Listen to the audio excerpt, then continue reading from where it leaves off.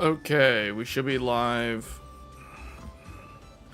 And I figured out, the first thing I want to mention is I figured out what was causing the USB disconnect, reconnect sound. And it actually was the MSI Godlike's Dynamic Dashboard 3. So the Dynamic Dashboard 3 was causing the problem. Not my Xbox controller, which I was like, yeah, it's very unlikely that it's my Xbox controller. So there is a problem. So this MSI dashboard, because the other thing too is I went back and I watched some of the live stream footage to see what was happening with the computer, because it just so happens we have the camera on the computer. And every time I would get the USB disconnect sound and then reconnect, the dun dun dun, like you know what I'm talking about, that USB connection sound, the dynamic dashboard would basically reset. So if we go to this right here, so the dynamic dashboard is, well, let me see, does my finger show up here? Okay, so yeah, this thing right here, this is the dynamic dashboard on the MSI X870E Godlike. And yesterday during the stream, at certain intermittent points during the stream, there was the USB disconnect and reconnect sound. And when I was watching the footage, every time that would happen, I noticed that the dynamic dashboard was turning off and then turning back on, and it was like a blank screen. And then eventually it would reset all that stuff on the screen that shows things like the CPU temperature, the fan speed, all that stuff. It would come back, and then it would occasionally do it again. So what we're going to do, we're going to test during this stream, because I have done things to the system to try to see if we can figure out what's causing the problem. The first thing I did today was I upgraded the firmware. MSI has released a new firmware earlier this week for the dynamic dashboard for the Godlike. So I went and I updated to that. I followed their instructions on how to do that. There's a very specific set of instructions you're supposed to follow. You're supposed to turn off the computer. You're supposed to unplug the power cable. You're supposed to press and hold the clear CMOS button for 3 seconds. You're supposed to leave the power disconnected from the system with the power supply in the off position for 3 minutes. Then after that, you turn everything back on, boot into Windows, and you proceed to download the firmware update for the dynamic dashboard, and you run the update. So I did all of that. It's on the latest firmware, but even with the latest firmware, I caught it doing the same problem where it was disconnecting and reconnecting. So then I thought, okay, the only thing that has changed, because I haven't had this problem at all until yesterday, the only thing that has changed recently was I updated the BIOS of the motherboard to A43, I believe. So I went and I downgraded the BIOS from A43 to A41. So now this motherboard is running an older BIOS, the one from earlier in July. I think it's like July 5th or whatever. It's like A41. And hopefully the older BIOS does not have this problem. So I've already opened a support ticket with MSI to have them aware, to make them aware of this problem that I'm running into. So we'll see what happens. But this, so the dynamic dashboard on this motherboard has been the subject of a lot of controversy since this motherboard released back in November of last year. So there's these support threads. There's this one thread in particular on MSI support forums, which is like 78 pages long, of people complaining about the problem. And it seems like there's actually more than one problem. There's a problem with the data corruption, which MSI fixed already. There's a problem with, which I did experience back in December, and I did a whole video about how to mitigate that until MSI addressed it publicly. Oh, it just happened again. There it goes. Did you see that? It's completely dark, and now it's starting up again. So I don't know. The only thing I can think of is downgrade to another earlier BIOS, because I did see somebody mention on that forum or one of the support forums, someone mentioned that they started seeing this problem with the dynamic dashboard disconnecting and reconnecting. See there, now it's back online, and it'll disconnect again at some point and then reconnect. So someone mentioned that A41, since A41 they started noticing the problem. I'm currently on A41. I downgraded from A43 to A41. So maybe A41 is also affected. Which means I need to go back to an even older BIOS. I need to go back to one from like May or June or something. So not a good look for MSI, because this BIOS, this motherboard in particular, is very expensive. And the dashboard having these problems does not exactly inspire quality. So it means that people are going to either avoid MSI in the future, or they're just people who have not purchased MSI, or I guess people who have not purchased MSI are probably going to avoid MSI. People who, unless, you know, this gets addressed officially or like it permanently fixed, because this is really weird. Like, this should not be a problem for a very expensive motherboard. I mean, it shouldn't be a problem for any motherboard, to be honest. Like, even budget motherboards should not be having a problem like this. So I don't know. The only thing I can think of is downgrade to an even earlier BIOS. I've already flashed the latest firmware on the dashboard, so it's like there's nothing for me to do there. Yeah, it's unfortunate that this is still happening though, and it only started happening recently, which makes me wonder if it's... I don't think it's a temperature problem. It is a problem with the dynamic dashboard. So that USB disconnect and reconnect problem, it is the dashboard. It is the LCD screen, this thing right here. That thing on the screen that shows me, you know, it reports the temperature, all that stuff.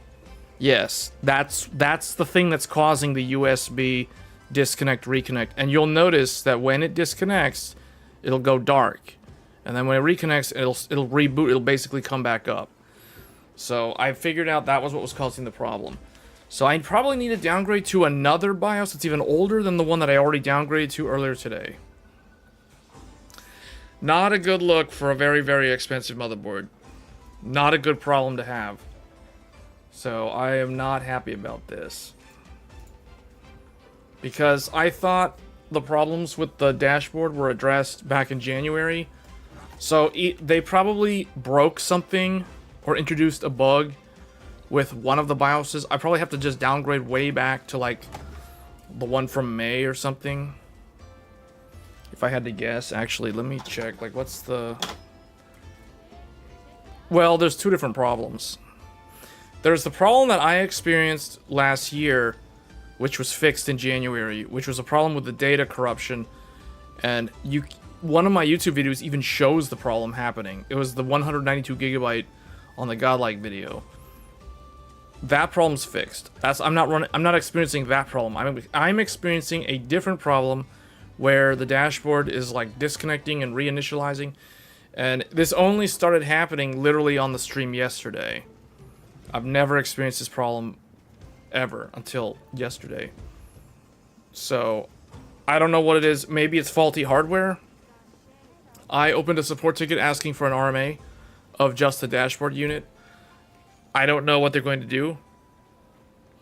I've already updated the firmware to the latest version. I did that earlier today.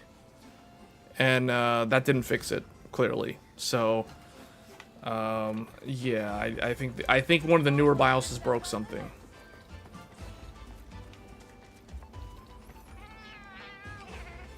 I need to look at which ones I have on this thumb drive, though.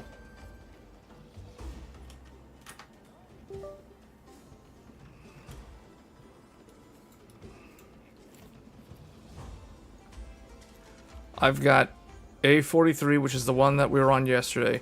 A41, which I'm on now. A39. So I can go back to A39.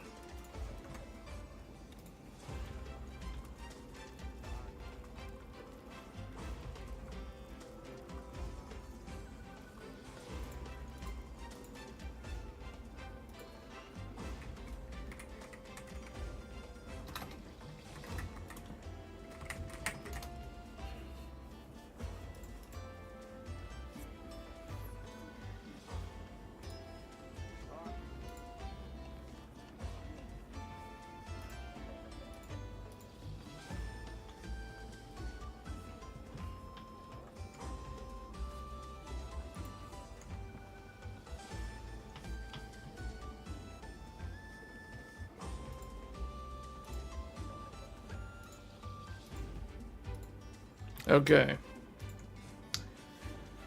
So this is the one that I was on yesterday, and the problem occurs with this one. So I downgraded, now I'm on this one, the one from July 9th.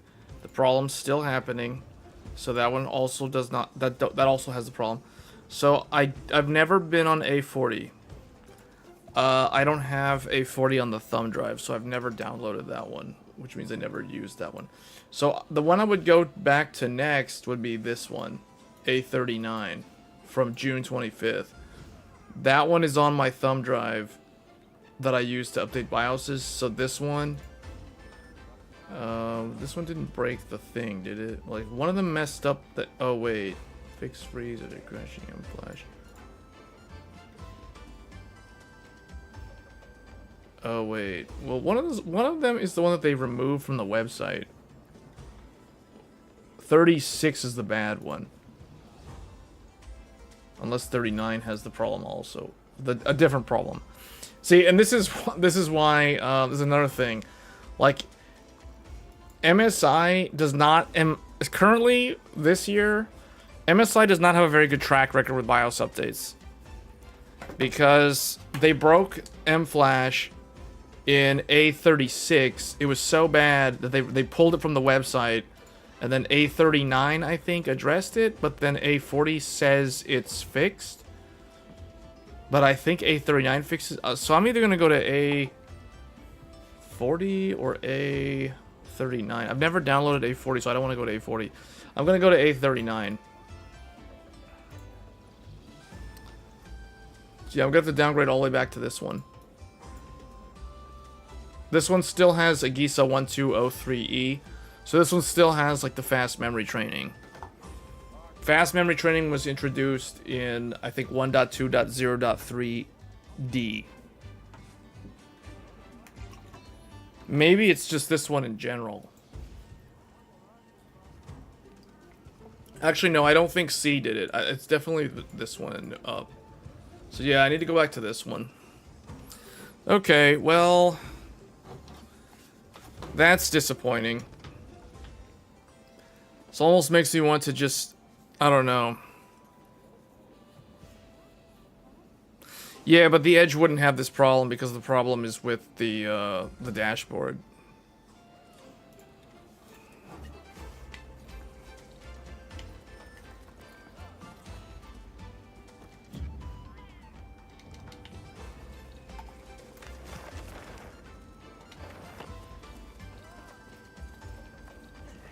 I'm gonna try doing some.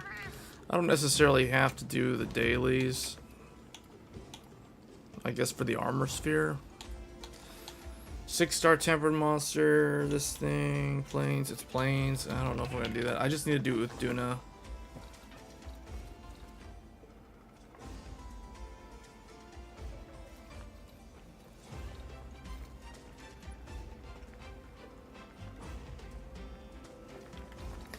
Well, it should just work, though.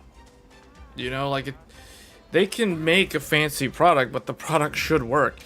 I'll tell you right now, if Apple made this motherboard, it would have not had this problem.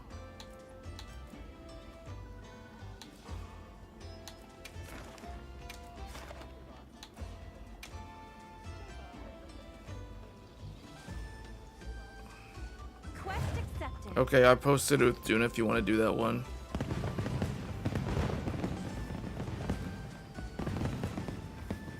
This will probably be a pretty short stream. I'm going to have to turn off the computer.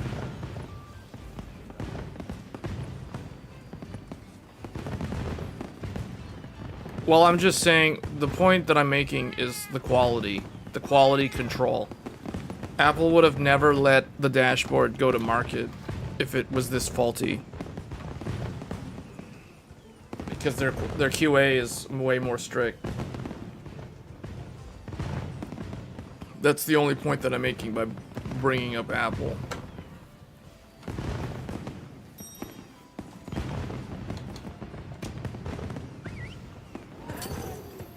But yeah, it's a very annoying problem to have, to be honest, and it's made me wonder if I'll get an MSI motherboard in the future. You know what I mean? like as a next generation upgrade, because it's just not yeah. Hey Mark. Wait, did I restock my stuff? Oh, I forgot to restock. Hold on, I gotta restock. Completely forgot to restock.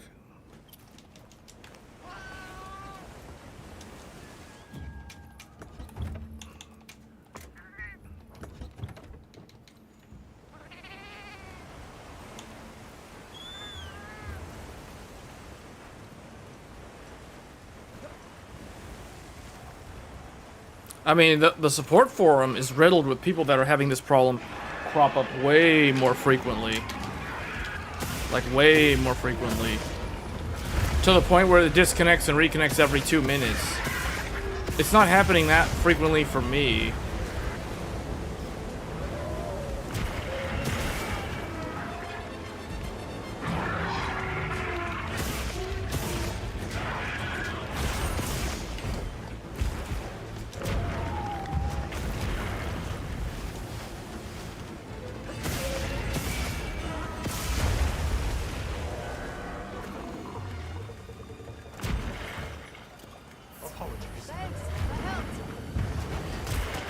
Wait, what? That hit me? Alright, let's try this.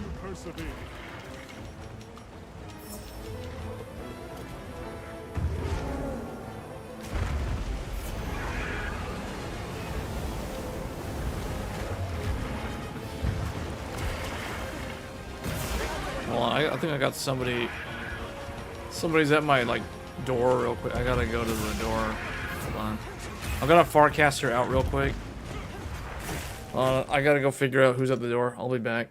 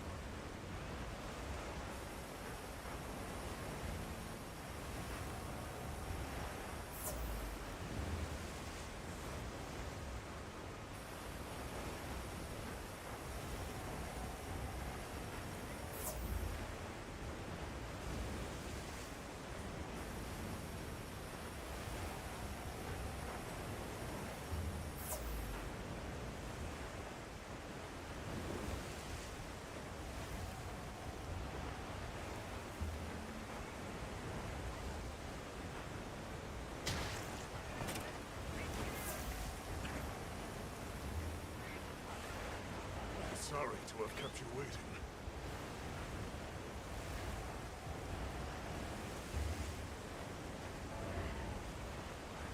Rendezvous complete.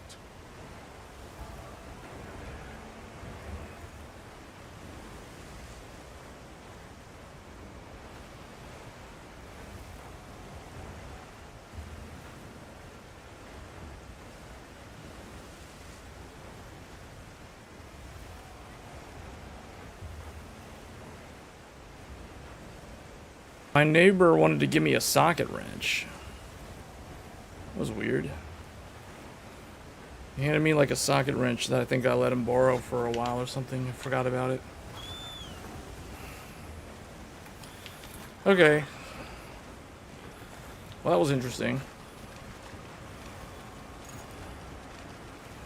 Wow, we got 3 people with Lance.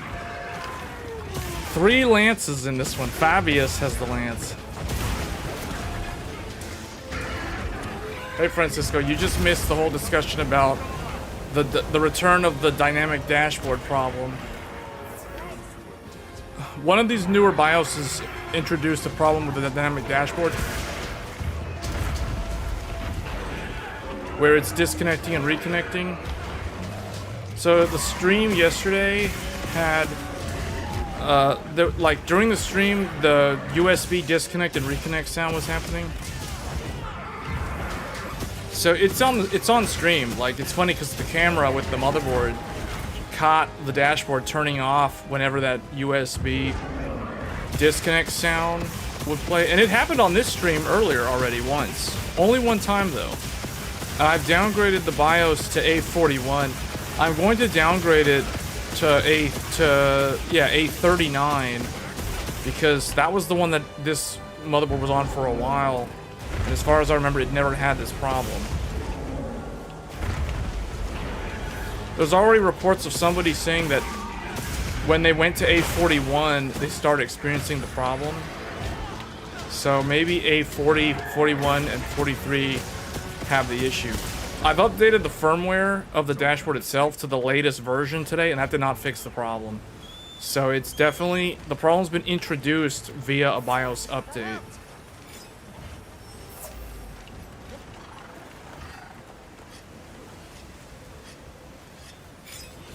But it could be so many things too. It could be like the revision of the dashboard and all that stuff. Some people might have a newer revision or from a different vendor for the components, and maybe that doesn't, maybe it's a component problem.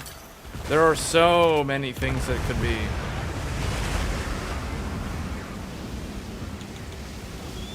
Well, A43 has the problem. And A41 also has the problem, because I'm on A41 right now. No, the Tomahawk wouldn't be affected because it doesn't have a dashboard. The Godlike's the only one that has this problem.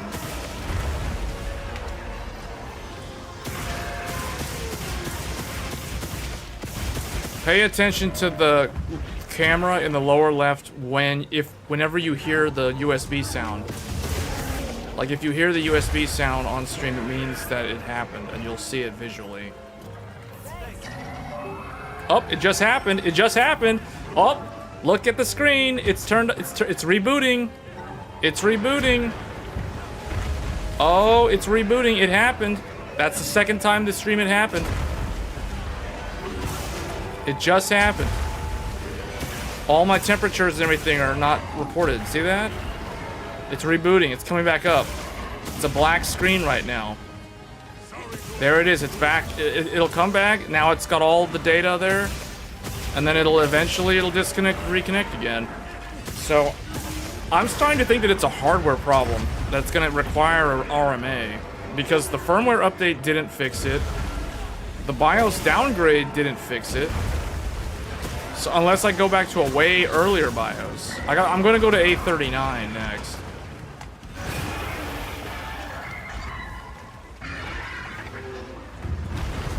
Well, I don't even use Mystic. It's not even installed in this computer. That's the thing. I don't have any of MSI's software installed. I don't have MSI Control Center, whatever it's called. I never ever installed that, so that's not installed. I don't have Mystic Lite installed. So there shouldn't be any sort of interference from software. And back when people were having the problem last year, I was thinking maybe I have the problem, or maybe I'm not having the problem because I don't have any of that software installed.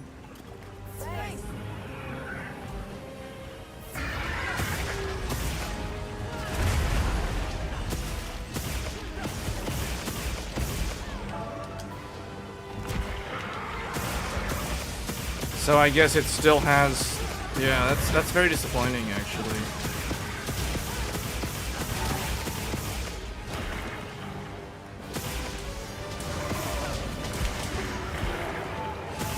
You can't do that while it's turned on. I mean, I haven't touched it since I built it, so I highly doubt that anything changed. I've never removed it physically from the motherboard ever, except the time when I did the unboxing video. And the other thing too is I'm not using the Easy Bridge. I'm not even using the Easy Bridge. So for me it's like bare minimum. No Easy Bridge, no Mystic Lighting, no MSI Control Center, like no software is installed. It's bone stock, and it's always been like that since day one. And even then, it still has the problem now.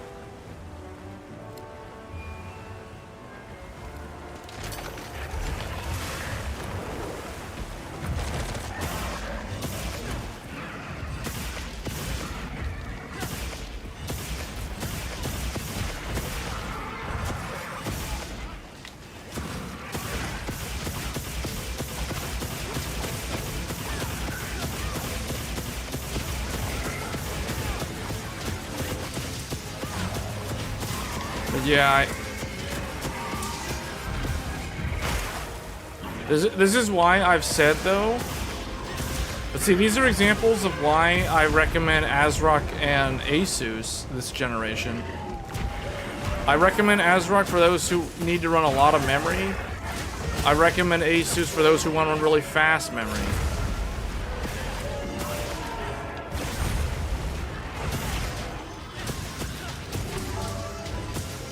MSI has been MSI and Gigabyte, but I can't really say anything about Gigabyte because I don't have a Gigabyte X870E motherboard. I only have the older Gigabyte board. But MSI is very hit or miss. I mean, I feel like if you have the more budget-friendly options, it's probably fine. But like for flagships, not too happy with this one so far. Even when it was working correctly, there were still things about it that were quirky. Like, it had weird, like, it doesn't like my AverMedia capture card. Sometimes it doesn't want to initialize the card, and it's very annoying.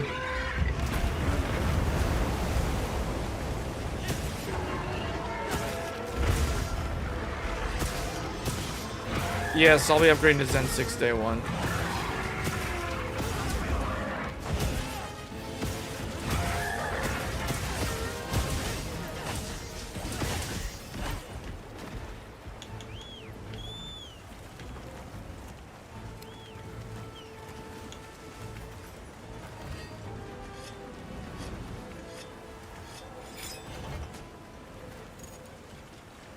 You put in 10 hours today for yesterday and nothing. What do you mean? For what, the motherboard? What BIOS are you on?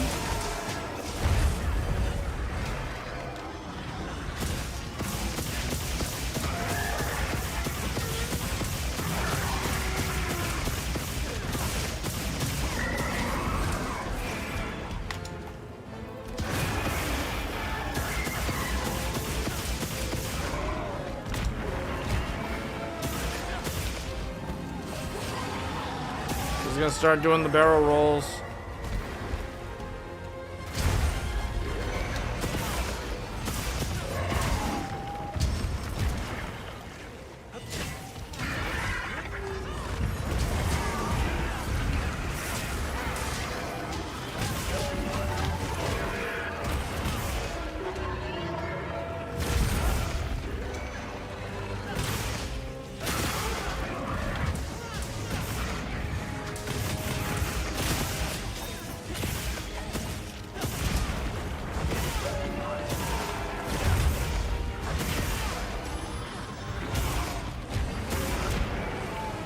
Oh, so you're on the one that I was on that started causing the problem.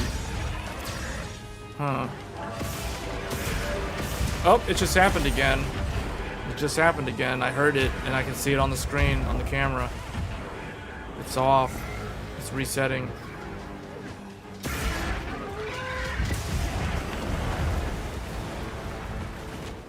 Oh, he's...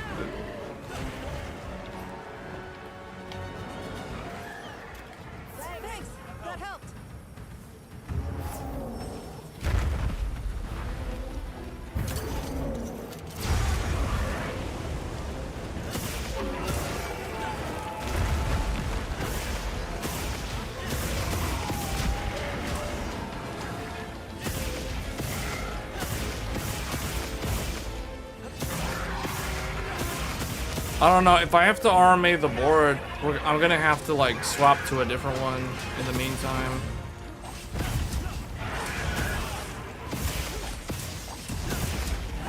Which means I have to do a PC build video. You have to do a PC build live stream if I have to swap this godlike out.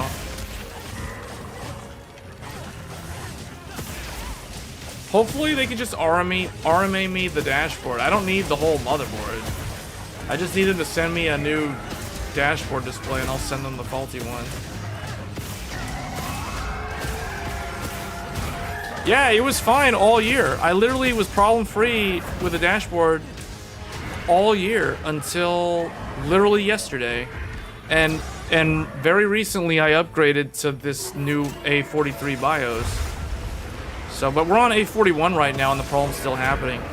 So I'm probably gonna have to go to like A39. Oh wait, guys, he has the yeah, dude, get the trap. So wait, who put? Did I put the mega barrel bomb? Why'd I put a mega barrel bomb down? What the heck? I didn't want to blow that up.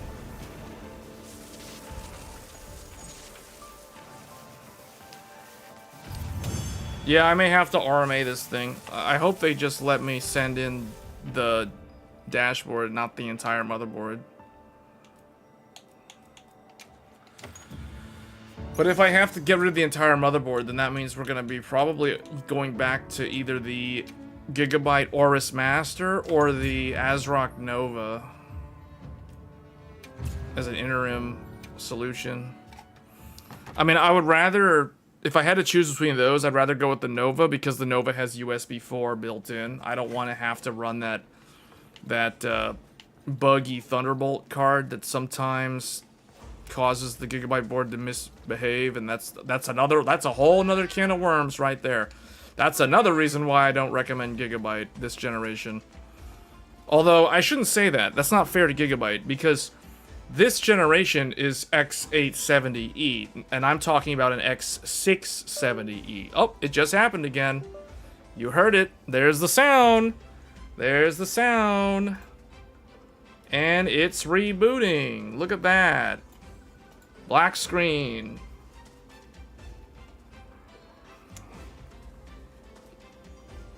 There it is. Meg. Defective Meg. Any second now. And we're back. So all the stuff is there, and then it'll reboot again at some point, and then... So yeah, this thing is probably gonna get taken out of the system, and I'm probably gonna have to swap over to the Nova or something while I further debug this. I don't know. The next troubleshooting step is a downgrade back to A39.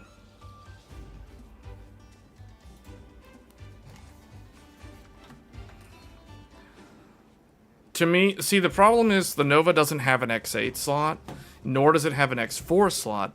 So, the Nova doesn't fulfill my requirements. I can make it work temporarily, but it just doesn't have what I need. I need an X4 slot, or I need an X8 slot, and the Nova doesn't have that. So, what I've been using the Nova for is for, like, overclocking tutorials and memory tutorials and things like that. That's what I use it for. Because it's good for that scenario. The Nova does not... No. The bottom slot on the Nova is an X2. It's an X2 slot that shares lanes with the 5th M.2 drive.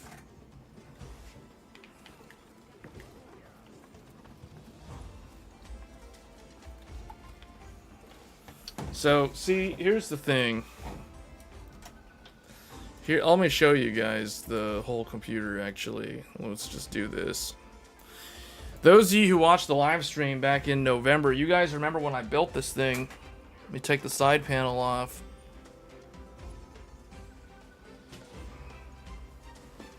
So, in here... So down there, you can see the AverMedia Live Gamer 4K.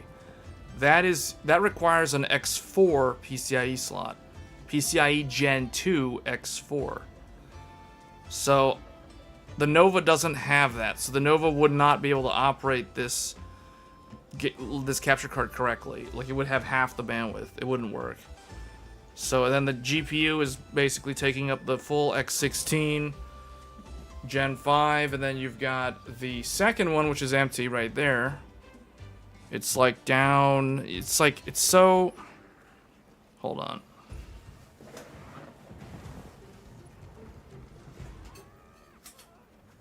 Does that help? Okay, maybe that, yeah, that helps a little bit. Okay, so this is... So you guys can see there's an X8 slot down there. I need an X8 slot or an X4 for this capture card. Otherwise, well, so, okay, here's the thing. I could install a second graphics card in the X8 slot, but the problem is this RTX 5090 is so big. The problem, as you guys can see, there is almost no clearance. Technically, I could put something in there, but I would literally block the fans of the 5090, and the 5090 will then have overheating problems, or it would just be really, really loud. So that's the reason why I can't use the X8 right now. Plus, the AverMedia is kind of blocking the second GPU, so I would be using like the expander card or something. So yeah, I don't know. I took away, like you guys may have noticed, I pulled away the shroud, so my power supply is exposed to the air.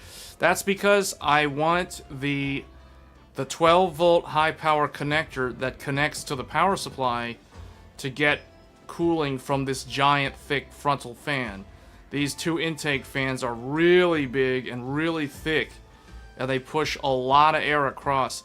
I want this power supply's cable, because remember, it's not just the 12 volt on the GPU that can melt.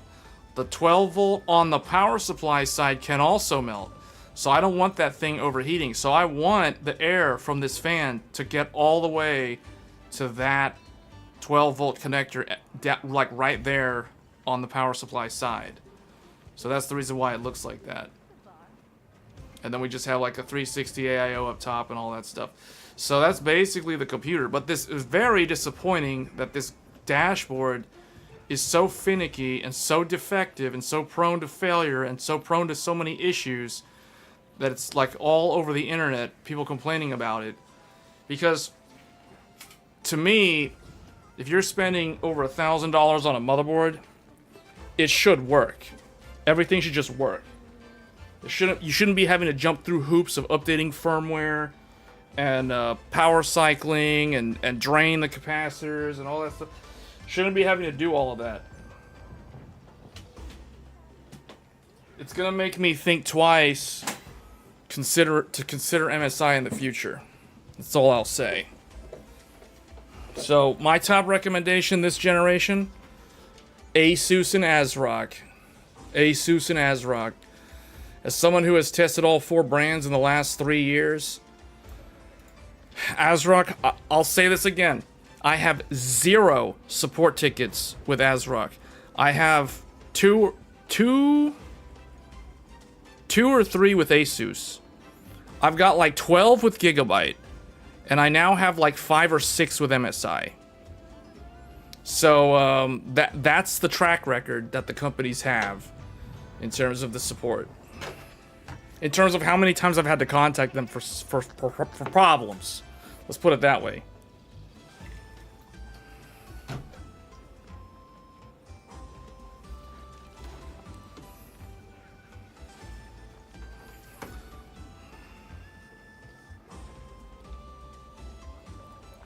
I don't know if I believe that.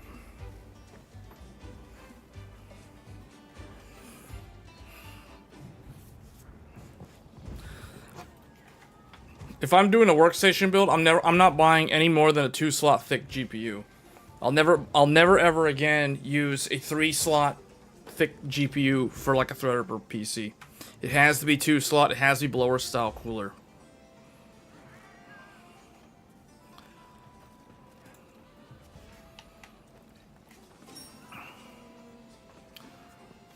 Oh wait, I didn't even know how many tickets I got from that.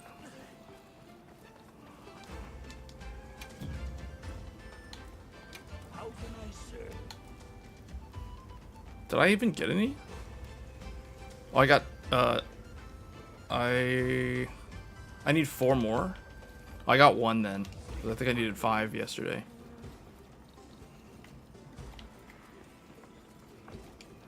That must have been a good run because nobody carded. I still have the insurance on my character. So no one carded. Here, I'm going to post another one. Actually, wait a minute. Did that count for this guy? That didn't count for anything? Oh, that counted for this. Did I already claim it? Man, I guess while I was talking about the godlike, I didn't even pay attention to what I was doing in the game.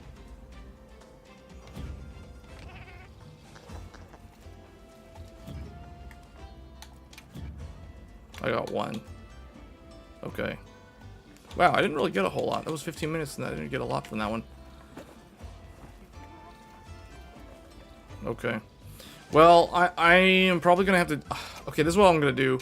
I'm going to downgrade the BIOS, and then I'm going to... If it happens again on the BIOS from May, then I'm going to swap motherboards. I'm going to have to tell them I need them to RMA the board, because this is... this is not acceptable. Oh, now the All Harkin is offering a meal.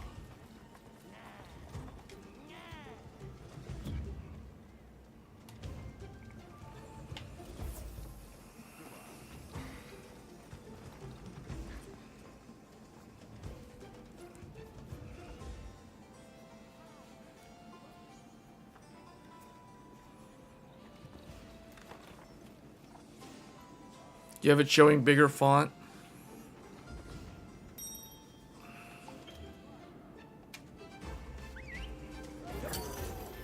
I never once ever customized mine.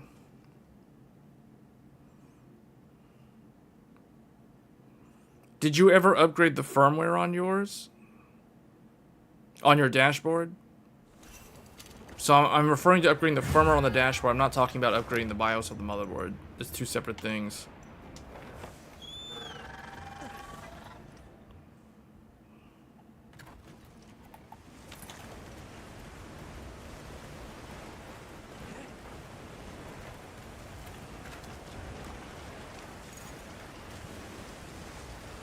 Oh, did I forget to...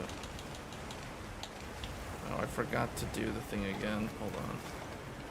Visual on the target. I forgot it again. Wow, so you're... Okay. See, that kind of indicates that it's a hardware problem then. Like, it's a bad batch.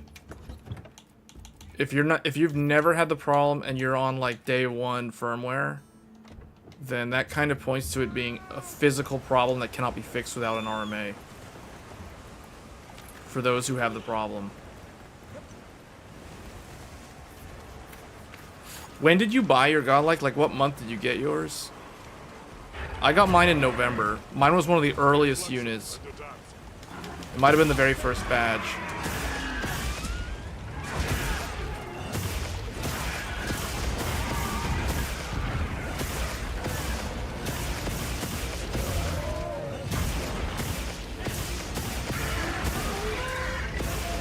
Right before me? What? So yours would have been the same generation then. Like, huh. So they might be using different... I feel like they don't manufacture enough of them to have different suppliers though for parts of it.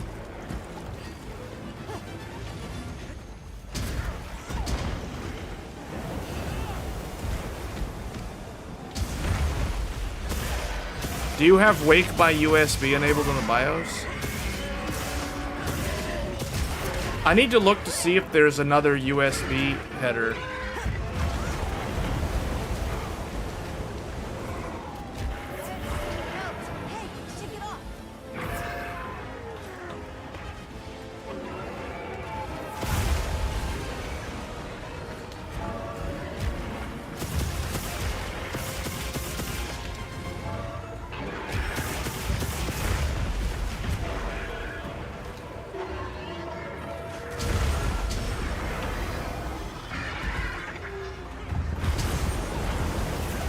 What the heck?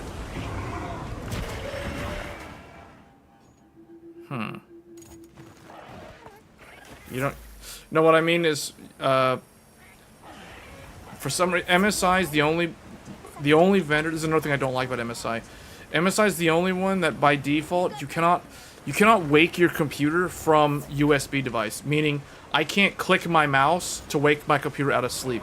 Or I can't press a keyboard... I can't press a key on my keyboard to wake it out of sleep by default. Now, for all the other three, it does work. Meaning if I press, if my computer is asleep in standby mode, and if I press any key on the keyboard, whether it's Gigabyte, ASRock, or ASUS, all of them will wake up. The computer will literally wake up like waking up a laptop out of sleep. MSI, for whatever reason, the default is to disable that, which means you cannot wake an MSI computer from sleep from the keyboard or the mouse. You have to press the power button on the case. Now, in the BIOS, you can go in and enable Wake by USB. And then it will behave like the other three. So I'm guessing you don't do that.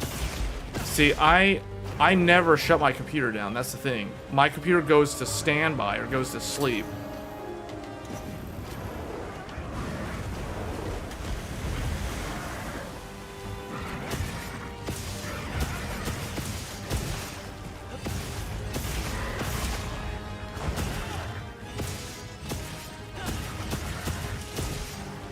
Oh, your son wanted to wake his computer from sleep? Well, yeah, he has to go into the BIOS and turn on the setting. That's an MSI thing. Like, I don't know why they default that to off. But I'm wondering, because all those front USBs and stuff, they connect in on the dashboard. Because that's where the 2.0 header is. So I'm wondering if that setting could be causing a problem. By turning that on, could that be related? I mean, that would indicate a BIOS bug that impacts the dashboard.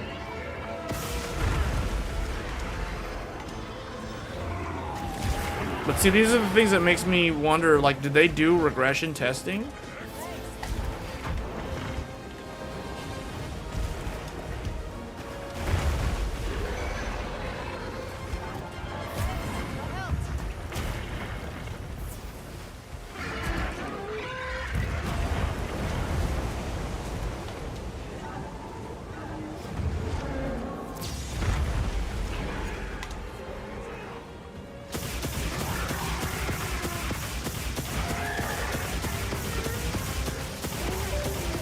Yep, it just happened again. I was just thinking about how it hasn't happened in a while, and then it happened again.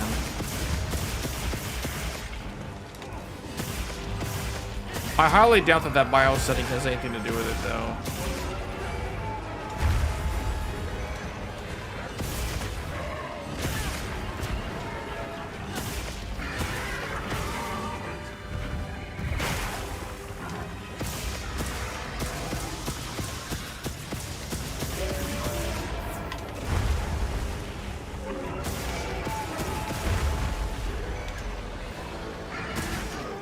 You can see it on the camera too when it turns off.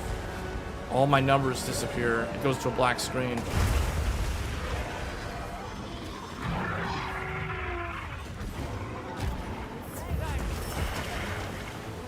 Oh, did guts activate? Oh, I almost died. I survived via guts. Man, this thing's trying to kill me. Yeah, that killed me.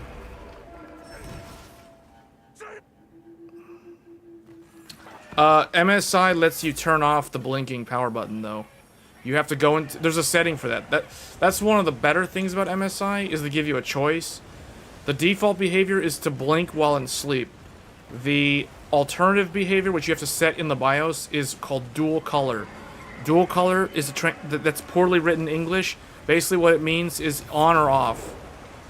On when the computer is awake, the power light's on. When the computer is asleep, the light is off. That's what dual color means. So that is a BIOS setting for MSI. And only MSI lets you change it. ASUS, it's always blinking. That's what I hate about ASUS. And I think ASRock is the same way. Gigabyte, it's now off. Gigabyte, it's always off when it's asleep. So it's weird how there's like different behaviors. But I do like that MSI lets you turn off the blinking light, because I can't stand the blinking light. I mean, that's a reason to buy a Gigabyte or MSI, I guess. Because Gigabyte, it's always off when it's asleep, and MSI lets you choose whether you want it to blink or you want it to be off when it's asleep. ASRock and ASUS, I'm pretty sure ASRock doesn't give you a choice. I could be wrong, though. And ASUS does not give you a choice, and it's always blinking.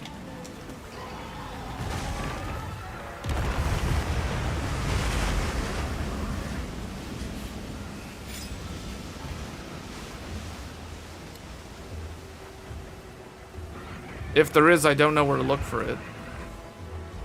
You're referring to the dashboard. There would be a log for the hardware ID in Windows that pertains to the dashboard. But I don't, I mean, okay, it'll just say when it goes off.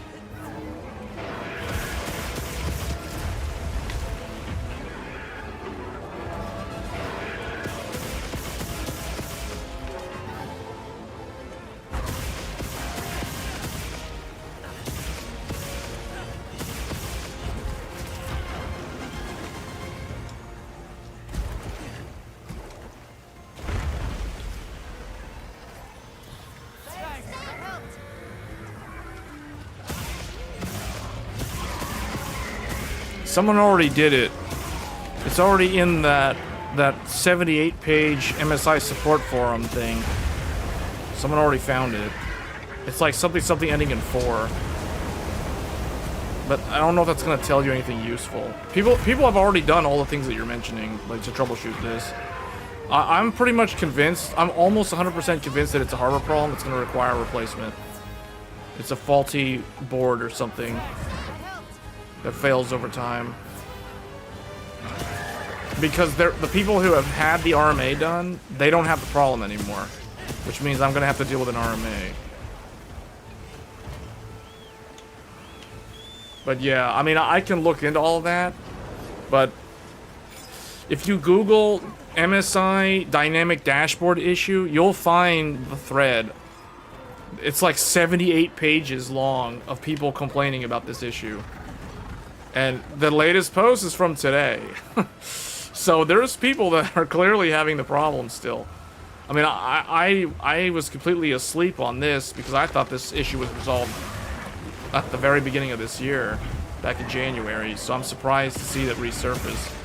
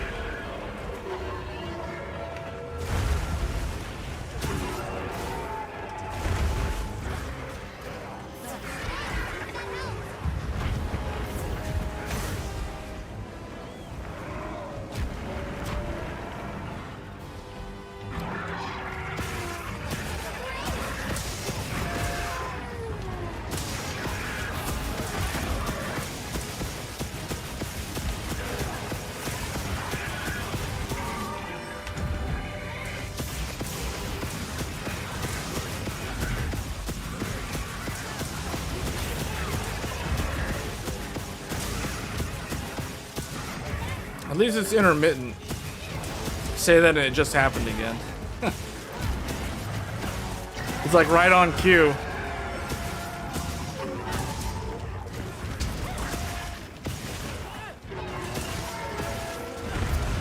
Yeah, sometimes the simple motherboards are the better, are like less of, oh wait, he's going to sleep, he's going to sleep.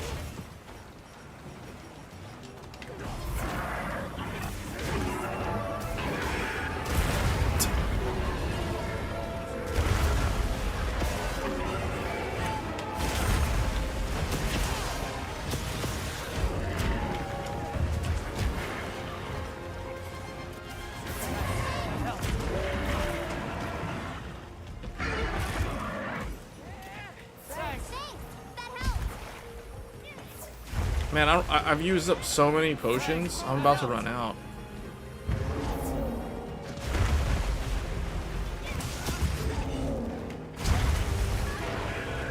I feel like mostly all I've done this whole hunt, while complaining about the godlike, is literally just like spam heals the whole time.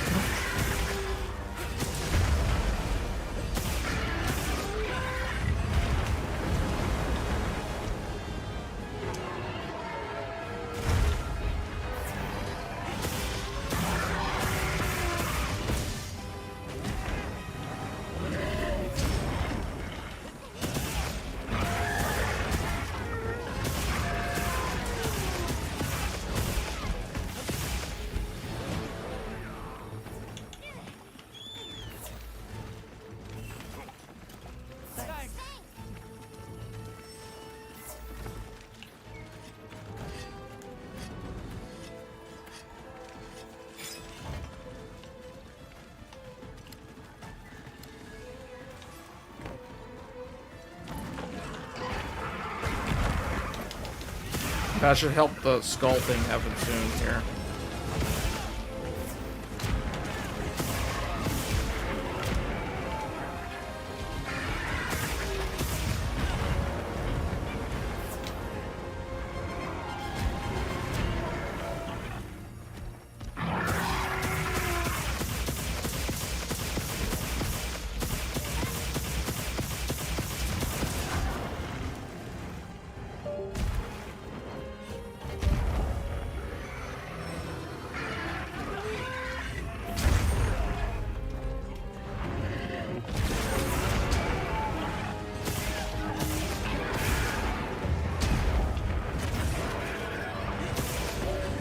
Man, this thing is actually scary to fight on land because you're fighting in this confined little area with these two trees.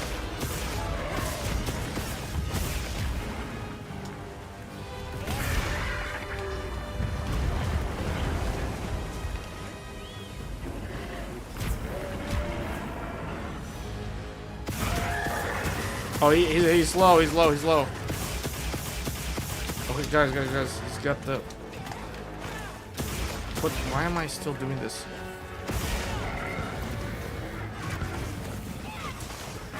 There.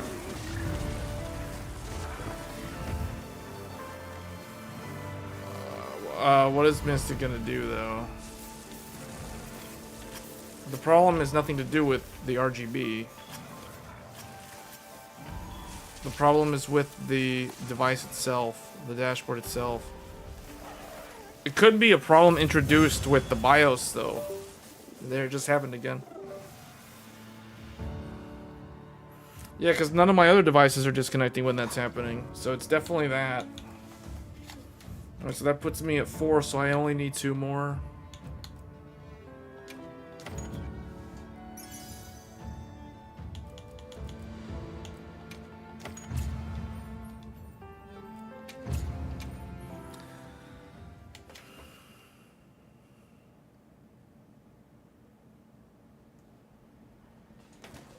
It might want to update the but the dash is not the thing is it's either the electronic components inside or it's the firmware problem.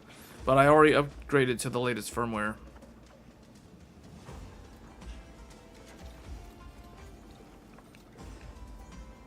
Gigabyte's behavior is off. Lights off. No blinking when in sleep. Been like that for a couple of generations. Yes. All right. Let me know if you change your mind. I've got to take this meal offer.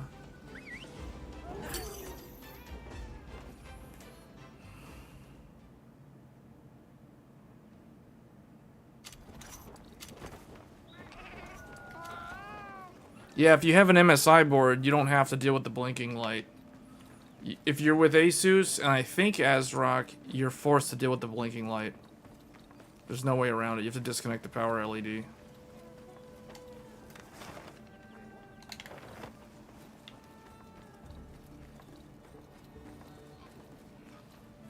People have said that once you start experiencing the dreaded USB sound from the dashboard, it's only going to get worse. It'll start happening more and more frequently, to the point where it'll start happening like every 2 minutes. So that's what the thread said anyway. If you read through that thread, the various problems people have experienced with this motherboard. It's disappointing because like there's no other board out there of this generation that I know of that offers an X8 and an X4. As far as I know, the Godlike is the only one that has... Oh, actually, as Yoda said to Obi-Wan, there is another. It's not out yet, though.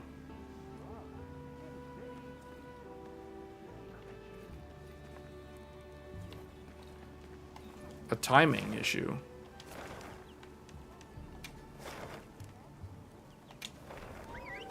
No. You're talking about the ROG Crosshair Extreme. It does not. It does not have an X4. There is one other motherboard though, and it is a motherboard that MSI makes. However, it is a motherboard that lies in wait. It's a secret motherboard that's not out yet. It will be coming soon though.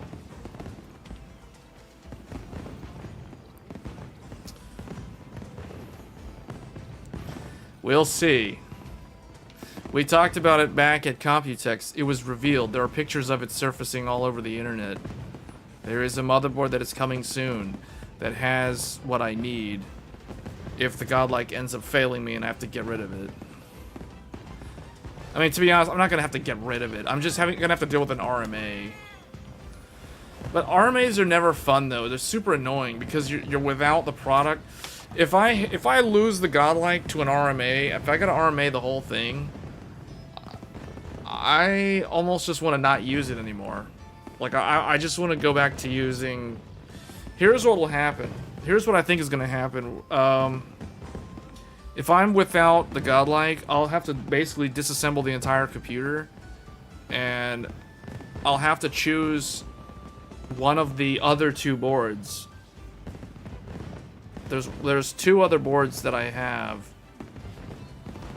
There's the... So I've got the ASRock Nova, which you guys know I already have that. I mean, that is technically used for making YouTube videos, though. Like, I use it for DDR5 demonstrations. I use it for overclocking guides, things like that. So if I have to use it as like a daily system, then I can't use that for that anymore. The other option is to go back to my old X670E Aorus Master that I've had for like, what, almost 3 years now? So I can go back to that, my 3-year-old Gigabyte board. That board doesn't have USB 4 though. So I would have to sacrifice the X4 slot to add Thunderbolt to it, so I could use Thunderbolt, aka USB 4, with my old X670E Aorus Master. I mean, we've done a whole YouTube video about how to do that. So I'd have to go and watch my old video again to reset that up.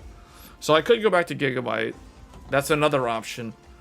And that's probably one of the most likely options, to be honest, is to just go back to using my old Aorus Master.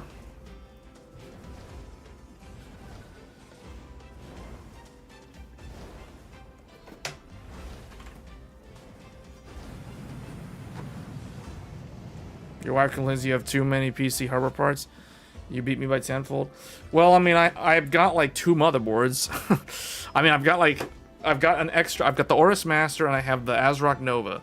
So it's not like I'm gonna be without a computer if I have to send the Godlike to MSI for an RMA.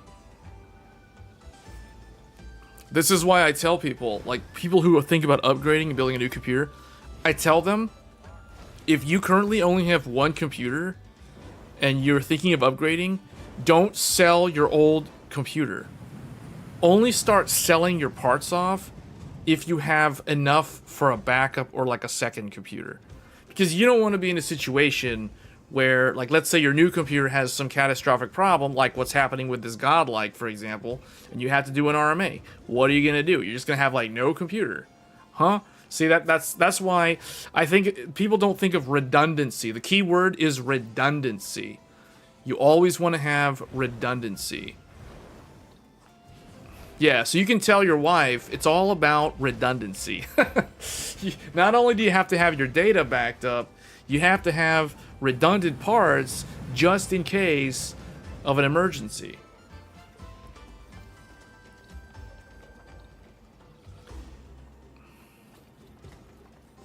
Redundancy, yeah, redundant. But it's like, she might come back and say, like, redundancy doesn't mean you have, like, you know, like buckets of computer parts just like, it's like there's a limit to how much redundancy is required.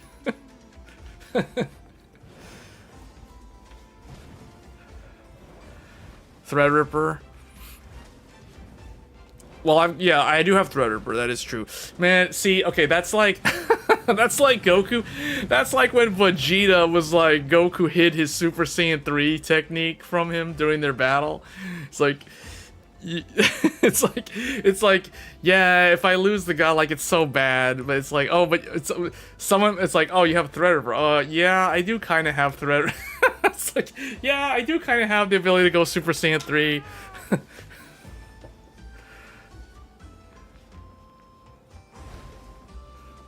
Yeah, but Threadripper's not meant, I don't use Threadripper for, like, YouTube stuff, though.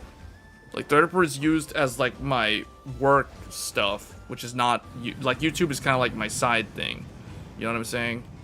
So it's like, I can't really use Threadripper for what I do with this. I can, like, I can occasionally, I guess, but it's not the norm. Yeah, I can render the videos on Threadripper, but see, the thing is, I can also render the videos on the Ryzen computers, and the Ryzen computers are slower. It takes a little bit longer to render versus rendering on Threadripper. Threadripper, though, the nice thing about that is it gives me so much. Threadripper can give you storage and it can give you compute. These are things you cannot get, or okay, you can do storage on like a Ryzen or an Intel desktop, but you know, like you're gonna do what, 4 M.2 drives, maybe 5, maybe some SATA SSDs. Threadripper gives you, how many SSDs do I have in my Threadripper? I have like 7 SSDs in my Threadripper, and if I wanted to add another one, I could easily run an 8th one, and I have a Slim SAS, so I could run more. You know what I'm saying? You know what I mean? And that's just like the SSDs. I haven't even talked about the actual, like, the 3.5-inch, 2.5-inch storage as well. So it's completely different. Plus, Threadripper, you can run multiple graphics cards. You can do a lot of virtualization. Plus, you can run like 1 terabyte of RAM if you wanted. So it's a completely different beast. It's a completely different world. Threadripper, yeah, RK is correct. Threadripper has no lane sharing. There is no such thing as lane sharing on Threadripper. Like, that, it's not even a concept. People who buy Threadripper don't ever even think about the word lane sharing. That doesn't apply to them. That's like speaking a foreign language. It has more than that.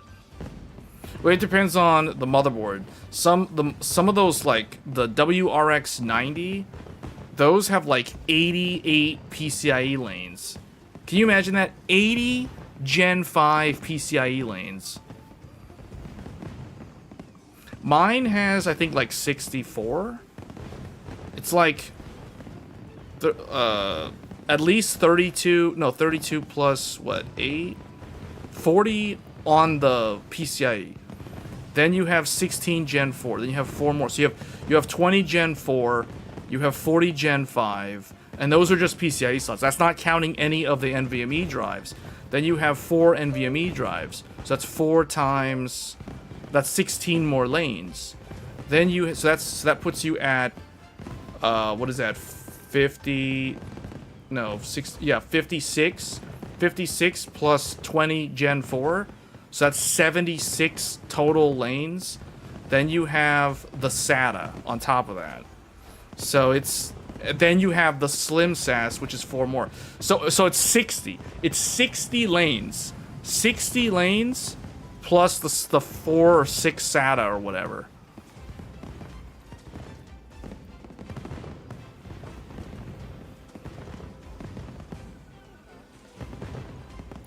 No, Threadripper's always been like 64. It's always been 64 lanes.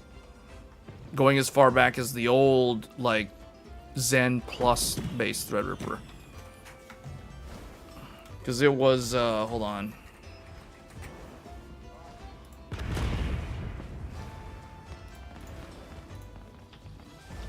Because it was,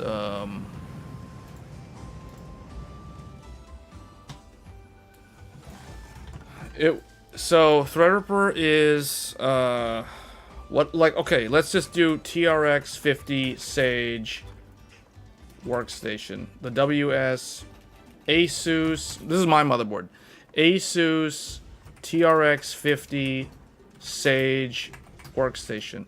So this thing has, so I have I have PCIe Gen 5, PCIe 5.0. I've got 16 for one GPU. I got 16 for a second GPU.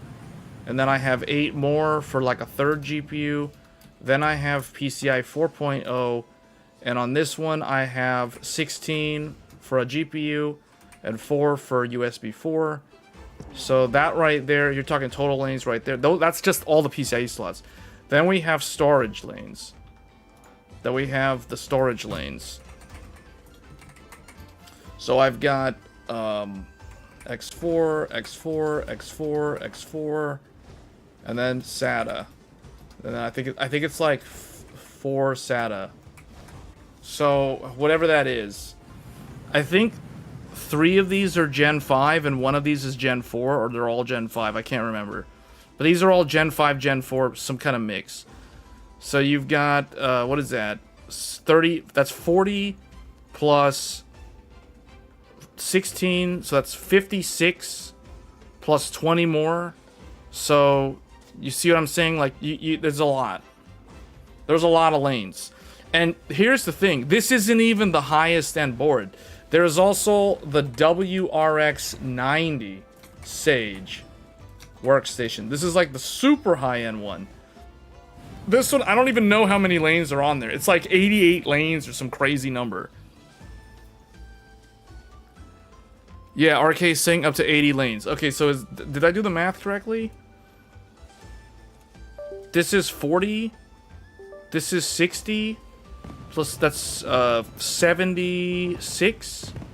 76 on this one, right? Am I not adding correctly? 32 plus 8 is 40. Plus 20 more from the Gen 4. So that puts you at 60 lanes. Then you have 16 more, so that puts you at 76. 76 plus the 4 SATA puts you at 80. Because 1 lane per SATA. So that's 4 lanes for all 4 SATA. So yeah, that's literally 80. This is literally 80 lanes. 80 lanes on the basic Threadripper. This isn't even, this is like the Pro one. This is non-Pro. This one over here is like the Pro. Threadripper Pro WRX. Oh yeah, RK got 128. There you go. 128 PCIe Gen 5 lanes. So there you go.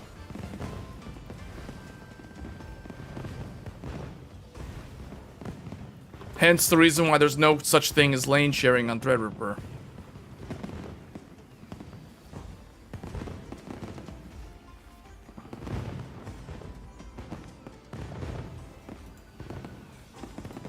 Well, Well, there's a carrier tray.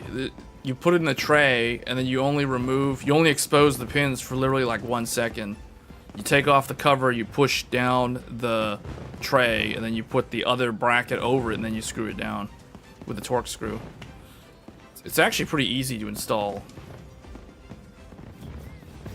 You're more likely to have a catastrophic issue where you accidentally drop the CPU, like a Ryzen or an Intel CPU, on the motherboard socket versus Threadripper. You can't really drop it on Threadripper because you have a cover. Like, if you guys watched the live stream I did when I built mine, you can't over tighten them because it's a Torx screwdriver. Yes, RK is correct. You'll never over tighten it because as soon as you hit the maximum for it to turn, the screwdriver will no longer turn. It'll start moving on its own without turning the actual screw. That's how Torx screwdrivers work. So yeah, no, it's actually easier to install Threadripper than to install like a Ryzen CPU. But a lot of people don't know that. And it's because you got to think about it. They went through all that. They know that the product is so expensive, so they're gonna go out of their way to make it way more like idiot-proof, for lack of a better word.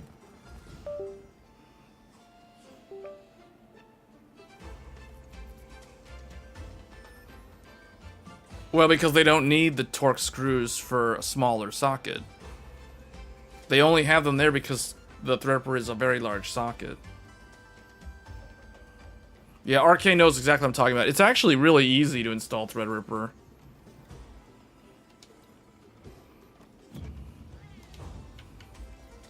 Wait, how am I at? Oh, I just ate the thing. Okay.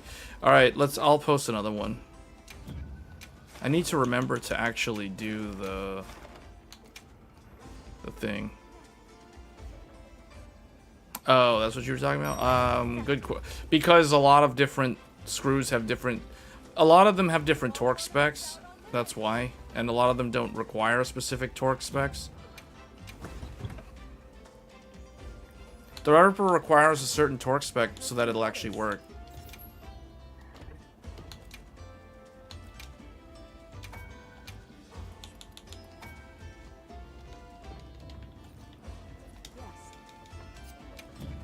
Do you have any requests?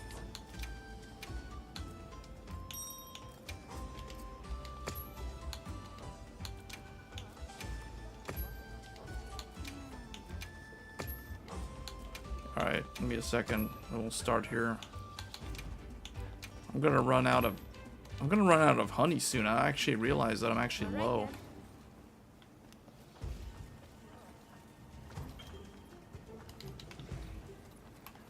Alright.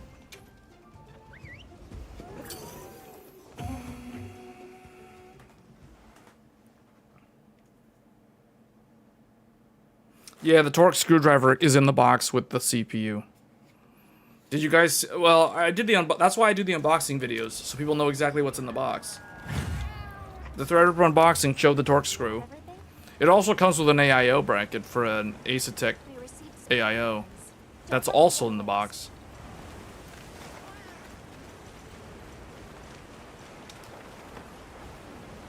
So in theory, any Asetek liquid cooler can automatically be adapted to work with Threadripper.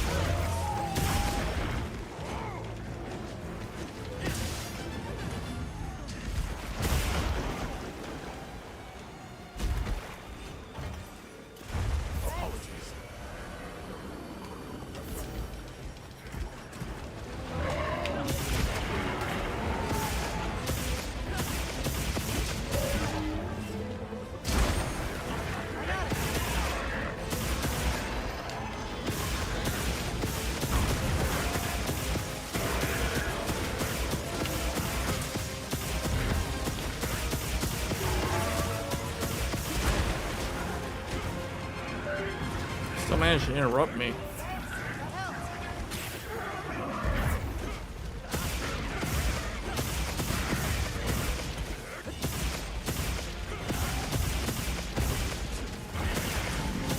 They should have motherboard and CPU already installed. Yeah, if it's an OE, if it's like a pre-build, yeah. But what if you don't want a specific motherboard? Like, what if you want an Asus board, not a Gigabyte board?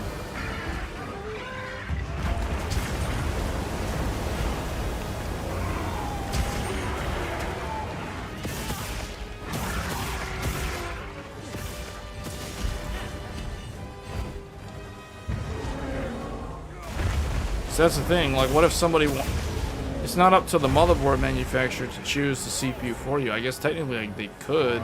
That's kind of how graphics cards work. I mean, that is how graphics cards work. You don't buy a GPU board and then buy an actual GPU chip and install the GPU into a socket on the graphics card. That would be interesting if that's how that works, but it's not.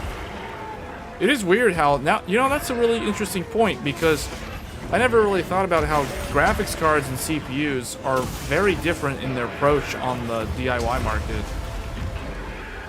The graphics cards already have the GPU chip on the board, but motherboards don't have CPUs factory installed.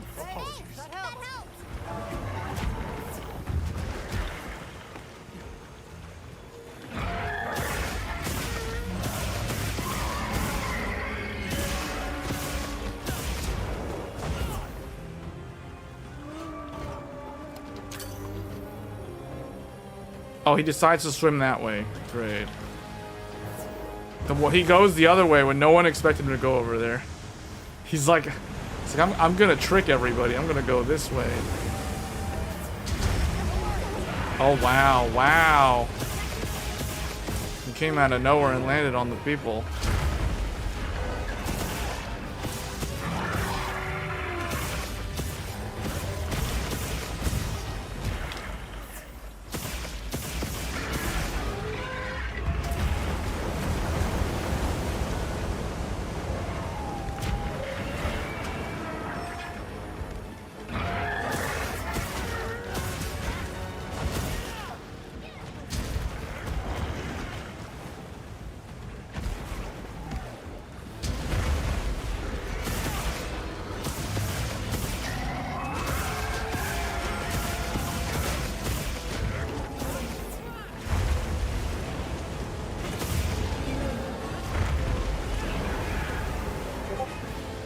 Oh man, it disconnected again.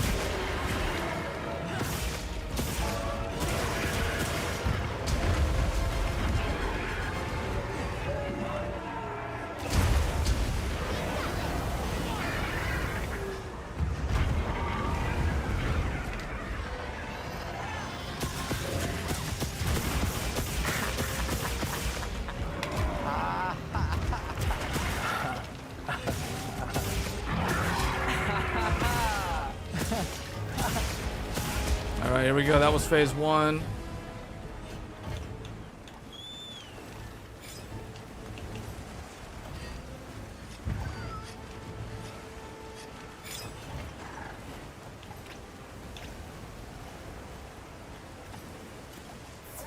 That helped.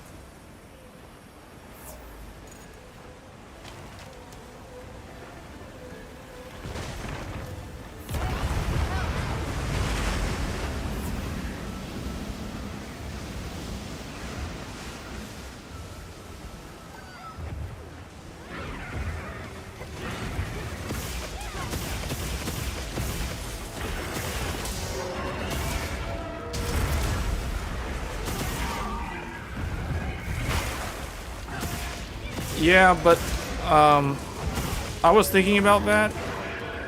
But the thing is, I saw it happen earlier today when I wasn't playing a game. And it was just idly on the desktop. It was doing absolutely nothing and it did it. So that doesn't mean... That to me indicates it's not a thermal issue. And this only started happening yesterday. I've never had the problem until yesterday. So I'm more inclined to believe that it's either a defective hardware or the recent BIOSes have created a problem that wasn't there, or brought back a problem that was previously fixed, which is known as a regression bug.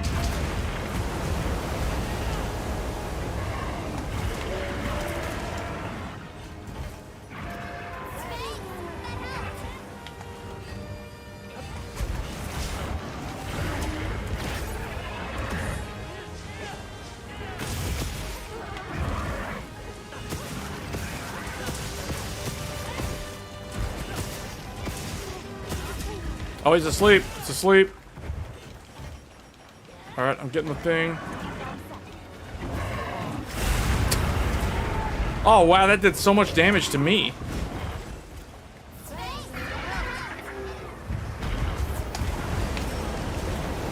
Guts. Guts. Guts.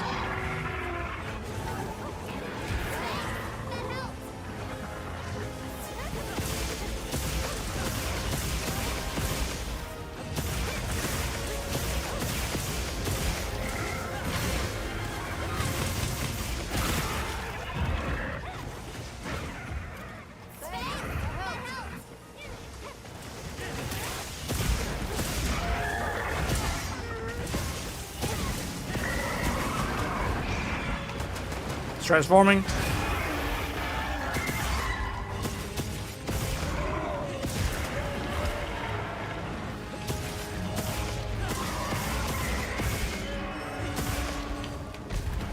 Maybe what I'll do, okay, just to try to prove the, like, if it's a utilization issue, meaning like if it's a thermal problem, because that's a good point though. Once we're done with the Uthaduna hunts here, I'll try a less demanding game that doesn't generate as much heat on this GPU. So we'll try that. I'll try a different game and see if the problem occurs during a game that doesn't actually use that much power. Just to rule out thermal problems.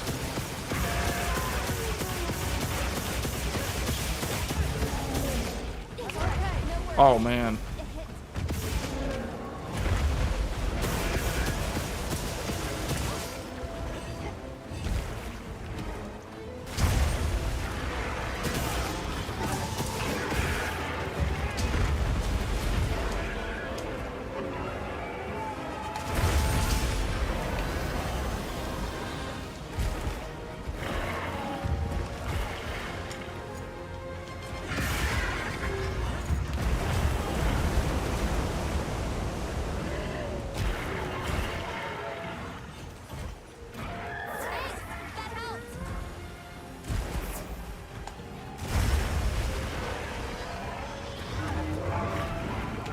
Oh boy.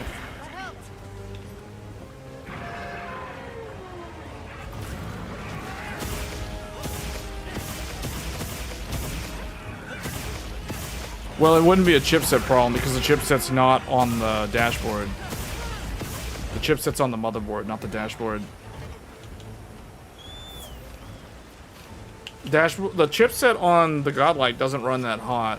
The one on the Asus Crosshair Hero runs very hot. Asus does not have good cooling on the Hero.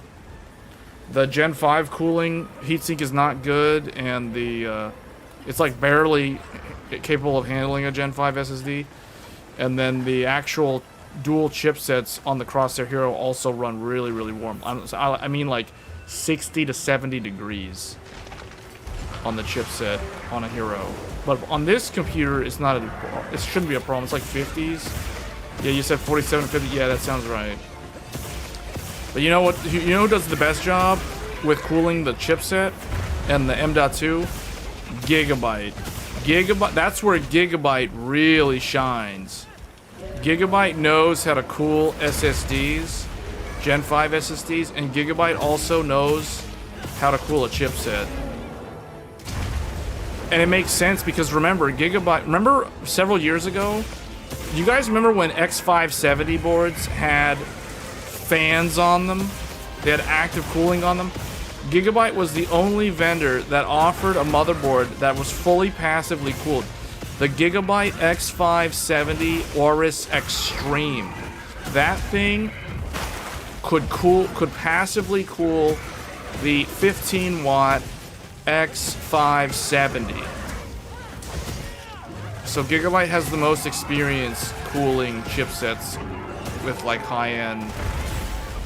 Arcades get them both. Yeah. That motherboard, man. That was the motherboard.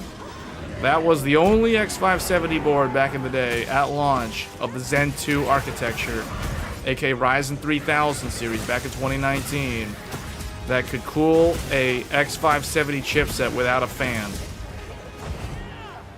The Crosshair has a fan. The Ace had a fan. All of them had a fan. But the Aorus Extreme, the Aorus Master had a fan, but the Aorus Extreme did not have a fan.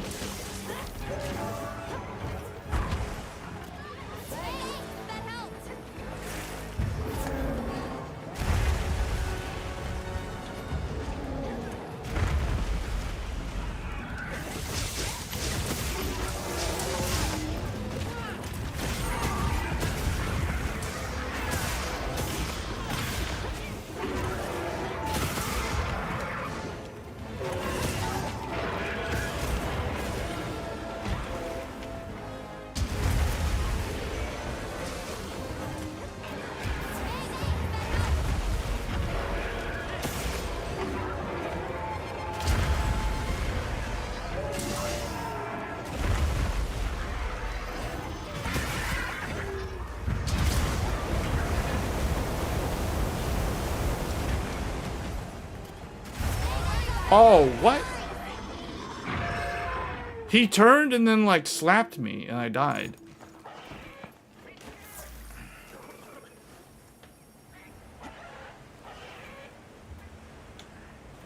Oh, I just realized that's the second feint. That means if somebody dies, it's game over. I didn't realize that was the third card.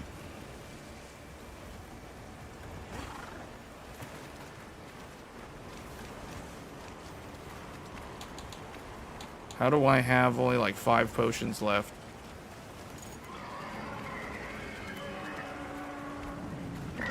He's transforming. Oh. Oh, you guys got him. Sleep him. Where's the tranks? Yeah.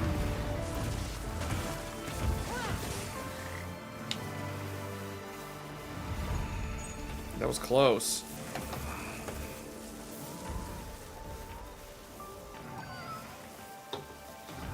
That was fast. We got him like right before the weather changed.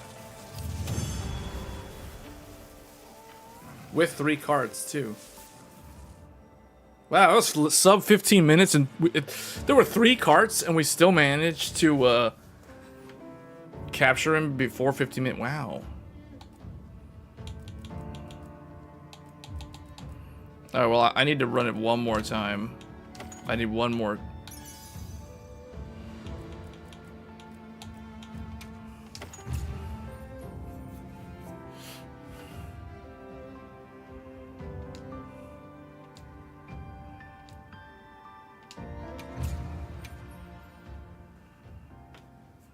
Your last motherboard was the X570 Aorus Extreme?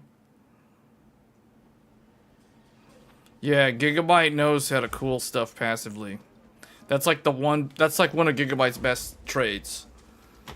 And I'll tell you guys, like, my Gigabyte Aorus Master, the heatsink for the Gen 5 SSD is the best heatsink I've ever used for a Gen 5 SSD. That thing keeps my Gen 5.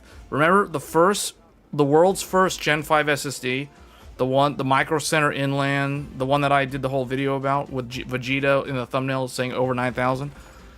That SSD was the hottest running SSD because the Crucial T700s, those don't run as hot as the very first Gen 5 SSD. The one that I have, like I've got both, but the first one that I got runs hotter than the Crucial.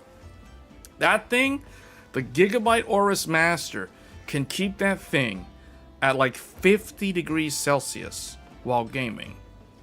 None of the newer boards like the Hero, the Tai Chi. Well, I didn't test the Tai Chi, but like the Nova, the Godlike, none of them can match the gigabytes temperatures on a Gen 5 SSD. The Asus one does like anywhere from like 60 to 70 degrees. The MSI is similar. The ASRock one is like a little bit better, but it's like not. It's nowhere close. It's like 60. The Gigabyte one is like always 10 to 15 degrees cooler than all the other three, because they know how to put big chunks of metal to soak up the heat.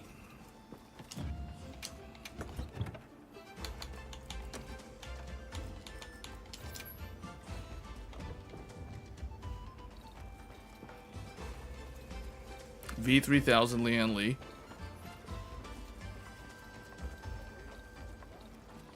You would get the Gigabyte Extreme AI top if it had the dedicated X4. Yeah, but remember, see, I thought about the Gigabyte. I wish it had the X4. Because I'll be honest, when everyone was talking about dynamic dashboard issues and all this stuff, I was thinking about getting the Godlike. I was like, man, I really wish the Extreme AI top was that, because I'd probably just get that instead. If it had that X4, yeah, I probably would have gotten that instead of the Godlike.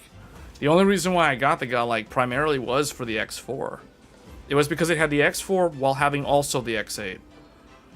The Extreme AI top has the X8, but it has an X2. And the X2 is like, oh, well, now I can't use my capture card with that.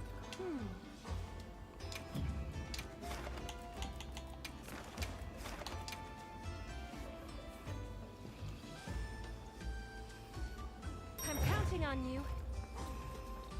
All right. I forgot to check if. Oh, I still have insurance. Apparently, it never was used up. Huh. I guess he used somebody else's? It's weird.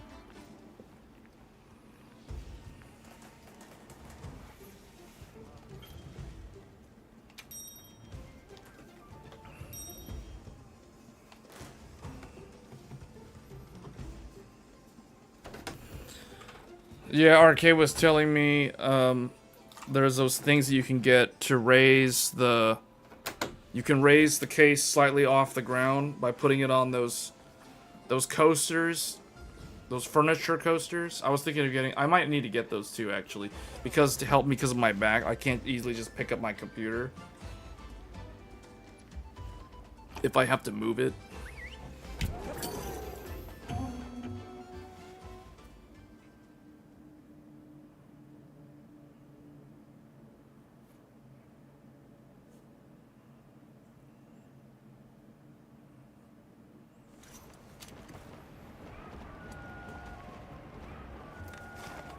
Oh wait, I see Chief used the voucher, but we were all on standby, so as soon as he went standby, we all flew off. We all just took off immediately. I don't know if that was intended or not. I saw that, I was like, oh, I need to cancel the departure, but it was like, everyone was set to standby, so it went off automatically.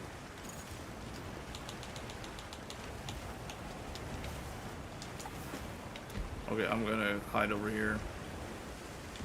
I don't know who does the most damage on sneak attack, or is it all about the same?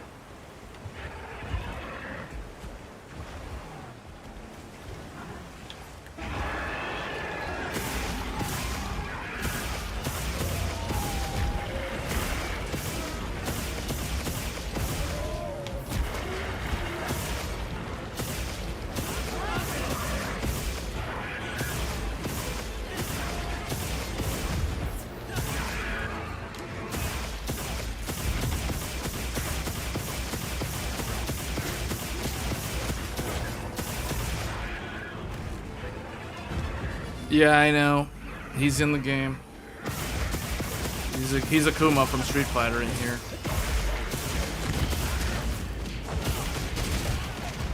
Ouch.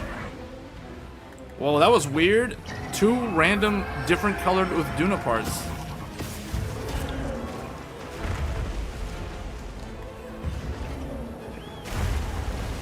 Well, I'm gonna use the buffs.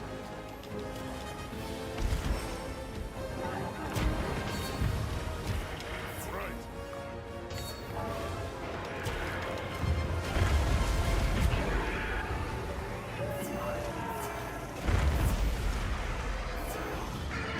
Okay, I did all the buffs.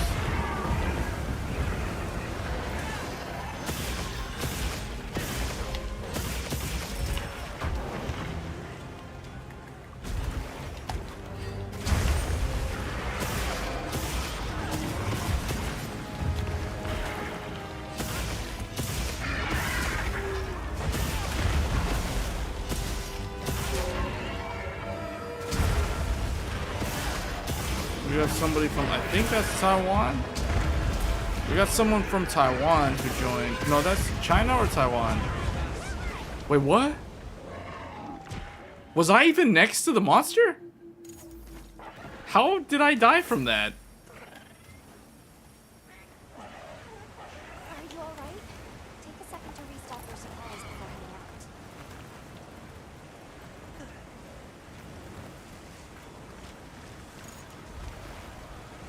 I don't know how I died right there.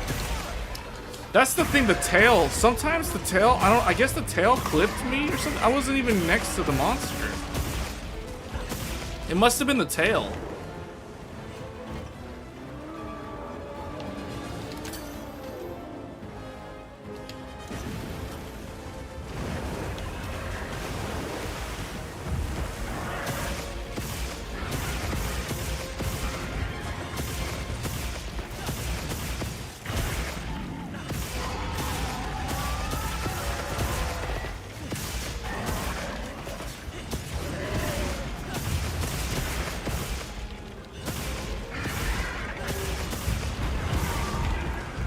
Yeah, that tail can pick you up right here. Yeah, it's a target. The hitbox is huge.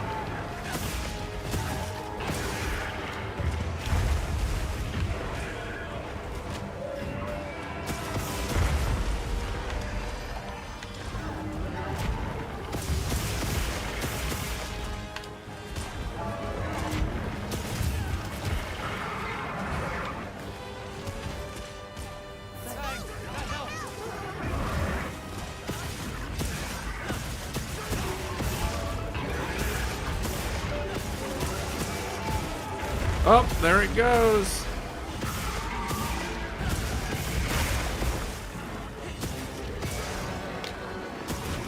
Yeah, that dashboard thing is very disappointing, man. Every time I hear that sound, every time I hear that USB sound, I think dynamic dashboard. I just think of that support page on MSI's website with like 78 pages of people complaining. And it's like how MSI has like, what has MSI done to permanently fix the problem?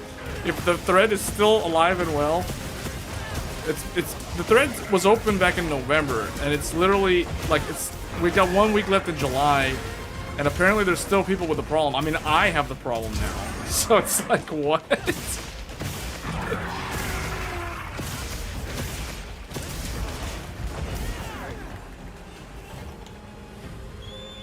This stream is proof of the problem with the dashboard. It's so proof. This is pure proof of the problem happening in real time.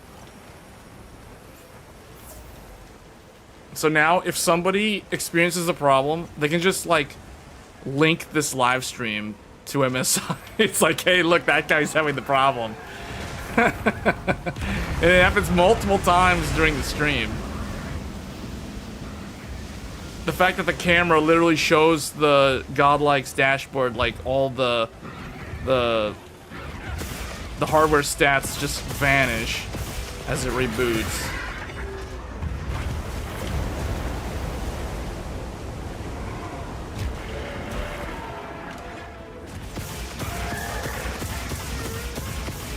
Oh man, here we go. This is it. Oh, whoa, whoa, whoa. Oh man. He's doing that. Wait, he's doing this when he doesn't have his wings?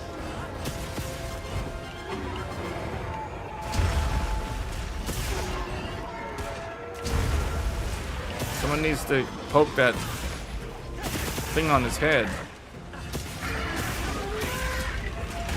Okay, well, at least we made him do a fast transform, so he didn't do that wind-up transform that can knock everybody back.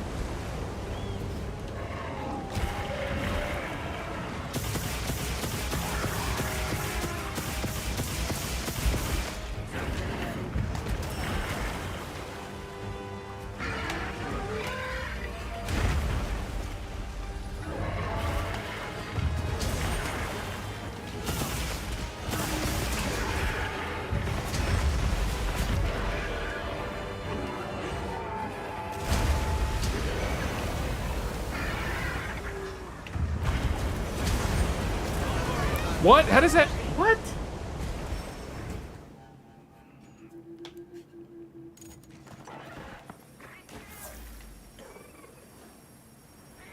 I got tackled somehow. Either I didn't have enough HP to survive the chip damage, because I was blocking the whole time. I really don't... I'm not sure how I carded there. I was at 60 to 70% HP and I still ended up carding. The developers of Wuchang optimized the game by changing the internal resolution on their DLSS fighter. I have just uploaded a YouTube video to test it on my 5090 and you can no longer run it as native even at resolution 100. Okay, that explains why when I tested it earlier today, it ran way better than it did when I streamed it. Because I was thinking, like, why does it perform so much better?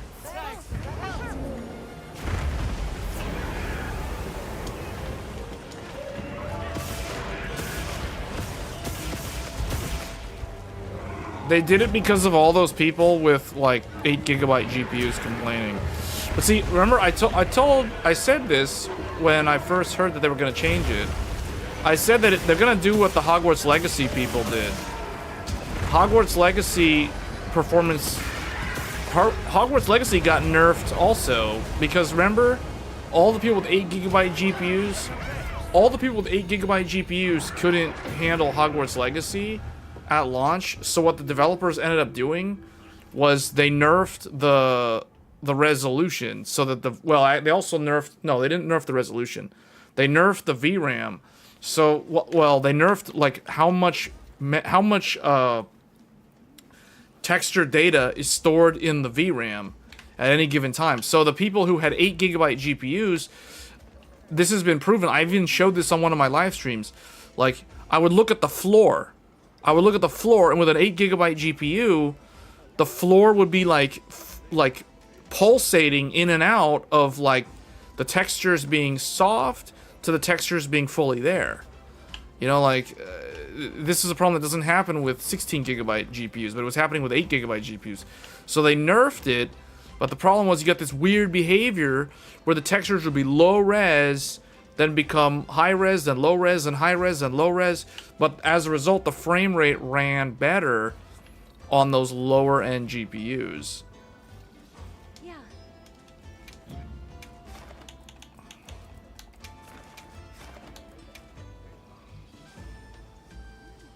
Okay.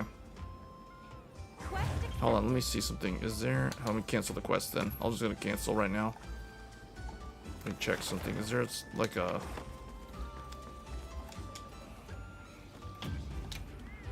Oh wow, the meal offer still stands. Hold on, did I lose... I lost my insurance thing, right? Because of that last one? Yeah.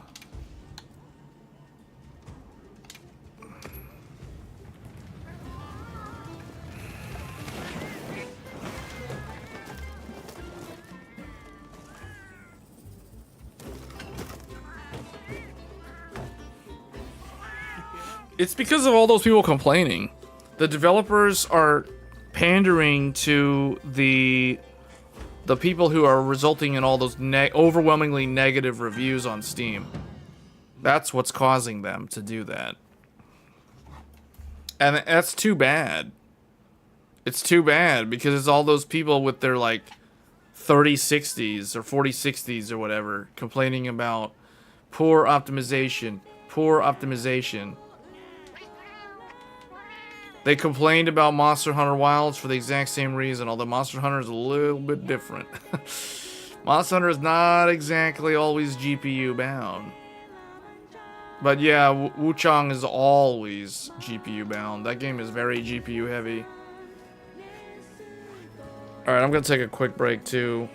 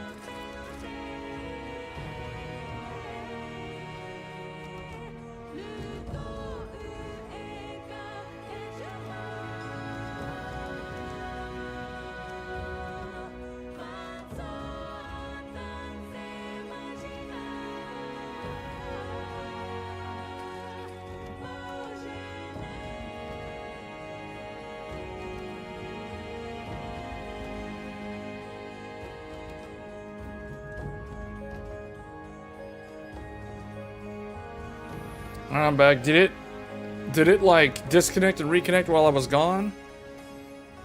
I made the screen large or the camera large just in case it disconnects, so I have a really good example of it.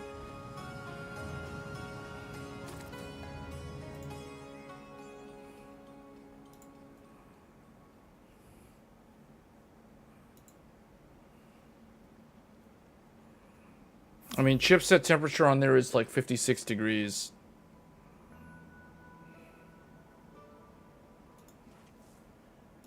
According to that.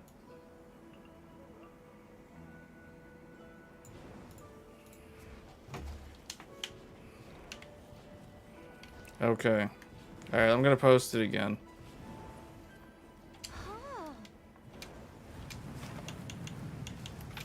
How many more tickets do you guys need? I only need one. I'm literally on my last one. Make sure you're prepared. Come on over.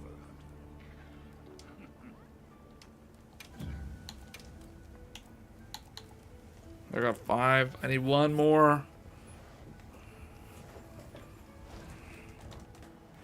Safe wanderings.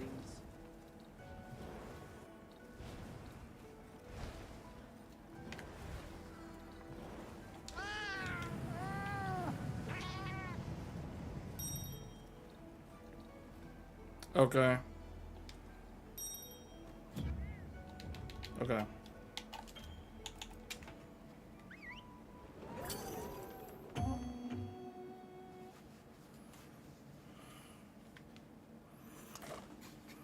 Alright, well, while you're doing the snack thing, what I'll probably do, I'm going to try a game that's less demanding on the GPU, so that we can test if it's a temperature-related problem. Because that's a really good point Francisco brought up. Like, maybe it's overheating, and that's causing it to reset. And the 5090 generates a ton of heat. So that could be a thing. We don't know. Because now that I think about it, guys, when I was live streaming Elden Ring Night Rain, I never had the problem. Remember? This game, and we only recently started streaming Monster. Oh boy, I jumped off at the wrong point. We only started streaming Monster Hunter recently, and a lot of it was on the 9070 XT. The 9070 XT, well, it wasn't even with the Godlike, so never mind. I was gonna say 9070 XT doesn't generate as much heat, but it's with a different motherboard, so that doesn't even matter. It's not relevant.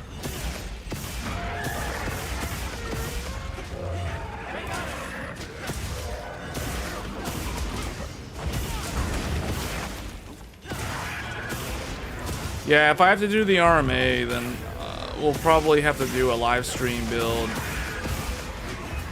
of me having to rebuild this computer with a different motherboard. Probably the Gigabyte. Because the Nova's already in like a system. It's like in a test system, so I don't want to take that apart if I don't have to. So I'll most likely have to use the Aorus Master. Which is fine, the Aorus Master is still a good board. It just doesn't have USB 4 built in. So I would have to like swap capture cards between PS5 and Switch 2s, but it's not a big deal. It's just it's more of like a minor inconvenience, if anything, until I figure that out. Or what I could do, I just thought of another thing I could do, which I might consider doing this alternative. The alternative is to bring in Intel, have the Intel computer do stuff temporarily, use that one. The Intel Core Ultra system. I could use that computer. That one has an X4. Oh, actually, I don't have the X4 because I put Thunderbolt 5 in there. So, maybe the old 13900K with the Gigabyte Aorus Master. Maybe that one. I haven't used that computer in a very long time, though. That computer is sitting behind me, and it's basically gutted. There's like no drives. There's nothing there. It's just an empty shell with a 13900K.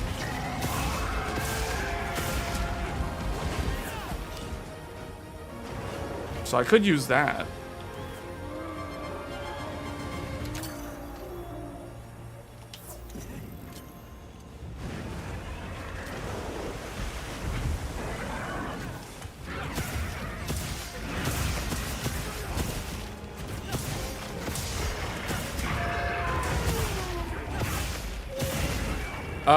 Yeah, there is room for one person. There's room for a fourth person. You'd have to get the session ID. Hold on, I'd have to. Oh boy, it's right there on the screen. Hold on, I'll have to Farcaster out so you can get it. Unless you pause the live stream. Here, if you pause the live stream on this screen, you'll see at the top of the screen is a lobby ID.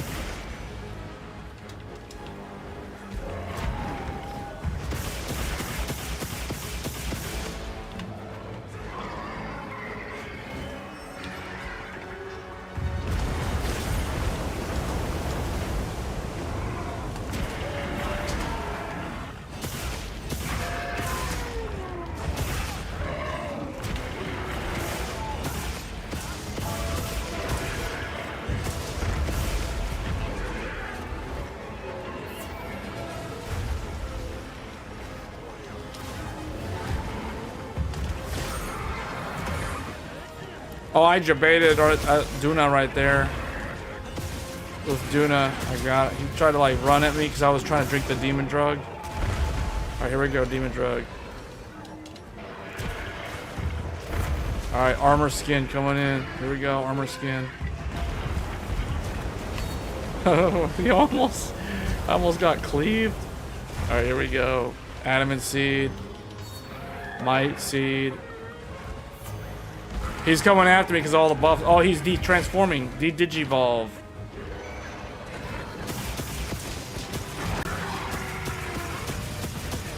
Shader compilation. Did you update the driver?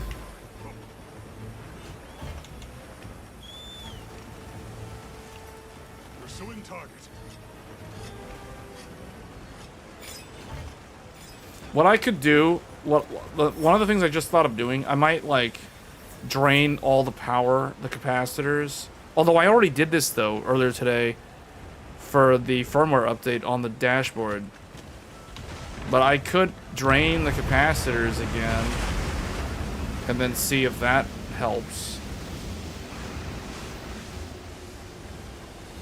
The issue doesn't seem to happen all like it's intermittent though. It's kind of weird. Strange problem with this motherboard.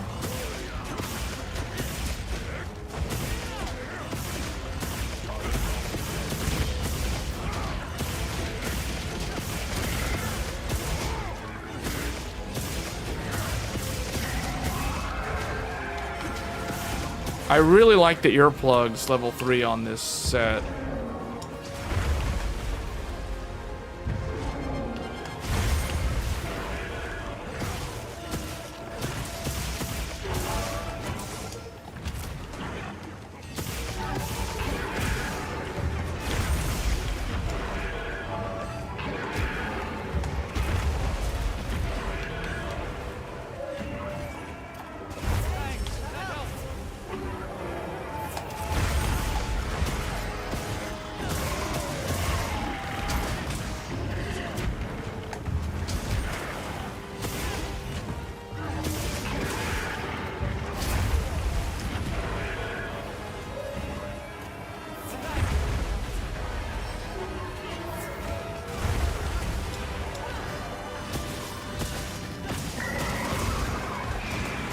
Transforming.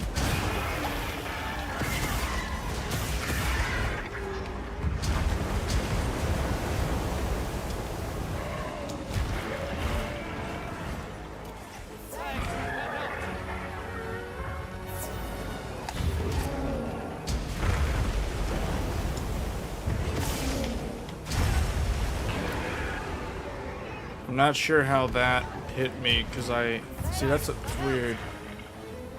Sometimes I feel like I'm so far away from him and then it still somehow counts as a hit. I can't tell if that's like a network latency thing.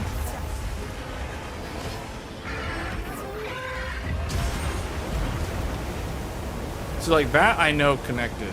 So that I take the chip damage. But these other ones where I'm guessing it's the tail hits me.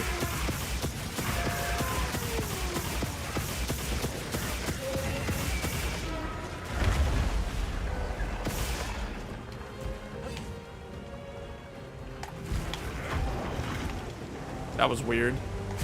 That was like a long delay. That was very long, the longest telegraph move I've ever seen. And then that was so short telegraph. Oh, there it goes, disconnected.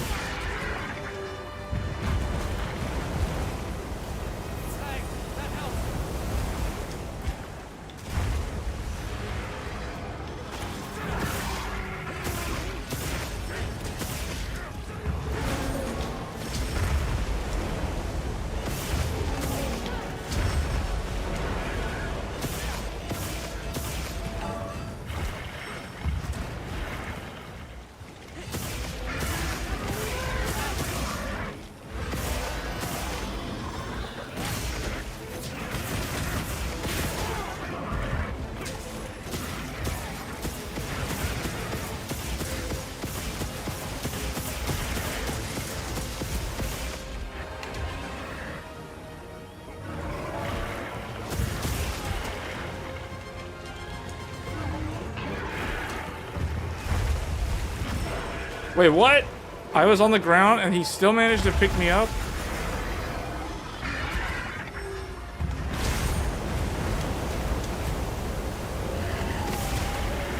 That's an interesting move because even with Perfect Guard I took a lot of chip damage. Normally when I Perfect Guard it doesn't do any damage.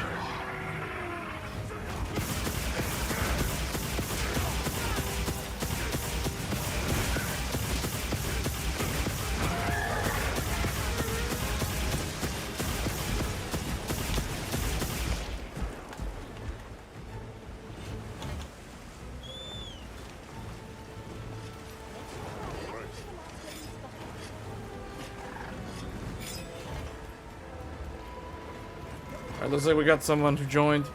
We got a fourth person now.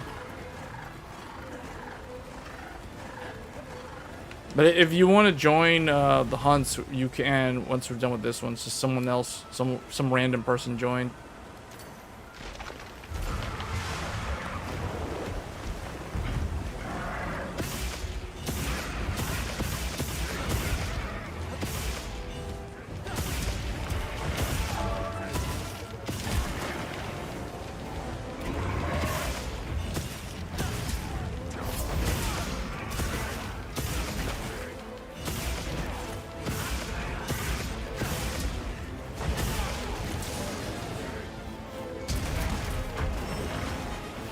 He debated all of us. That was funny. He debated all three of us, like all of us, like were on the defense, and then we all lowered guard at the same time. Well, actually.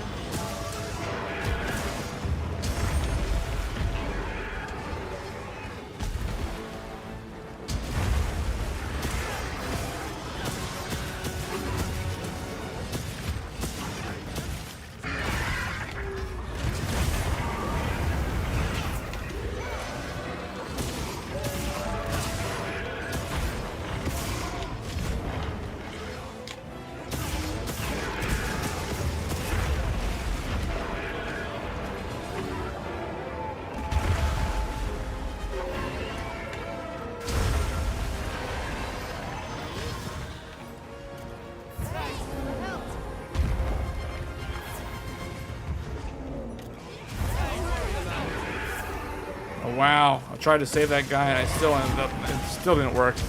I tried proactively healing him, it didn't work. It's just too much damage.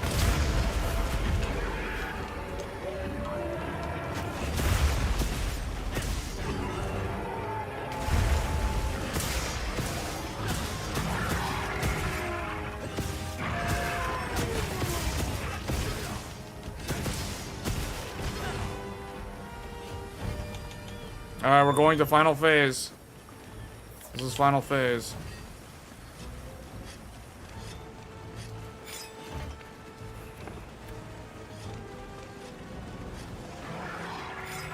It will negatively affect the airflow because the whole point of the case is to create a directional air passage or tunnel to float to basically dissipate the heat through the airflow.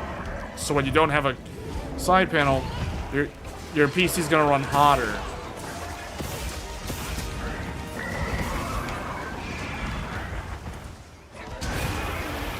So it's like, yeah, you can use it with no side panel, but just know that you're gonna have worse temperatures.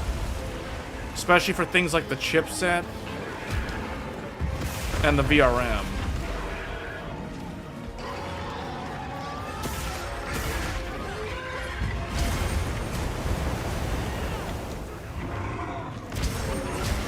Man, he's trying to kill me. He's trying to kill me. I can tell. He's trying to focus fire me right now. Okay, here we go.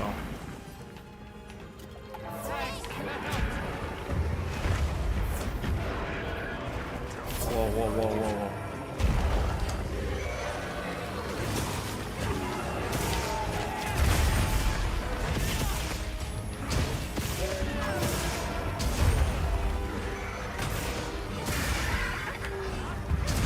Oh man. Use my last potion. The skull should be showing up soon. Oh, he's gonna start barrel rolling. He's gonna barrel roll.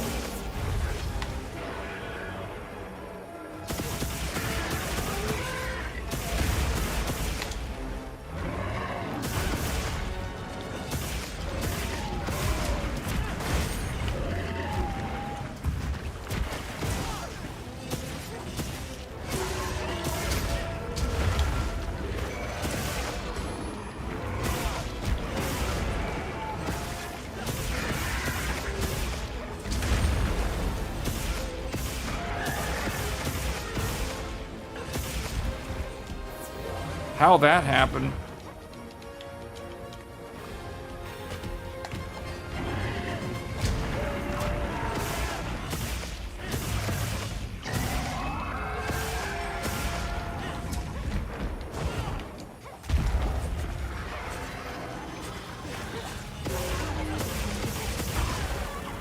Oh man.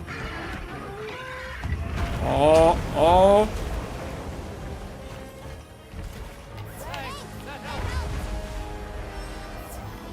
Alright, Mending Mantle coming in. Mending Mantle. Mending Mantle. He's gonna roll.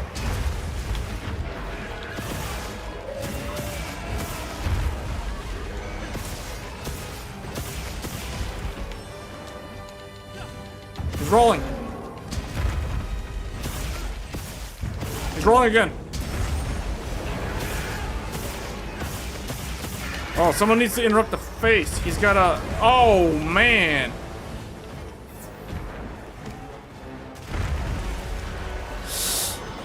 Wait, where's his... Oh, I guess someone got it? Okay, we can trap him. We can trap him. Where's the... Okay, good job.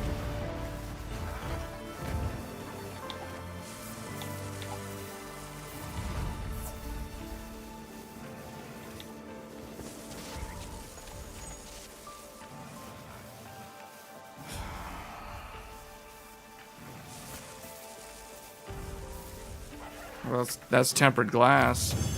Tempered glass will shatter into 1,000 pieces like that. That's how it's designed. So it doesn't become like sharp pieces.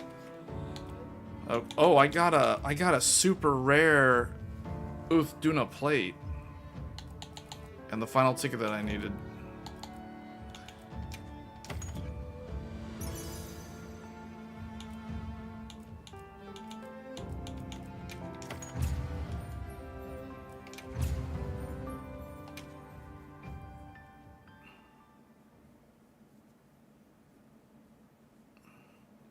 But how did that break, though? Because it normally wouldn't just break like that.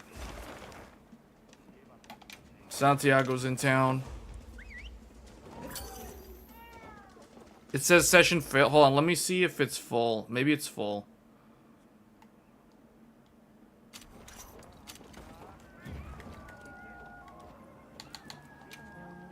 No, it's not full. It's 45 out of 100 people are in here. You should be able to get in.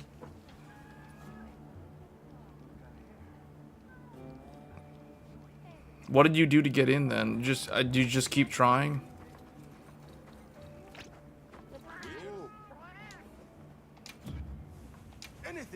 Oh, commission ticket. He has a commission ticket. I need one more after this. And then I can get that commission armor.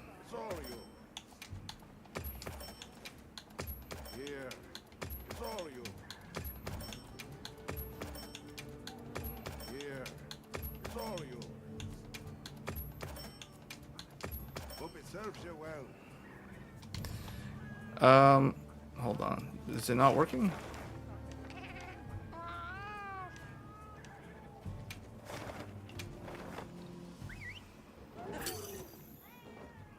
Then you can join what? Oh yeah, you could do that too. Hold on. Alright, so did you have it spelled correctly? Maybe you're mistyping it. Hold on.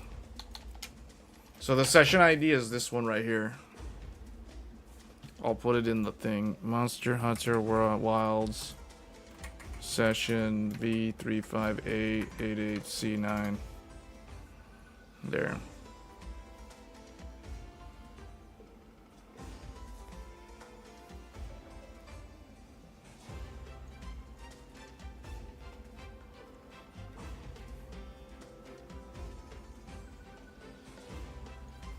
It's definitely global because there's people in here from like, there's somebody from Japan in here. There's like there's a couple of Japanese people in here. There's some people from Taiwan in here, it looks like.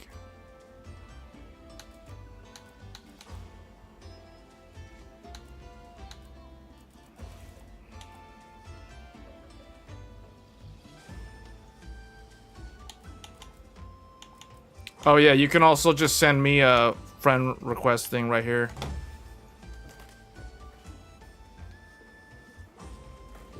You can do that too. Gohan at the top of the list. Gohan from Dragon Ball Z.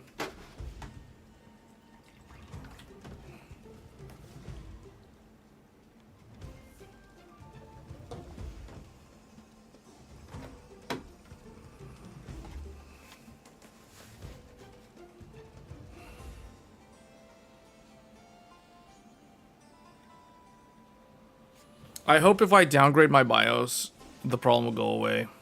I want to be able to tell MSI, it's like, hey, you guys need to do some regression testing because your latest BIOS broke compatibility with the dashboard again.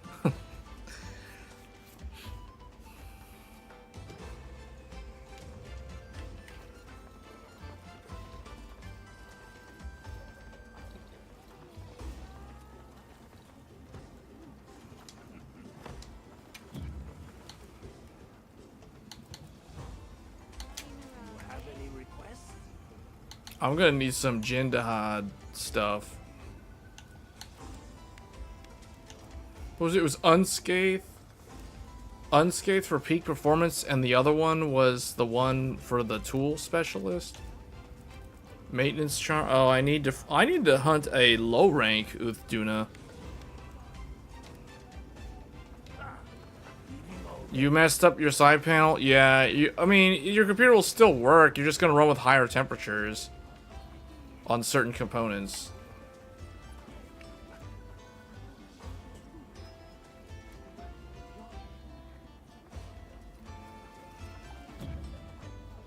Oh wait, did I get...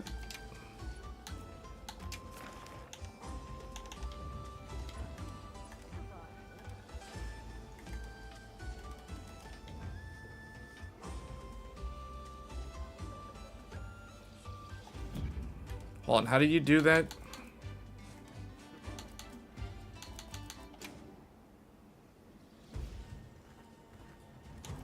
Wait, how do you,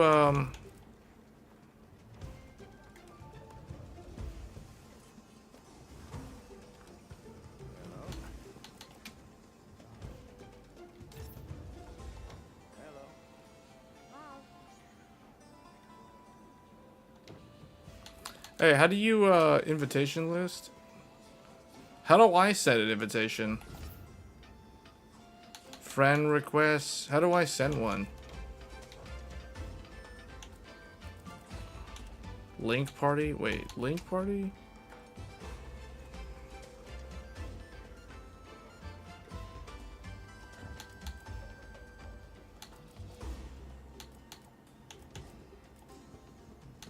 Invite a friend?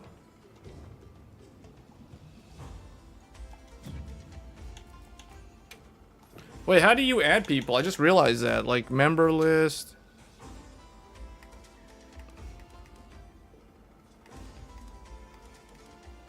Oh, Hunter ID search? Isn't that for the session, though?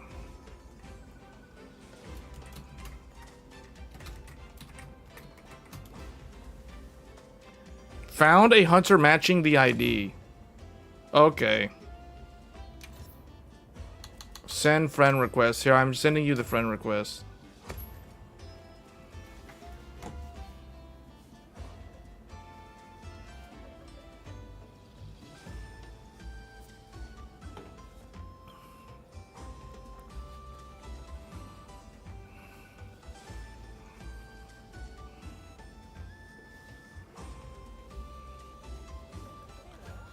But it says you're in the Grand Hub. Are you in this session?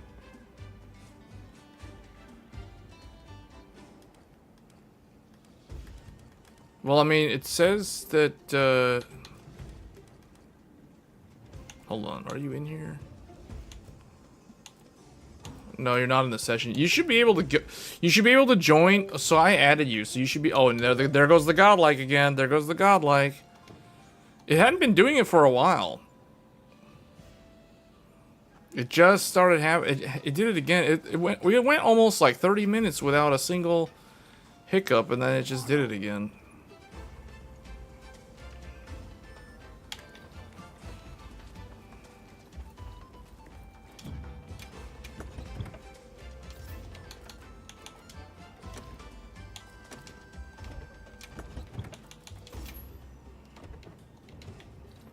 Yes. Do you have any requests? Does anyone have sinister cloth?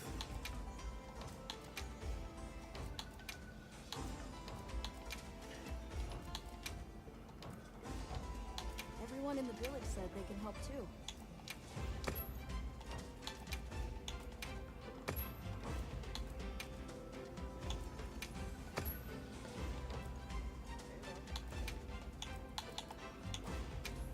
Well, I'm just gonna have to wait until MSI responds to my support ticket They said this was our for like an RMA request.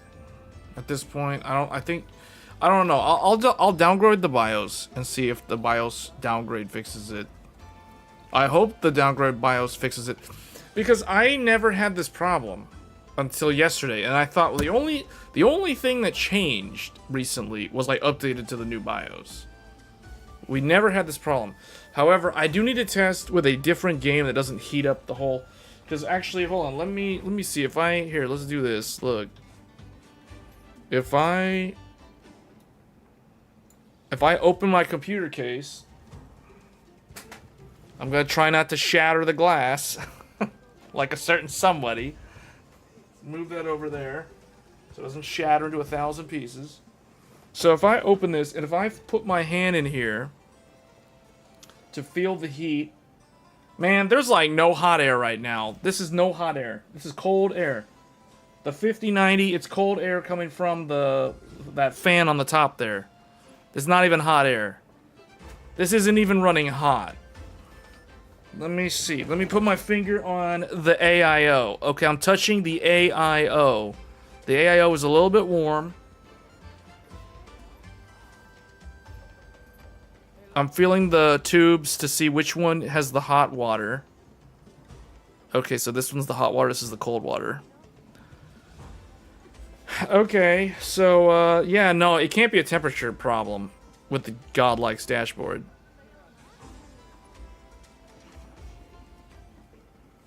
So, you can put GIFs on there, but I want to see the temperatures. So I leave the MSI default on there. But the problem is, sometimes it's cutting out. It's like disconnecting and reconnecting. So, yeah, I highly doubt it's a temperature problem. Oh, actually, where's my thermal? Oh, it just happened. Oh, perfect timing. You guys saw it disconnected. It literally disconnected. There it goes. Dashboard, MSI Dynamic Dashboard 3 issue right there, happening live. It's rebooting. There it is. Wait for it. Wait for it. Black screen. Wait for it. Wait. There it is. Okay, it restarts. So, yeah, because it's a USB peripheral. It shows up to Windows as a USB peripheral. That's how it works on the motherboard. So, what's funny is... Hold on. I'm not using... Oh, you know what? Okay, I just unplugged the USB. This USB thumb drive was plugged in to the front panel of the case. And the thing is, the USB 2.0 header for the front panel connects to the dashboard. So I took the USB thumb drive out. So I don't know if that's going to make a difference. That shouldn't make a difference because that was not plugged. That was so I updated the BIOS. So I technically downgraded the BIOS with that earlier. And that didn't fix the problem. So I have to downgrade to an even earlier BIOS from May. Let's see if that fixes it. But yeah, this is a very annoying problem to have.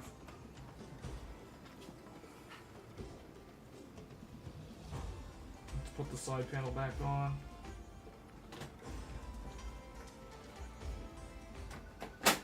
Alright, side panel's back on.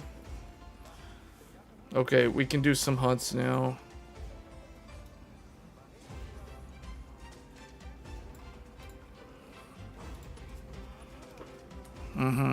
Oh, you got the radeon gamma. Okay. Radeon gamma armor.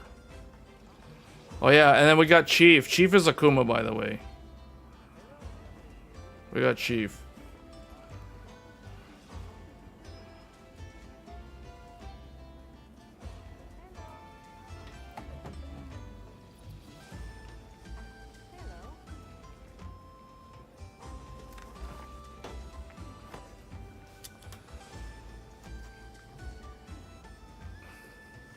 But yeah, hold on, give me a second here. I'm trying to see.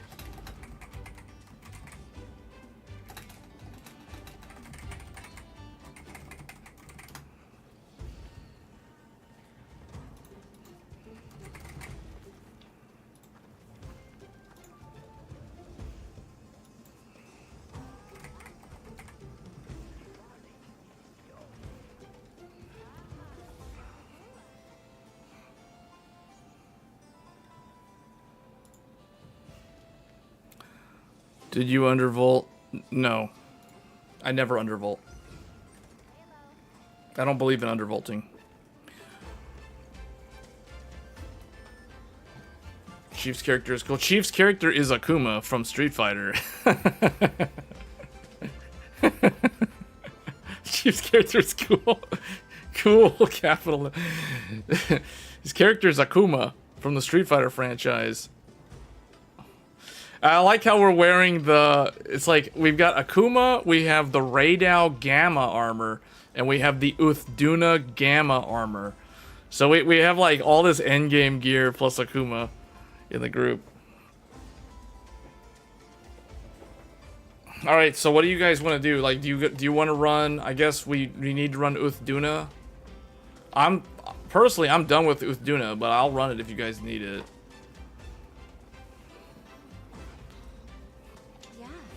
I'll host it. Unless you guys want to do the dailies for the event. You guys let me know. Let me know. I'll post if you want to do oh, the other one that I need to do is this one. Putting up a stink. If you want the popcorn gun lance, the corn on the cob, if you want that one, you need to do putting up a stink for that one. Yeah, we can do it with Duna if you want to do it with Duna. That is the hard one, though. That's very hard to solo.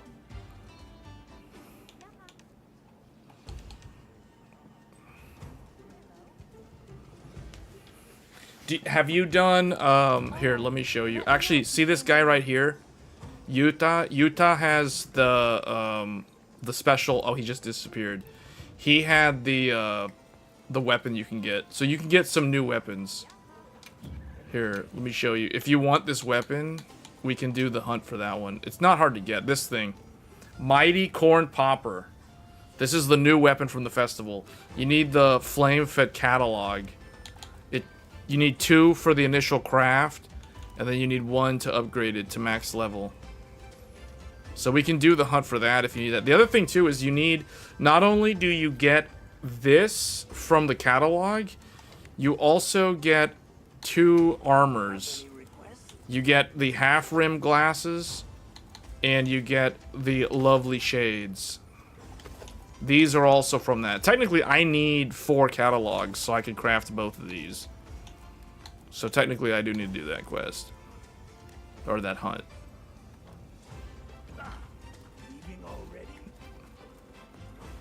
If we do that, I'm not going to use the lance, though. I'm going to swap to something else. But here, if you need to do that, we can. But if you want to do it with Duna, we can do it with Duna. I'm fine either way. Because I know with Duna is challenging to do. So, just let me know which one. Do you want to do the Arch-Tempered Uduna, or do you want to do the Corn Popper Gun Lance and the glasses?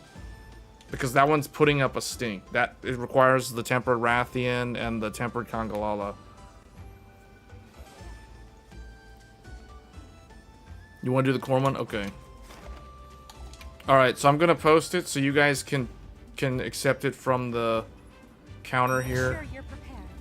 And I'm going to actually change my weapon because I don't want to bring this to that.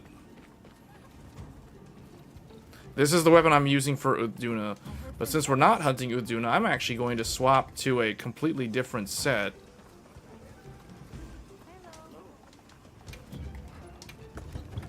I am going to go with the Summer Festival. So wait, what do I have? Earplugs. Wait, earplugs 3. So I'm gonna go with the heavy bow gun and I guess the corn popper.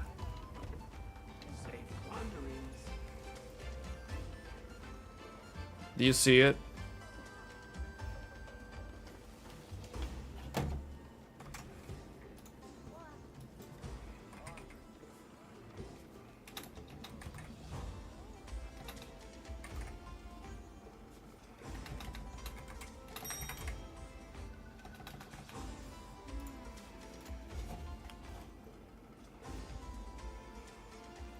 You're scared my cable gonna melt on the GPU?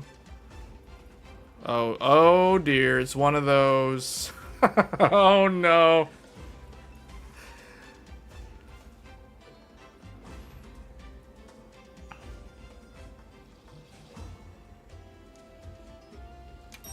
Alright, so I'm ready to go whenever you're ready to go.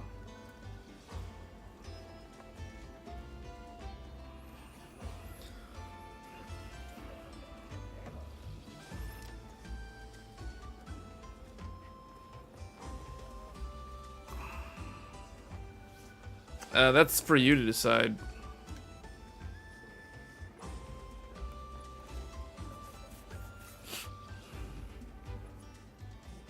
You're doing your first custom loot build. Should you go pump rad components or pump components rad? Components as in the computer components? You put the components in. Oh, well, no, you can put the components in first. You need to do leak tests, though. When you say components, you mean the computer components. If you're ready to go, you just do the, yeah, the part, okay. If you're, I would say you do the components first, right? Oh, there it goes again, guys. Oh, man, that's so annoying. It happens at such random intervals, too. It's not like a fixed interval, it just happens. All right.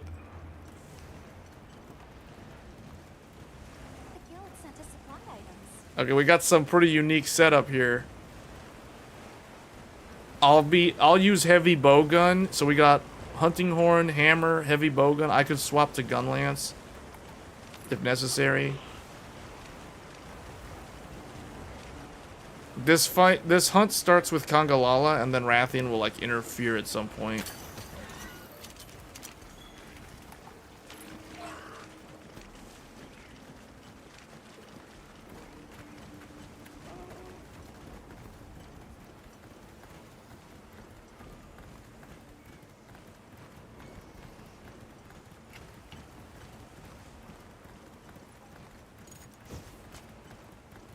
Target sighted.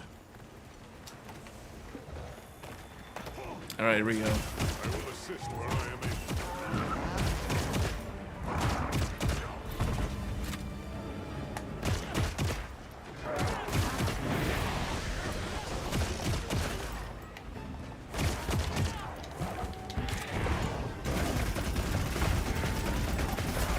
Those of you watching the stream, if you want to join, we have room for a 4th person. You can join us on these hunts. That's the nice about this game. This game is easy.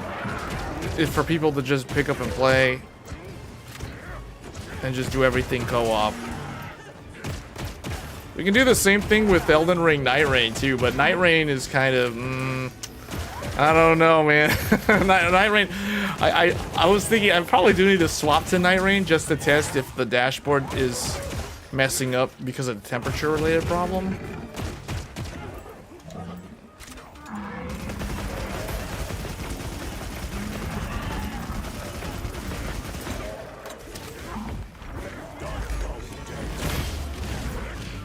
Oh man, Akuma doing the moves.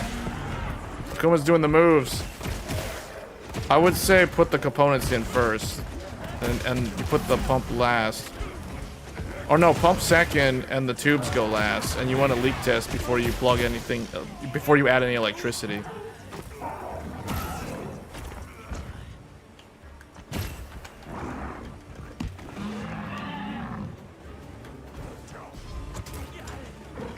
Try exhaust ammo.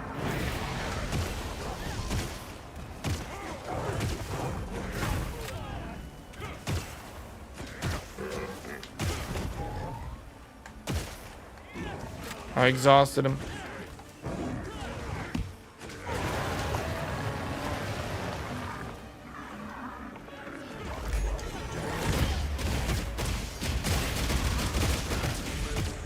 That is so cool how Akuma could just do his moves in this game and it works. It's just, they allow it.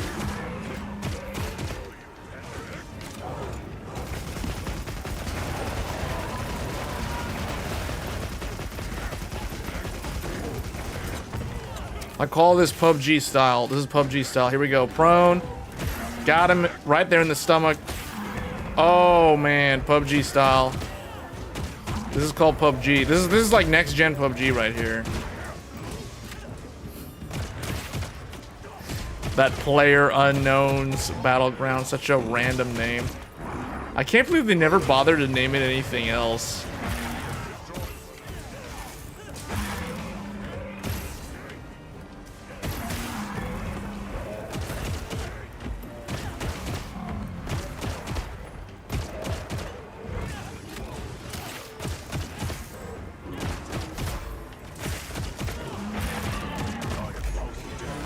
Rathian's close, guys. Rathian's closing in on us. The Rathian's closing in on our position. This other baboon's in the way. Xenosaga 1 style, there's a random baboon in the way. Uh-oh.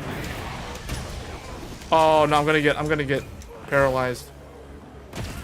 Wait, does this set have paralysis immunity? I'm surprised I didn't get paralyzed from that. Oh, all those criticals. Oh, that was some Car 5 Vanguard critical trigger right there. Double criticals.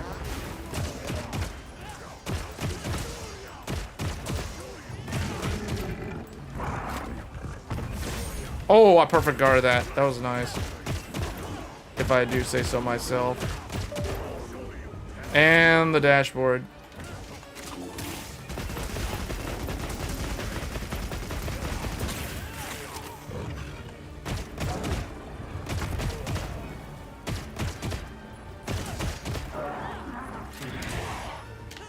Oh, he's exhausted, man. Look, oh, he's almost dead.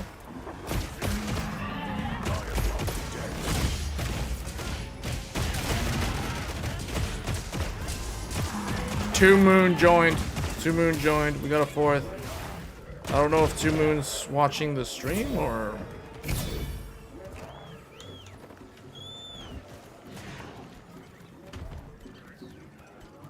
That was interesting. Rathian wasn't able to really do much there. Normally Rathian, the ones that we did yesterday with this, Rathian like just completely messed up the whole hunt and just would keep interfering. Unless you fire the dung pod.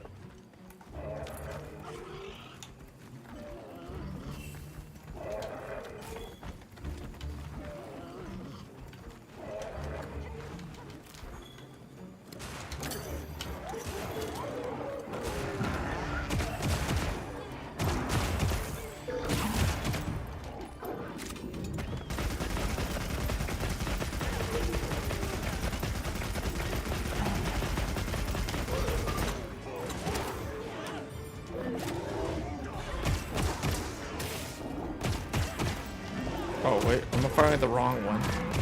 I was firing at the wrong one.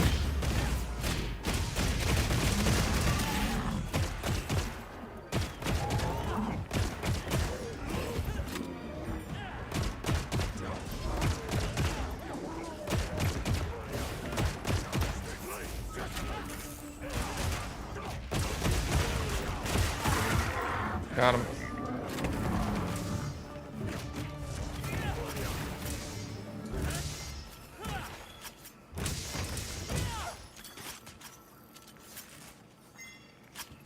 Ooh, Beast Gem.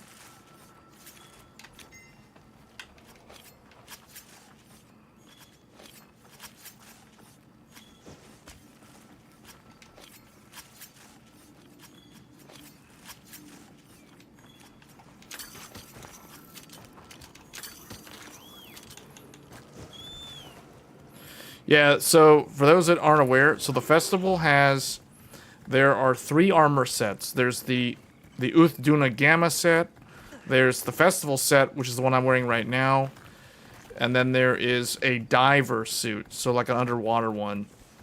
That's another quest that's available now. And then there's 2 glasses or head armors you can get from this quest. There is a gun lance you can get from this quest. There is a new sacred outfit, and there's a couple of other things that I'm forgetting right now, but there's quite a bit of content in here. Oh, Fabius was added as an AI hunter, like another computer hunter, or AI-based hunter for co-op, for single player, I guess.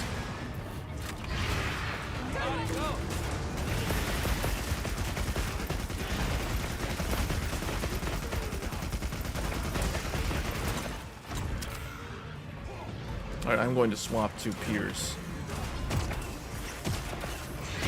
Okay, Pierce is not really doing much. I'm gonna go back to normal. Well, what do we got here? I'm gonna poison Radeon.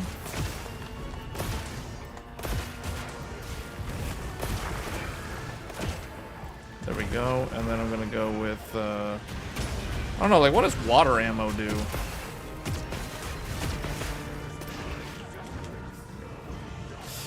Radeon is weak to thunder. Oh, spread ammo is good on this bowgun. That's right, spread ammo. This one has a lot of recoil, though.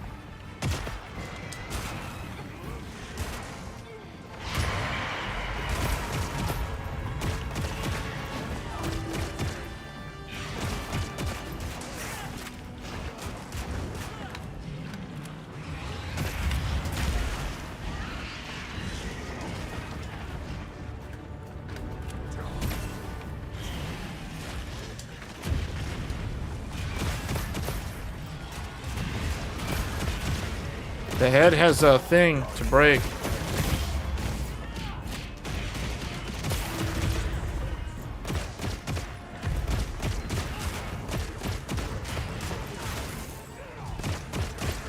Anyone gonna do a build soon? A new build?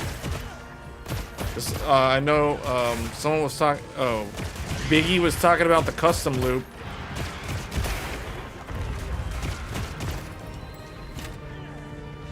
Are you in the planning stages, or do you already have, or you already decided like what you're getting?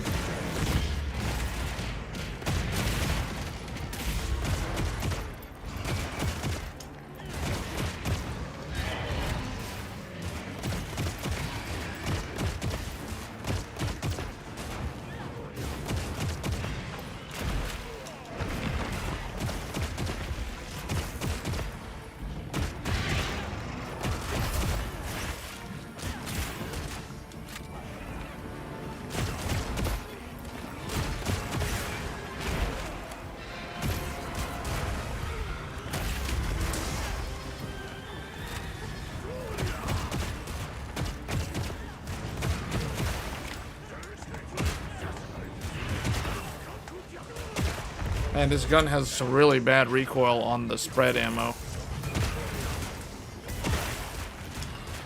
It's like I constantly have to dash forward.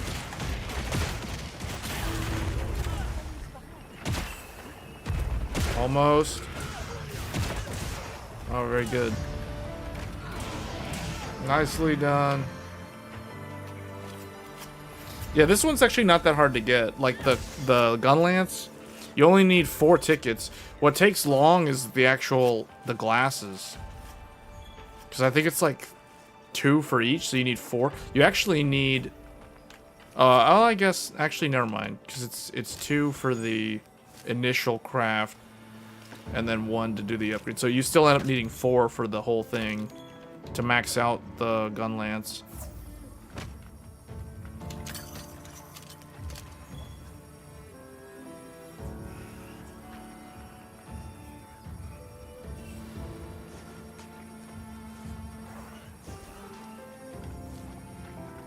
Forgot which bow gun this is. I think this is the one from... This is either the one from Gravios or it's a different one. Oh, there goes the dashboard again. Yeah, oh man, I really want to downgrade that BIOS.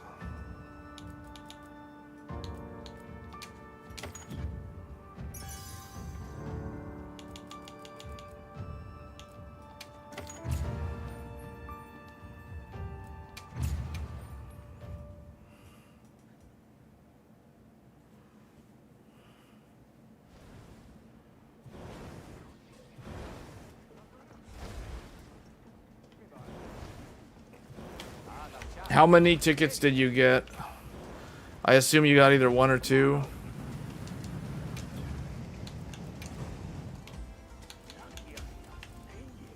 I got 1, so I need like 3 more.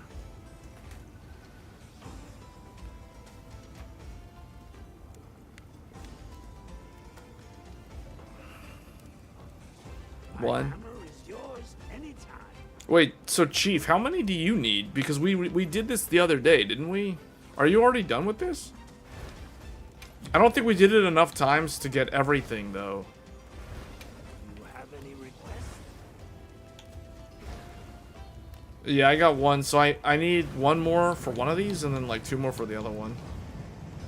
But for the gun lance, yeah, so you need, I think, what is it, 2 for the gun lance?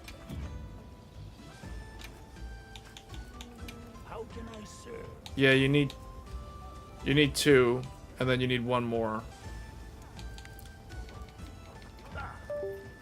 There it goes. Wow, that was pretty quick. That was in quick succession. Here, I'll just create the quest again. Actually, hold on, let me check something. Come back anytime.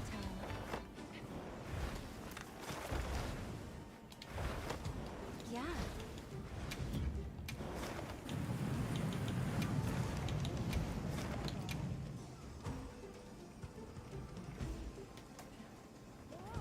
I'm counting on you. Alright guys, I posted it again, so we can run it again for their other catalogs.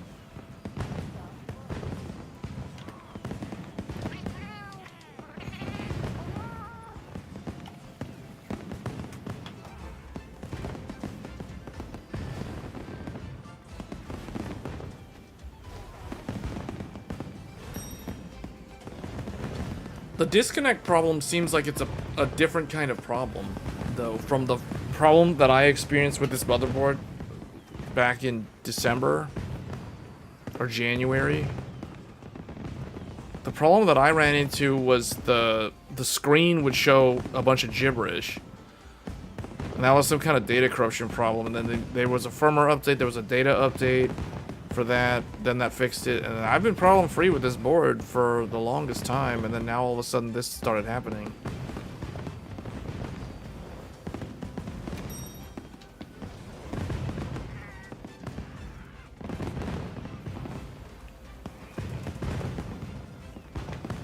Looks like we got a full group on this one.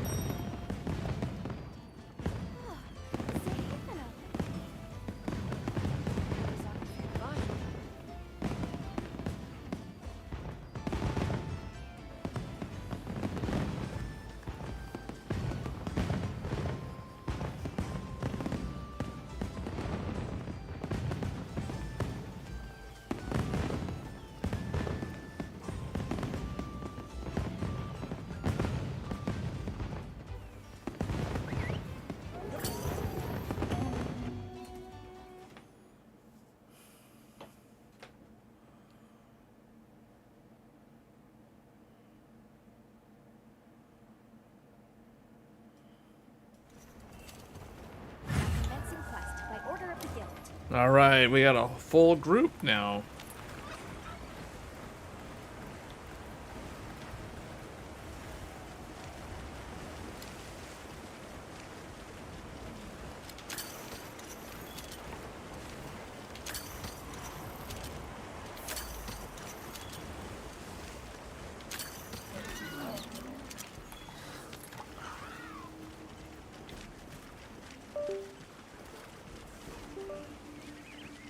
Yeah, that sounds so annoying.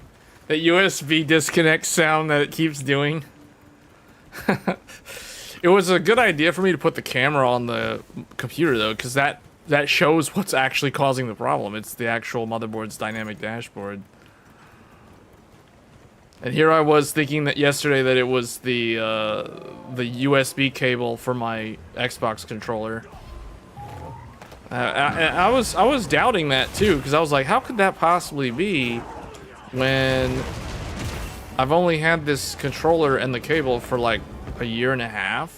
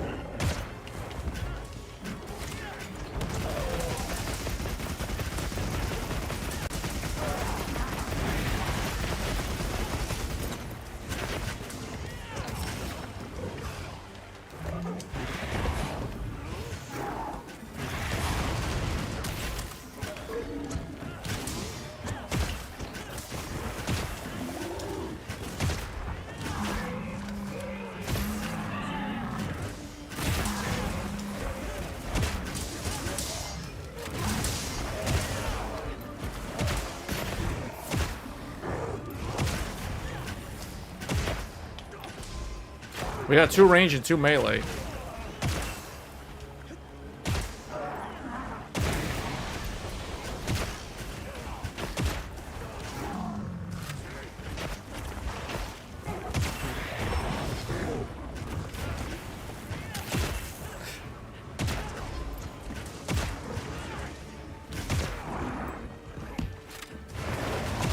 It's funny, like when you first encounter this monster for the first time, it seems so fierce, but then it ends up just being like a comic relief type monster.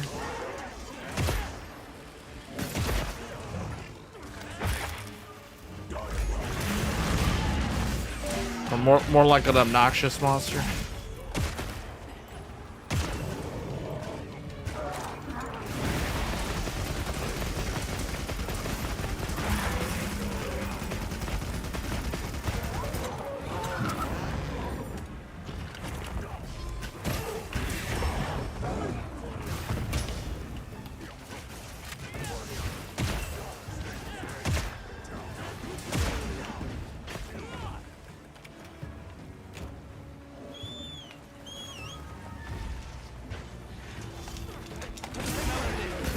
Oh wow, I did that with a heavy bowgun.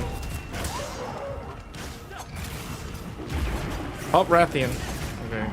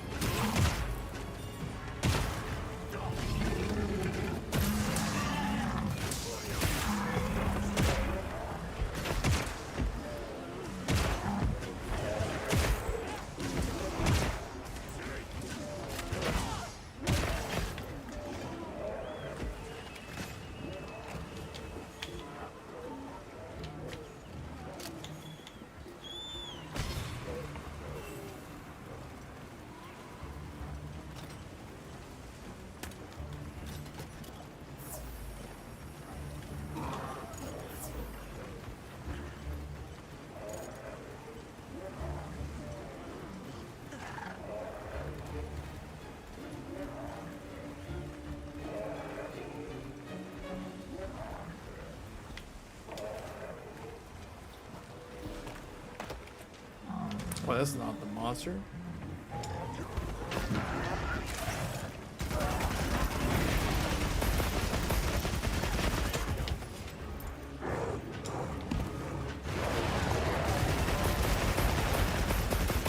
What the? This one keeps on, like, making me fall over.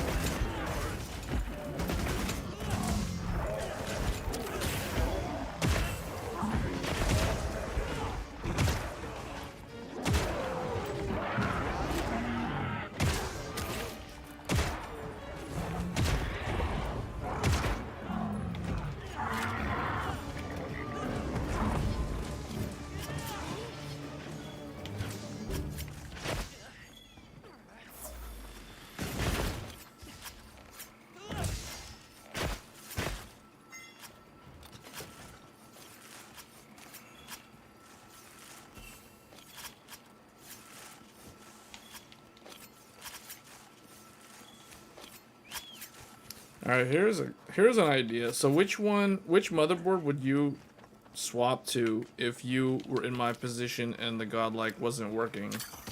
Like, because of this issue that I'm running into with the dashboard, disconnecting and reconnecting. Like, what motherboard would you guys recommend as an alternative to this?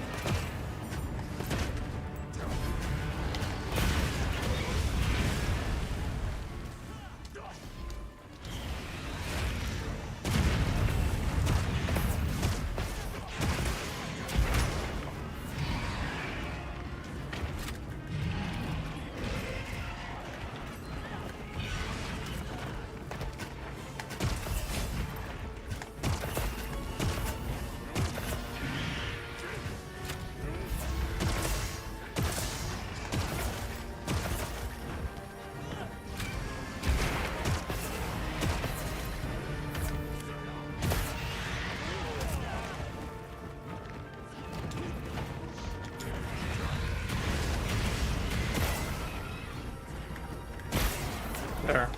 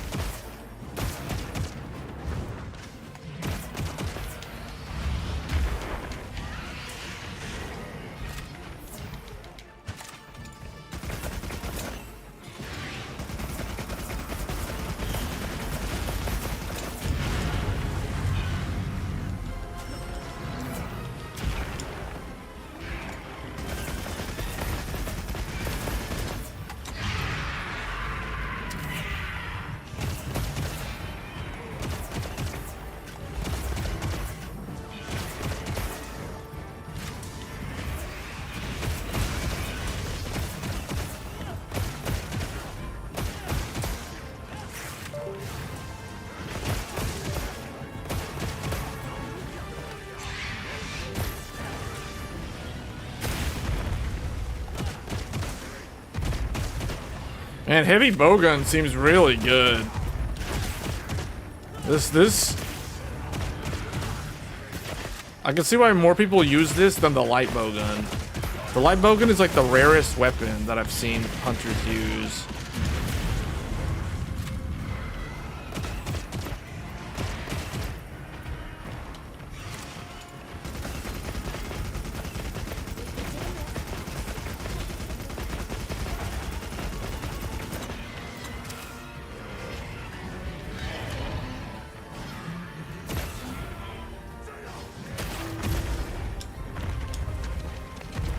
Asus ROG crosshair.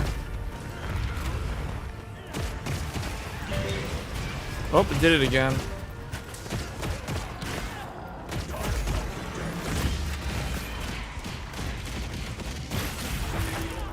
Man, I'm on a roll with those random special ammo on the wings.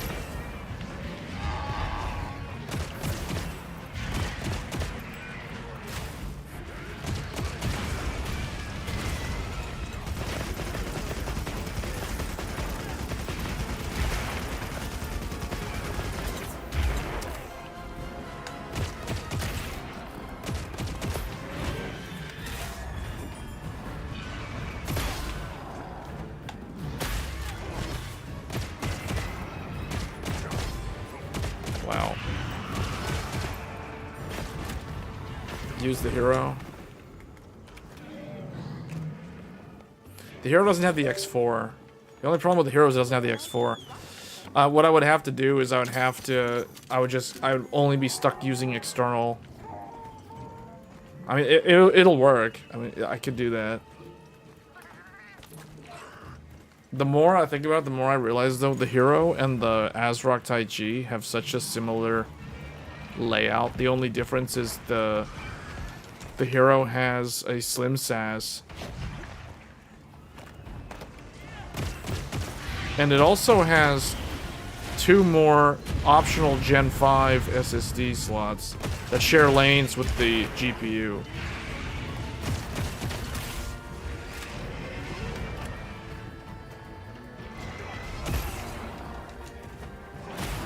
Man, I pulled that up. That's so slick when you get it's so satisfying to get those special ammos, sticky ammo on the breakable part, the wound with the bowgun.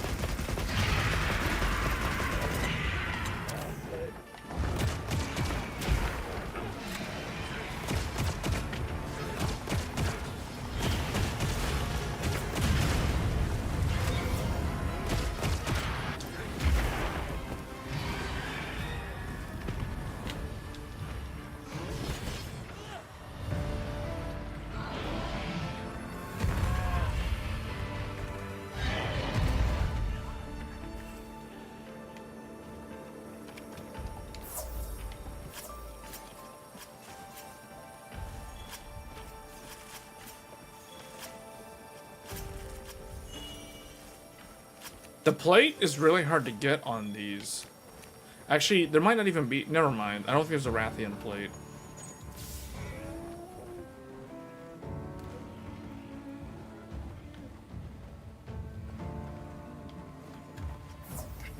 Yeah, this sacred outfit is also added to the game.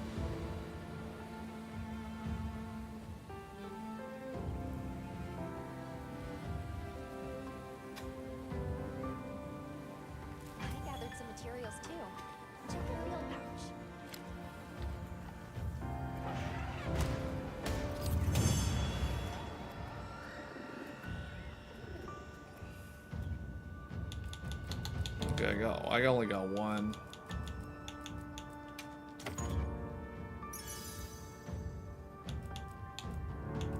Oh, I got an attack jewel though. Attack jewel 2. Apparently I never had one of those before.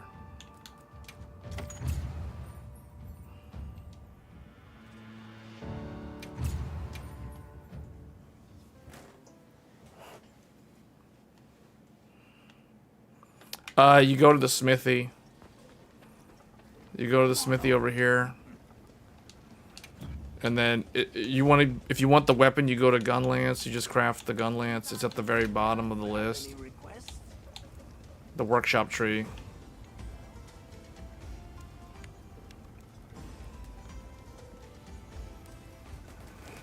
So if you have 2, that'll get you the weapon, and then if you have another one, if you have 3, you can get the whole thing right now. Provided you have the Rathian Ruby and 5 Hunter Symbol 3s.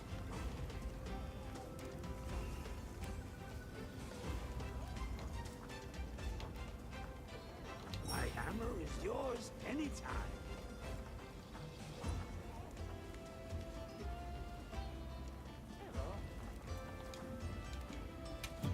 And then the glasses are at the very bottom of the armor list. Those also require them.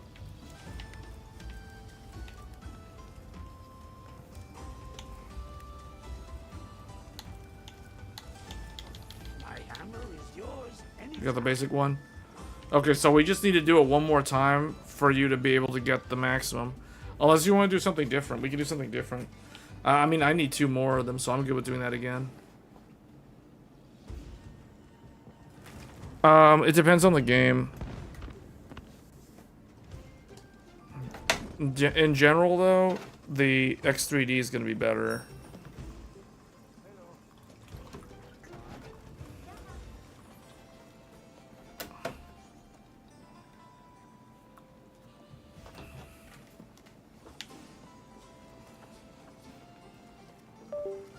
Oh, there he goes again. So you guys want to do that one again then, so that he can get it maxed out, and then I can hopefully get 2 of them.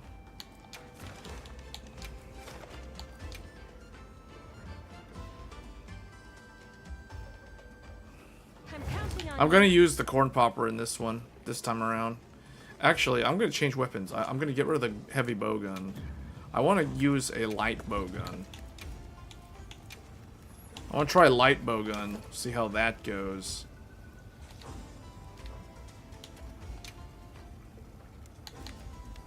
This can't guard.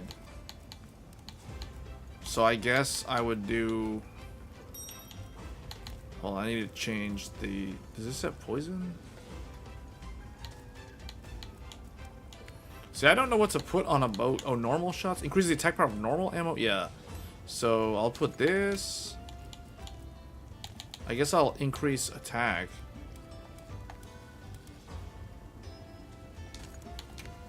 And then more attack. Safe wanderings.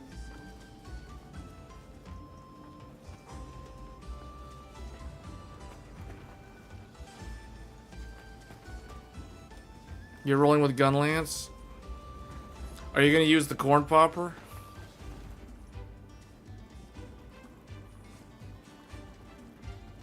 Gun lance is very good in this game.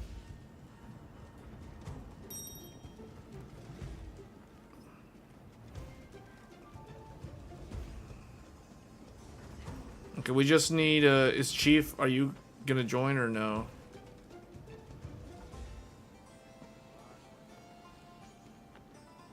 Well, the corn popper, you want it to constantly be overheated. So you basically you want to always, as soon as the Wyvern Blast or Wyvern Fire is available, you immediately try to use it. You have 9950X. It's up to you. If I were you, it's probably not necessary to upgrade if you're at 4K. But I assume you use the 9950X for other stuff like productivity apps.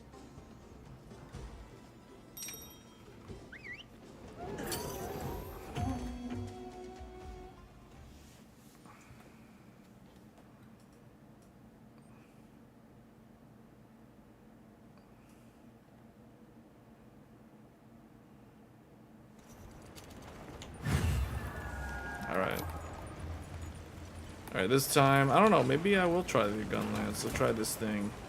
Hope you find something useful. This looks like something out of One Piece. Mainly because of that Luffy hat.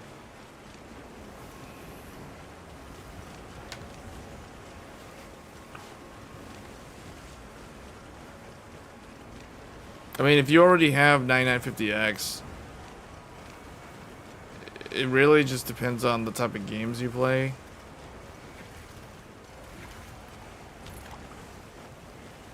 But if you're gaming at 4K, not at this point. If I were you, probably just wait. You're probably fine with the 9950X. Just wait for Zen 6. Although you will be waiting for more than a year.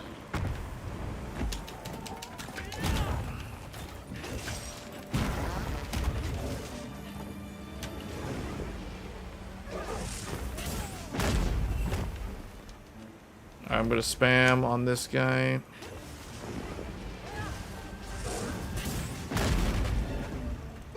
Yeah, see, crackling corn popper has activated.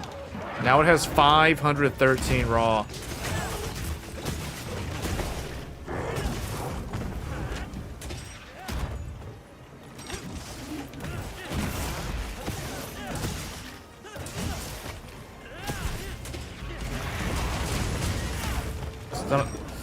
This guy's done a very good job dodging my major lance attack here.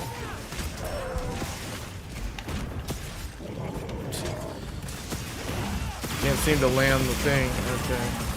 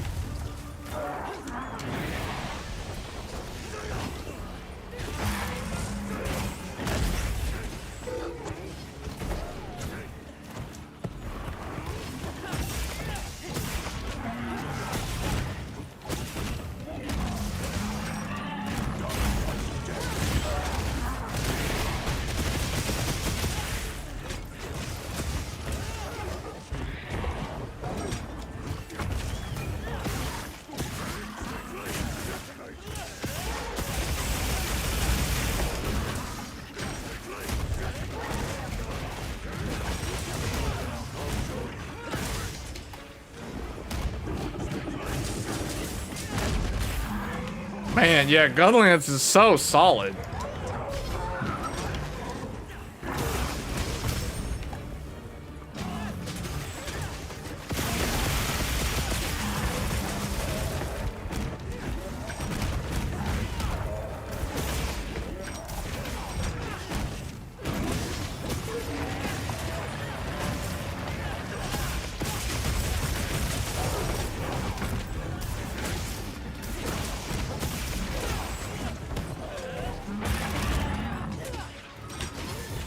The changes that they made to it from World is just so it's so much fun to play.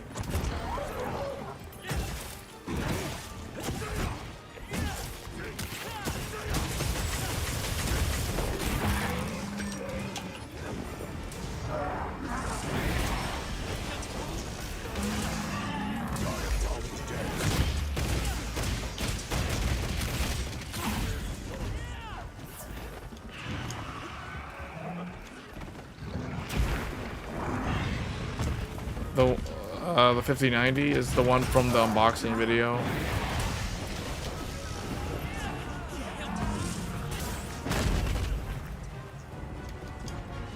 Rathian got paralyzed from the breath.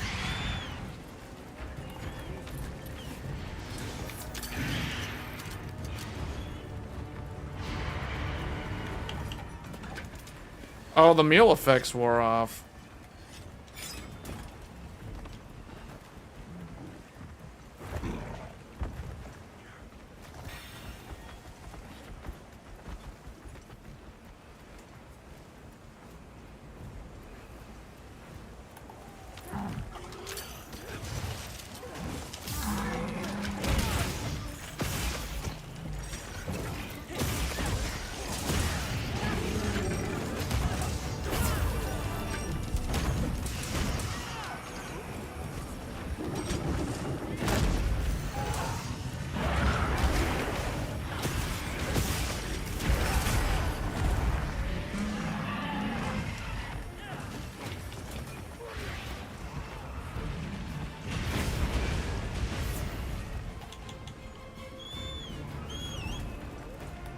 Yeah, see, this is normally what happens in this hunt. Rathian will continue to just troll the fight.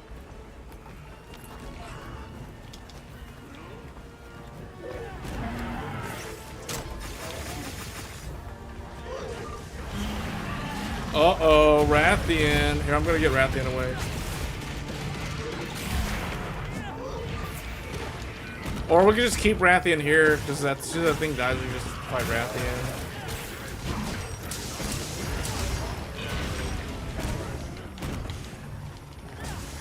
Oh no, but then he's gonna run away though. He decided to run away.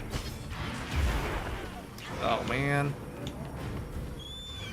He's just gonna run away because of Radeon. He's like, well, there goes my nap time.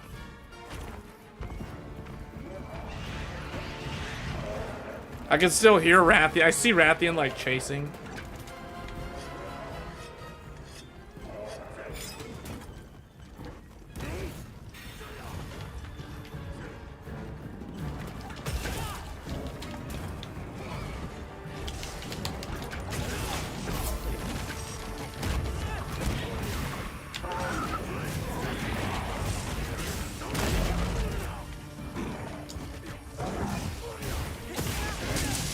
Oh, Ratheon's here again.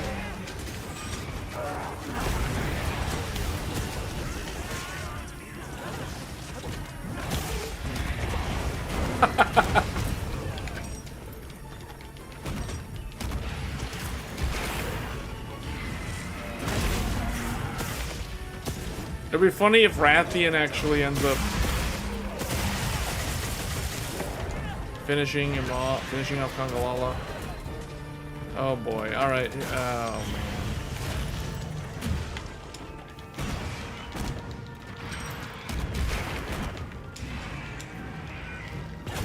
Alright, I'm just gonna deal with Ratheon then.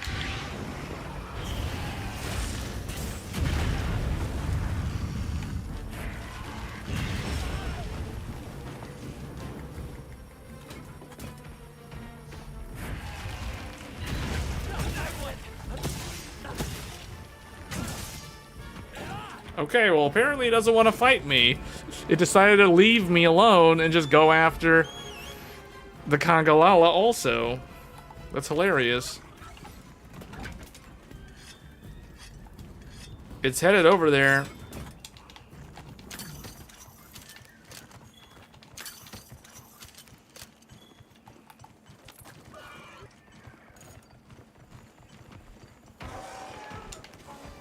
And then decides to run away.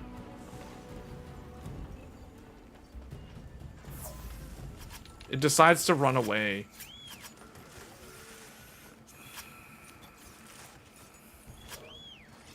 It's gonna troll in the clear time because it's like, hey, it was over there, but then it's like, no, I'm just gonna go away now.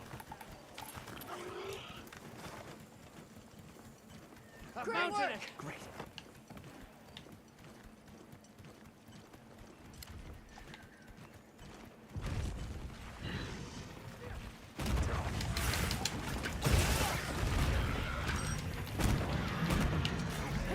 Oh, for this one, I want to actually switch to Light Bogan. I want to try Light Bogan against Ratheon. Let's see if I remember how to use this. Okay, wow. Well, one thing's for sure, you move a lot faster than with Heavy Bowgun. Way more mobile.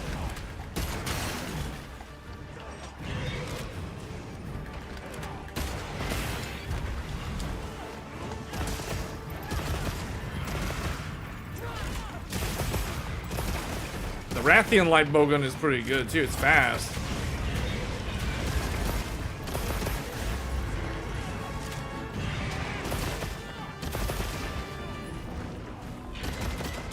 This one's way more like I'm playing PUBG now. The Heavy Bowgun felt like Gears of War. This one feels like PUBG.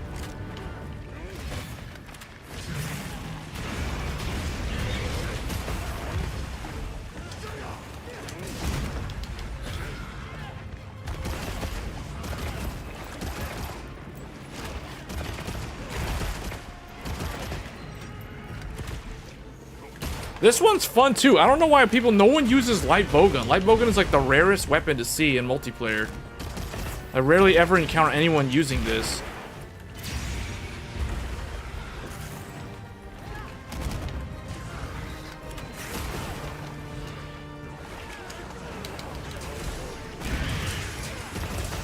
Let's see, what does this do?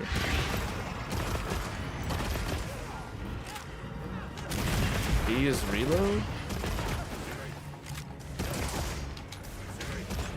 Oh, there we go.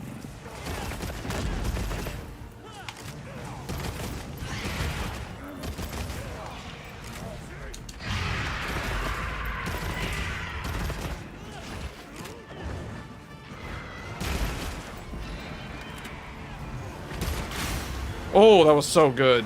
It's so satisfying to get those shots.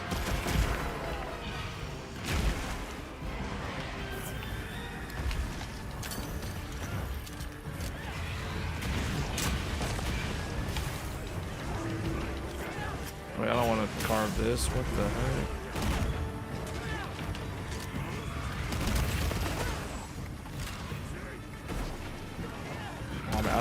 I'm out of ammo.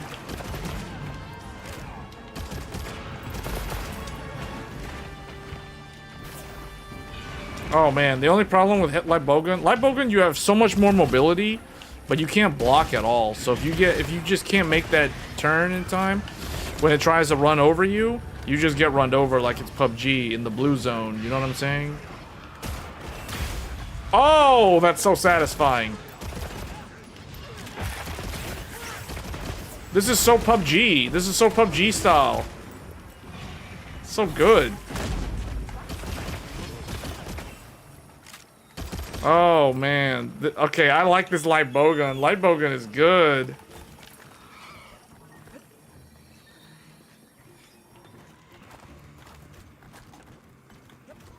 All right.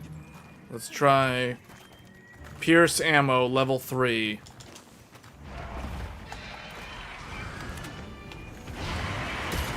Oh!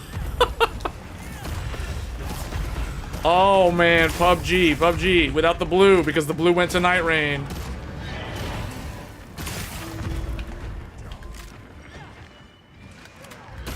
Oh man, the mobility, that's so slick. Man, light bowgun. Okay, I think I actually enjoy light bowgun more than heavy bowgun just because I like being able to move so much faster.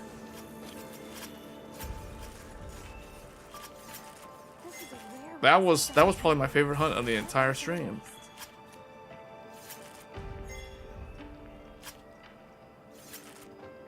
Wow, 3 Wrath Medullas in a row. People were like, that's called streamer luck.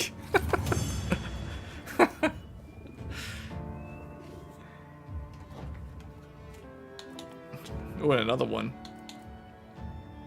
Oh, this game really wants me to keep doing this hunt over and over again. I need one more.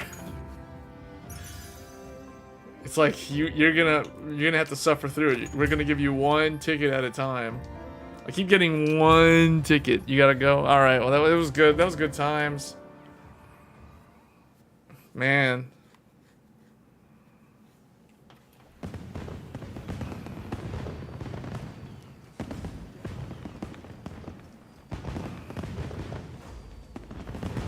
Alright, what do you guys want to do?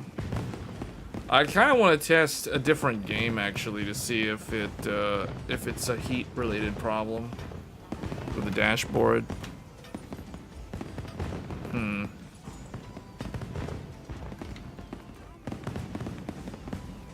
here is doing well,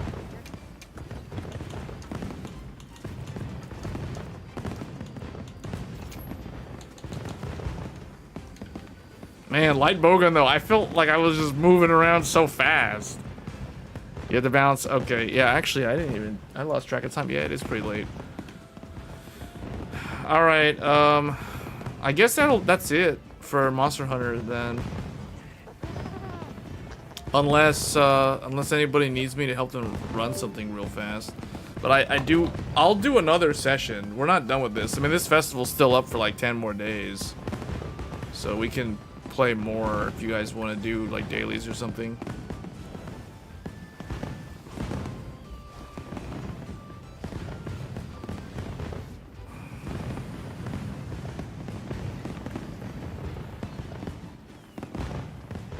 Hey Osby, what's going on? That Palico's like huge delivery. It's like 3 rations.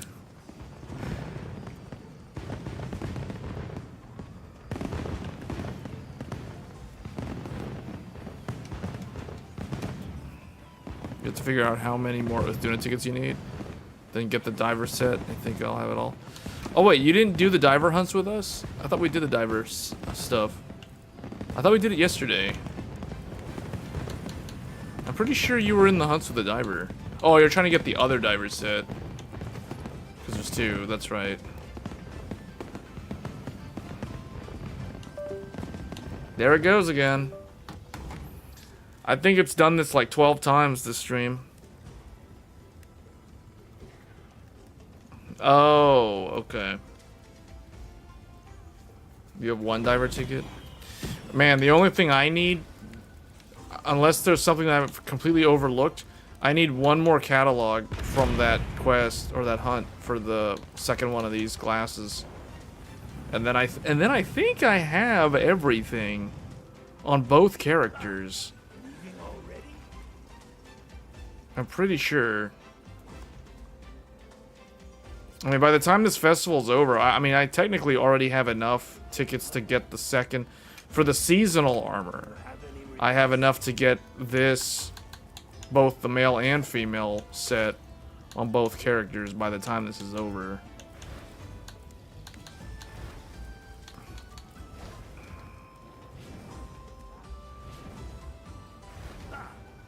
$12, more like 52. 52 what?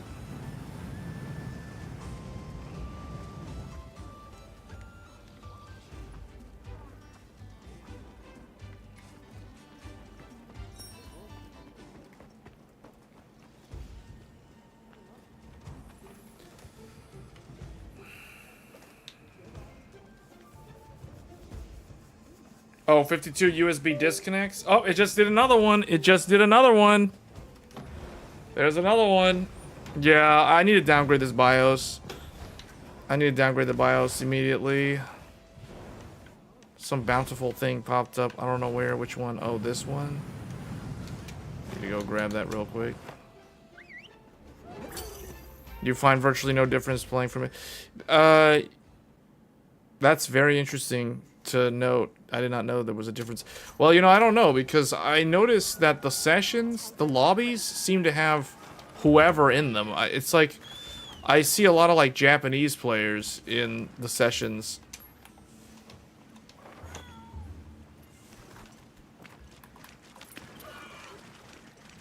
So I don't know if it's even, I don't know how Capcom does it. But that's a good point.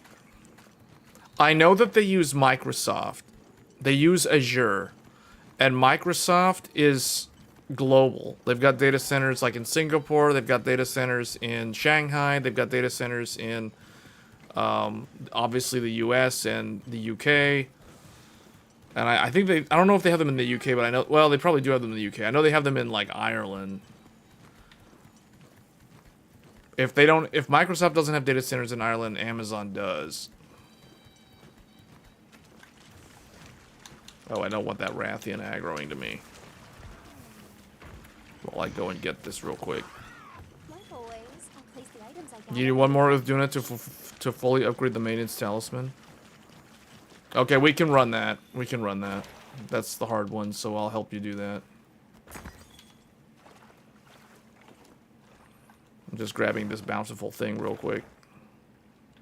Oh, he's offering the meal. Gotta go eat some vegan food real quick. It's on the screen. You can see it in the bottom left of the screen. You're talking about the USB disconnect. It's the MSI Godlike. The dashboard is having an issue with the latest BIOS, or one of the, with the at least A43 and A41 have the problem. I don't know if the older ones have the problem, so I am going to have to downgrade. It did it again. It did it while eating the vegan food. Vegan food triggered the dashboard to reset again. Hilarious. Look at this vegan food, man. I don't even know. That looks like, what do they call that? That's like a tropical fruit that grows in, like, Southeast Asia. I keep wanting to say dragon fruit. It's not dragon fruit. It's something else.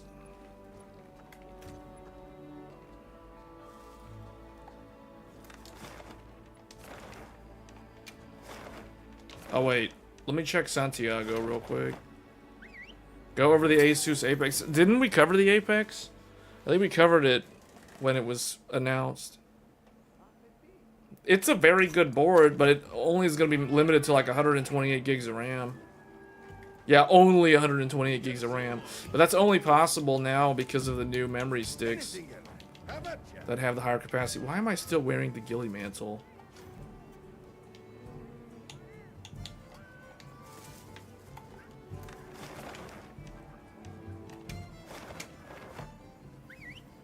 No, not durian. Durian is like a big, that's a big fruit with like a hard, I want to say shell.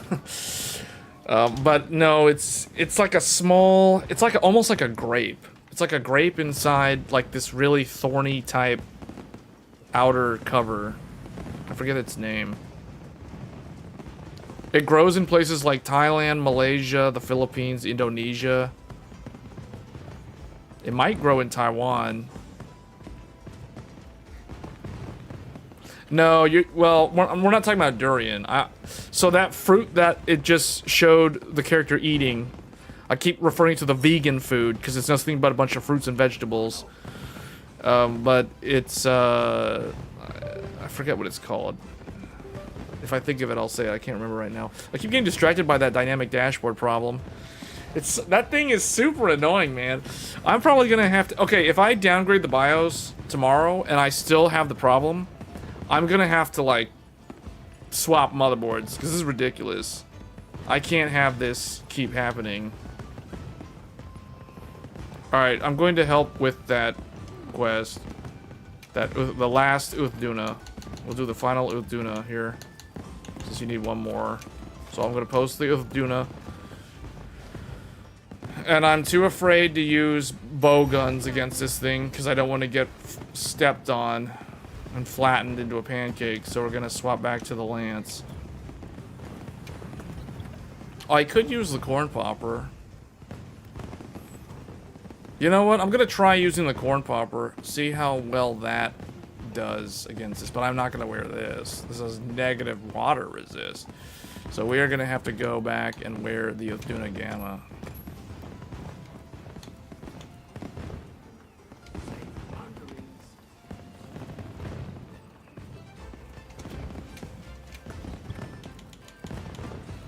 No.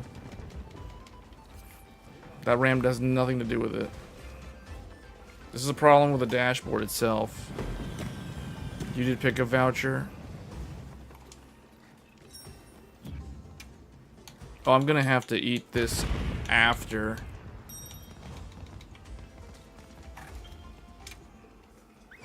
Because I just ate the meal from Tashin.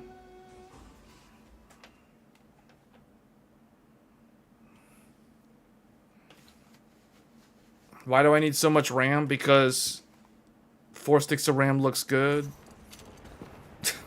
4 sticks looks better than 2 sticks. And yes, that is the reason. Are you prepared? That is literally the reason.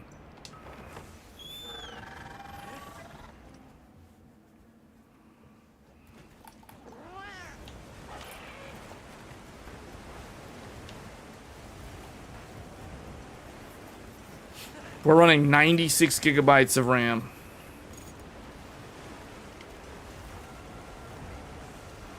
At 6,400 mega transfers. Alright, here we go. Sneak attack time. I only did 176 damage sneak attack. I should not have done the sneak attack. I should have let you do the sneak attack because that was terrible.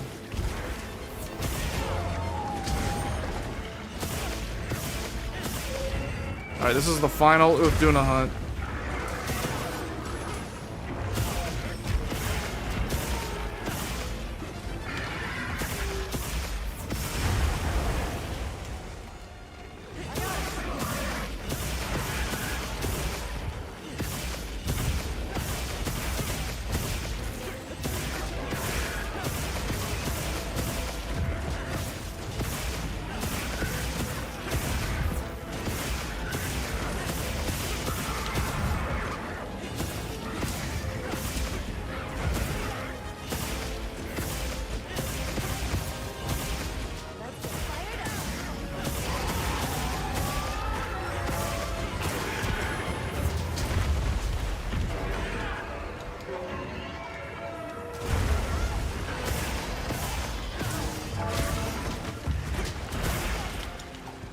here we go.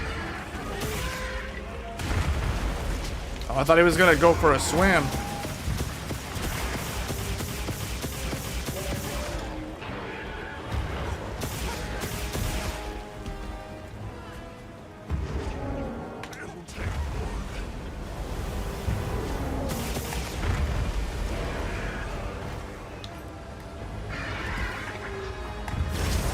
Oh, I perfect guarded that just in time. Oh, I perfect guarded that just in time.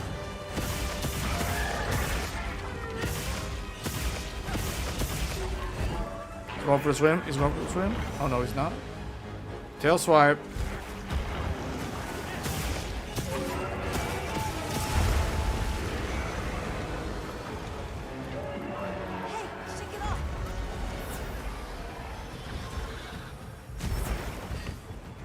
He didn't like that I healed everyone right there.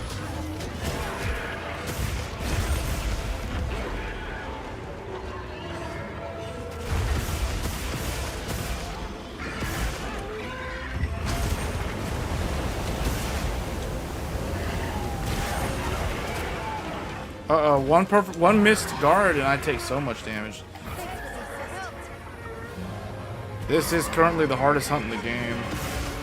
See, I wouldn't say it's the hardest. It just seems like it's definitely one of the more challenging ones.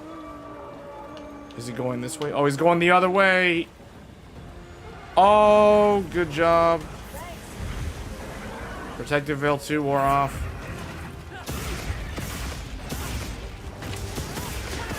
Now for big damage, big damage, big damage.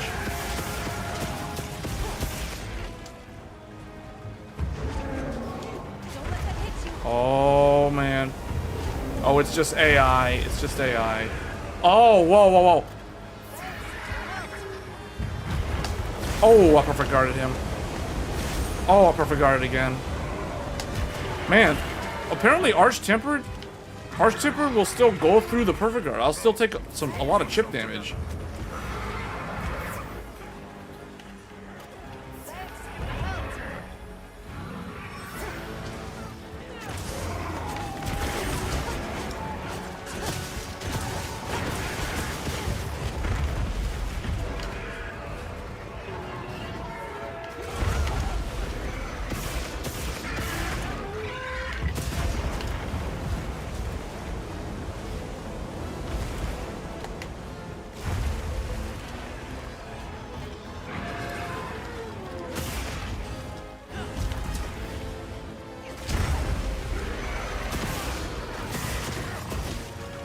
Oh yeah, paralysis.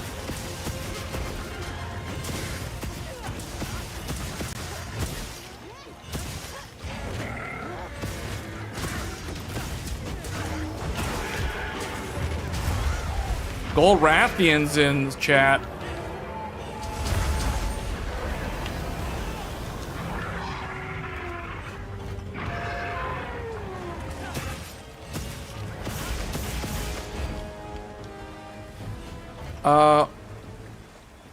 Well, are you using frame gen? You should be running frame gen. With that setup, you should be able to run the game fine. Because you have an X3D. However, I will tell you that DDR4 is much worse on this game than DDR5. DDR5, X3D plus DDR5 is the best way to play the game.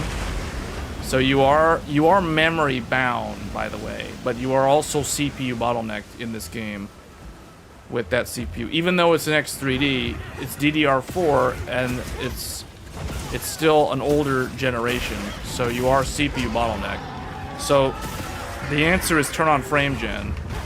Frame gen will fix all your performance problems.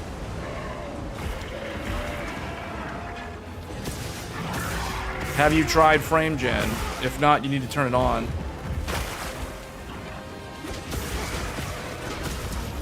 Well, what I would suggest, before trying to throw money at the problem, turn on frame gen and see what the performance is like.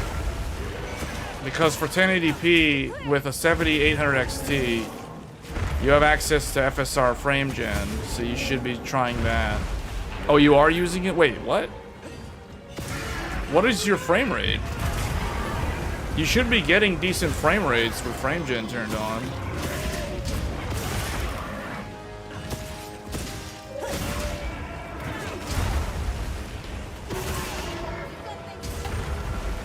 Man, this thing still...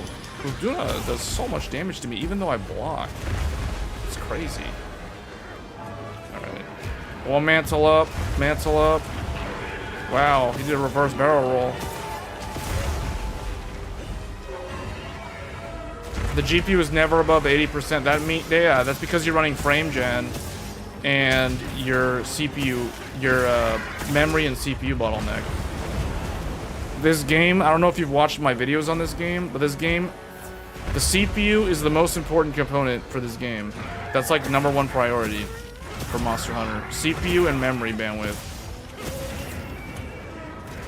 Because it is a multiplayer game, you treat it like an MMO. And MMOs are always CPU first, GPU second.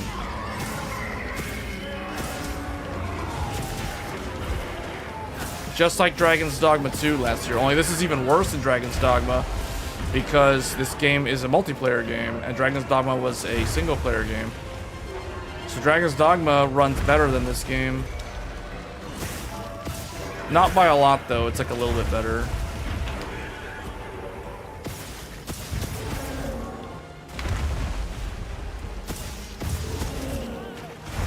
Well, I got lucky there, I almost got ran over by that thing.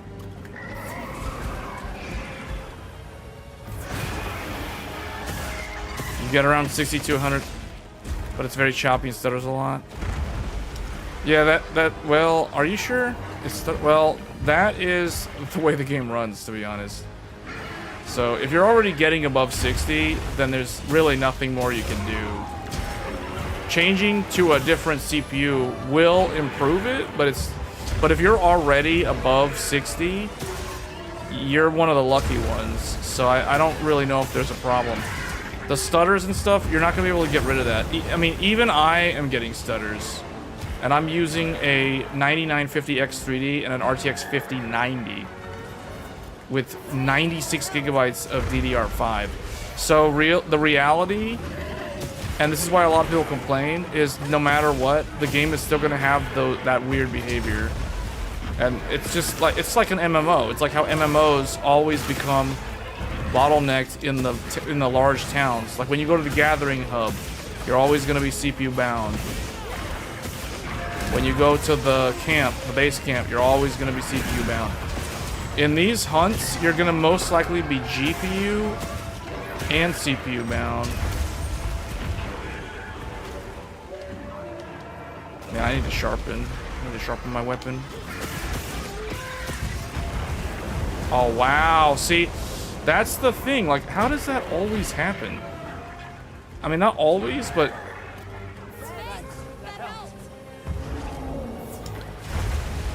He was trying to go for the kill right there. Look at that. He almost got me. He almost got me. He almost carded me right there.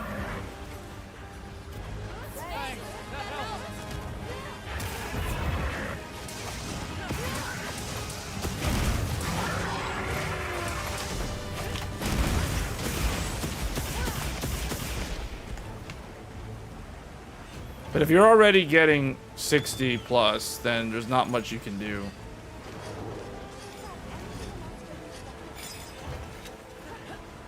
Well, World is a much older game. You have to keep it. A lot of people always seem to compare World, but they always forget that World was very hard to run on current generation hardware when that game first came out.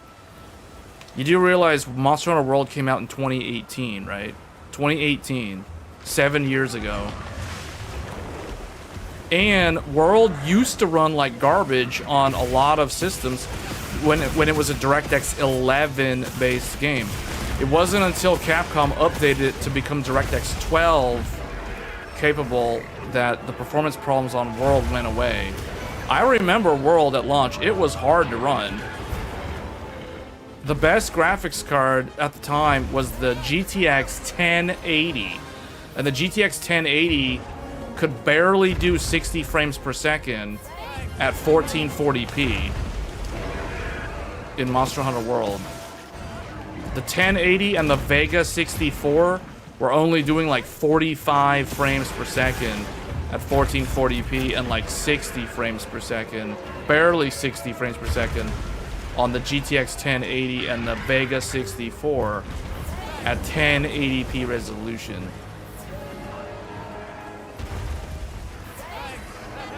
So by today's standards, World is very easy to run because it's not even new. It's an old game. A 7-year-old game using MT Framework with a DirectX 12 client is going to be significantly easier to run than this game.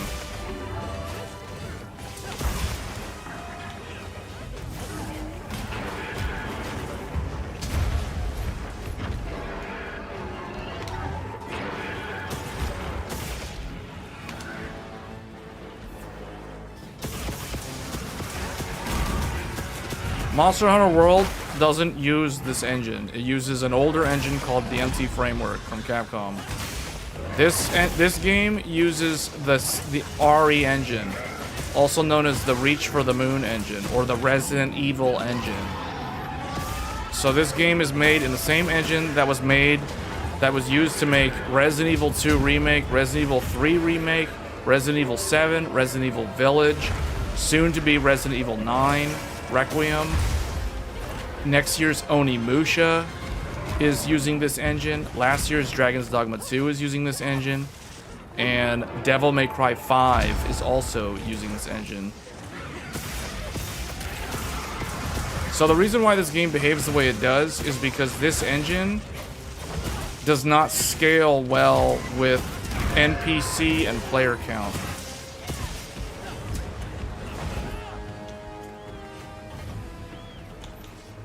It just doesn't. We saw this last year with Dragon's Dogma 2. But a single-player linear game like Resident Evil will run and look amazing on this engine because that was the primary use case that this engine was designed for. This engine was not really designed for scalability, and that's why Capcom's suffering the consequences of it with the performance problems. Oh wow, Mizutsune's here.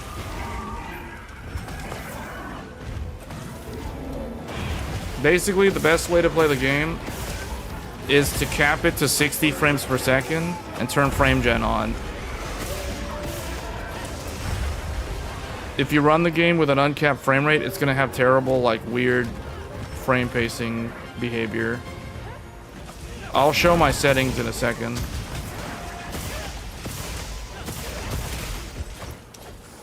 Alright. Should be close to the end here. Oh, wow. Okay. That hurt.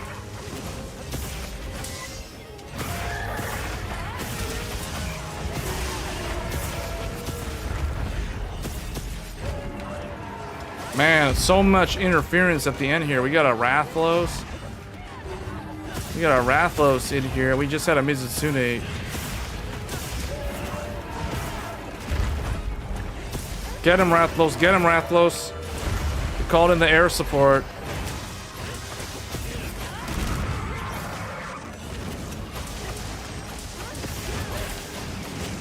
Oh, he's transforming. He's transforming. Super Saiyan. Uduna.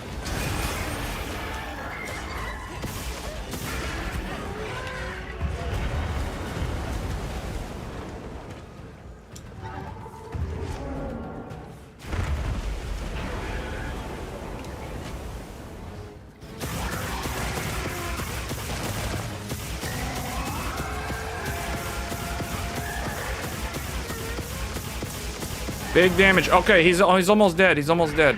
We can cap him now. We can cap him. Can we cap him? Did somebody mount him? Okay, hold on. Hold up. Hold on.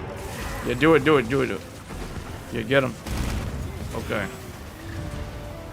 Oh, man, that was good. We had no cards. No one carded. That was good.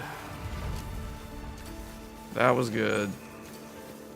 The final hunt for the Arch-Tempered Duna Gamma Armor.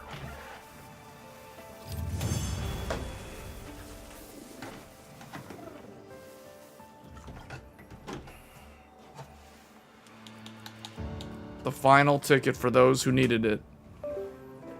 Oh, there goes the dashboard again. Man, MSI, you gotta do something about this. You can't just leave this like this. This doesn't look good. $1,300 motherboard with dynamic dashboard problem.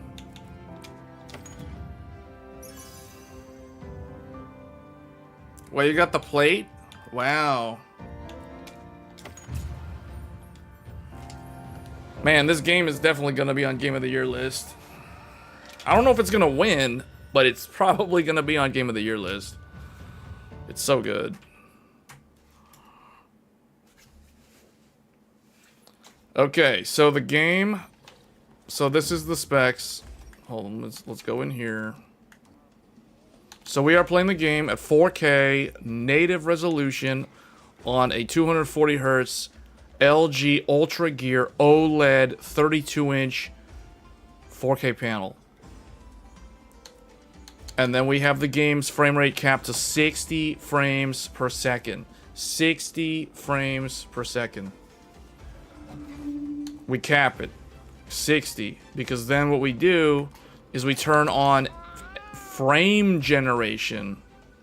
Frame gen to the rescue to double it up to 120 frames per second for that solid 120 frame lock.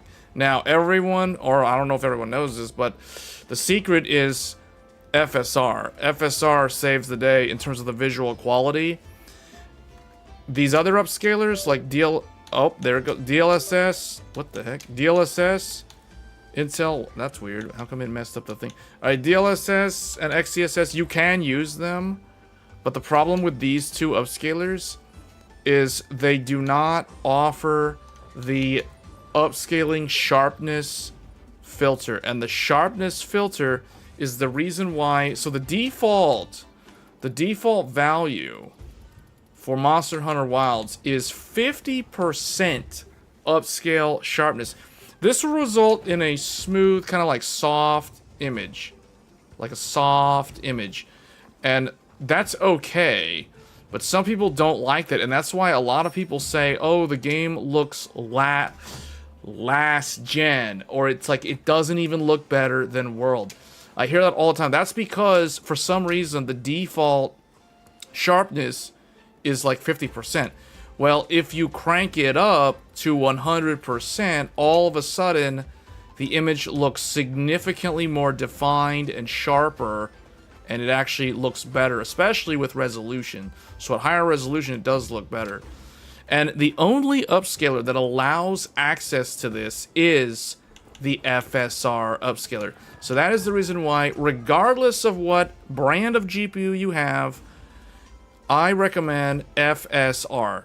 Because this is how you make the image look the way it should look. Okay? So the secret is FSR. Because, look, we are running... Check this out. We are running the game with an NVIDIA GeForce RTX 5090. We're using a 5090, but we are not going to ever use DLSS because DLSS will make this game look soft and blurry and murky and not really clear. Hence the reason why everybody complaining about the game looking last gen, the game having bad visuals. So that's the reason why we don't use that, because FSR allows access to this. And if you read the description, adjust the level of graphical detail used when upscaling. The higher the number, the greater the level of detail. This can only be adjusted if AMD FSR has been enabled. There we go. High resolution texture pack. Yes, it does work. But here's the secret.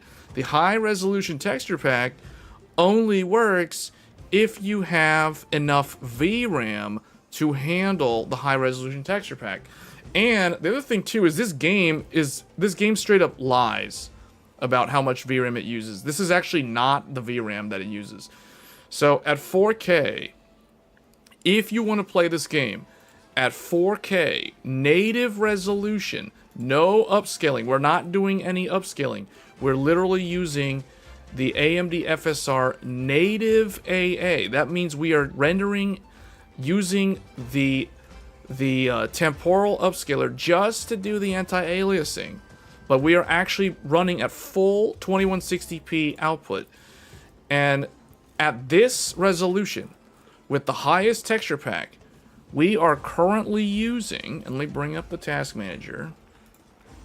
We are currently using 20.4 gigabytes of VRAM.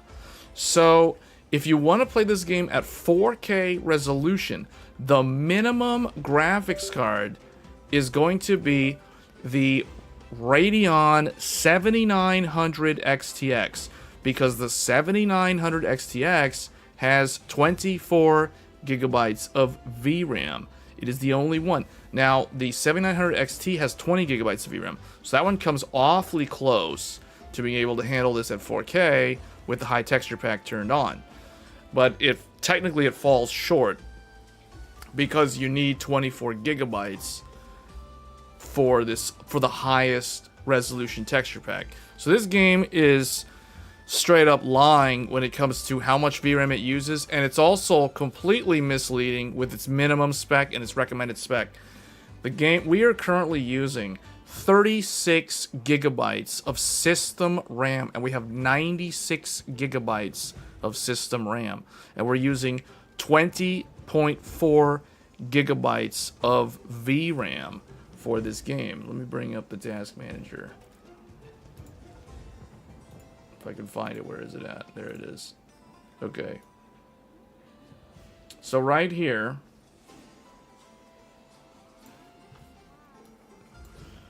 you can see 96 gigabytes of RAM, 6,400 mega transfers, 4 sticks.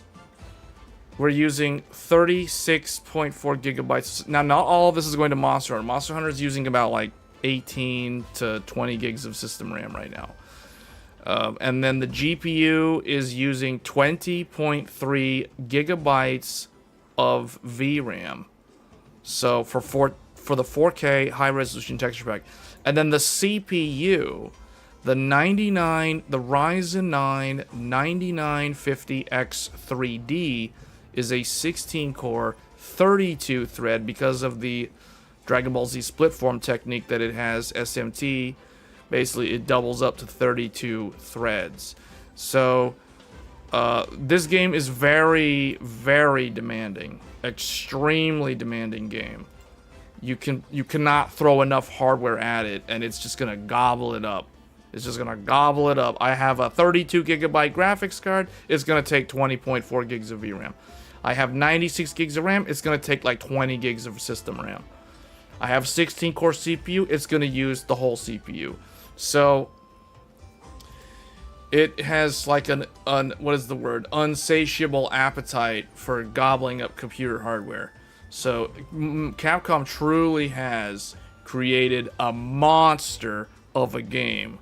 Yes, pun intended. This is a monster of a game. It'll just crush all hardware in its path. So, meaning you can, like, you were talking earlier, like, oh, I got $600, I gotta actually upgrade. Well, you could, but at the end of the day, even if you upgrade, you're still gonna be running frame gen. You're still gonna be running frame gen. Doesn't really matter. Nothing really changes. So it's, so it's like, yeah, even the 5090 is using frame gen, and it's using AMD's frame gen because it wants the best image quality, and you gotta run the upscale sharpness at 100% if you want that. So that is how I'm able to get the game looking as good as it does. Because I've had people come in here like, how come your game looks way better than mine, even though you're streaming the game and there's YouTube compression artifacts. Like YouTube compression, and it still looks so crisp, despite YouTube compressing the video.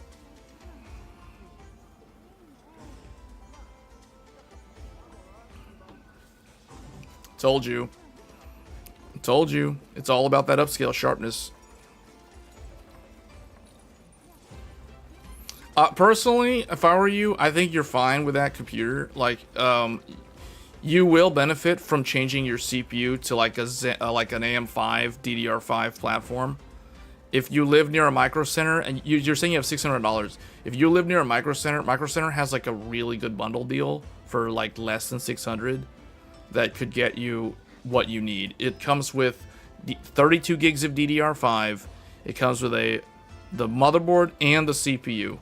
So you could literally just do a platform upgrade if you live near a Micro Center for like $400, $500, somewhere around there. In fact, I think we pulled that up previously. Man, Micro Center needs to sponsor this channel. As much as I always talk about Micro Center. Yeah, so check this out. Check this out. 600 bucks. 600 bucks. 9800 X3D with 32 gigs of DDR5 6000 and the Asus B650E Tough. Right there. So if you wanted to upgrade, you could, but I'm just telling you, even if you upgrade, you're still going to be using FrameGen at the end of the day. FrameGen is a necessary evil for this game. I'm sorry, but it is. Color adjustment in game and in Windows are important too. Personally, I like DLAA a bit more, but it is just personal preference. Yeah, you can use DLAA, but the thing is, the problem is DLSS doesn't give you access to the upscaling sharpness filter. That's the only reason why I don't recommend DLSS. I mean, generally DLSS is very good, but in this particular game, you don't have access to the sharpness filter. And the sharpness filter adds more detail. See, it's literally in the definition of the game's settings here. Adjust the level of graphical detail used when upscaling. The higher the number, the greater the level of detail. So for some reason, like all upscalers are on a fixed 50 ratio. Like this is what they all do. DLSS is on 0.5, XCSS is 0.5, FSR defaults to 0.5. But with FSR, you can manually crank it to max to get the full detail. So that's like a little trick that I figured out early on when people kept complaining about the visuals looking last gen. And then I figured out, oh, well, maybe it's this thing. Because I was playing around with the things. I mean, the ray tracing in this game doesn't really do a whole lot. It's mostly ray traced reflections on the water. So it's like, yeah, you can turn this on and it's like it'll look a little bit better, but I don't think that really makes much of a difference in this game.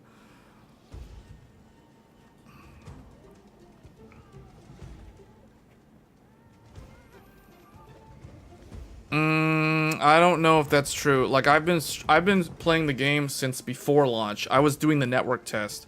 I participated in the network test in November of last year, and I participated in the network test back in February before launch. And in all scenarios, the performance of this game has never changed. It has always been the same. If you look on the channel, you will see live streams that we did of the beta test in November, the beta test in February, we did launch, we did everything. It's performed exactly the same. And the other thing too is I have tested multiple computers. You can find different live streams on this channel featuring different hardware configurations. We tested, for example, we tested Intel CPUs. We tested non-X3D AMD CPUs. We tested older CPUs. We tested different graphics cards. You know, like a really good one for this one, for people who are on a strict budget, would be the 5070 Ti would be pretty good. The 9070 XT is even a better value because it's even less money and it gets FSR 4, which is a really good upscaler. Because the nice thing about that is if you have a 9070 XT, you can turn on FSR 4 in this game plus the upscale sharpness filter. So you get the best of both worlds. You get upscaling that is equal to DLSS in this game, and you get the added benefit of the upscale sharpness filter. So that is something you don't get with DLSS. So if you're someone who's really, really into Monster Hunter and you're playing the game at like 1440p resolution, the 9070 XT is very good. The only thing I don't like about the 9070 XT is I really wish the 9070 XT had like 20 gigabytes or 24 gigabytes of VRAM. It has only 16, which is fine for 1440p, but for 4K it's not enough. But the reality is like I'm nitpicking there because the 9070 XT is not a 4K graphics card, and I recognize that.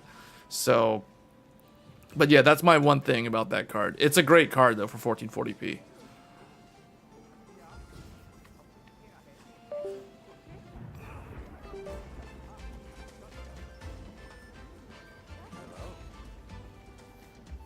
But yeah, most of the time, you don't have access to this. So this is one of those weird instances where, because of this being a setting that you can change, that makes a huge difference.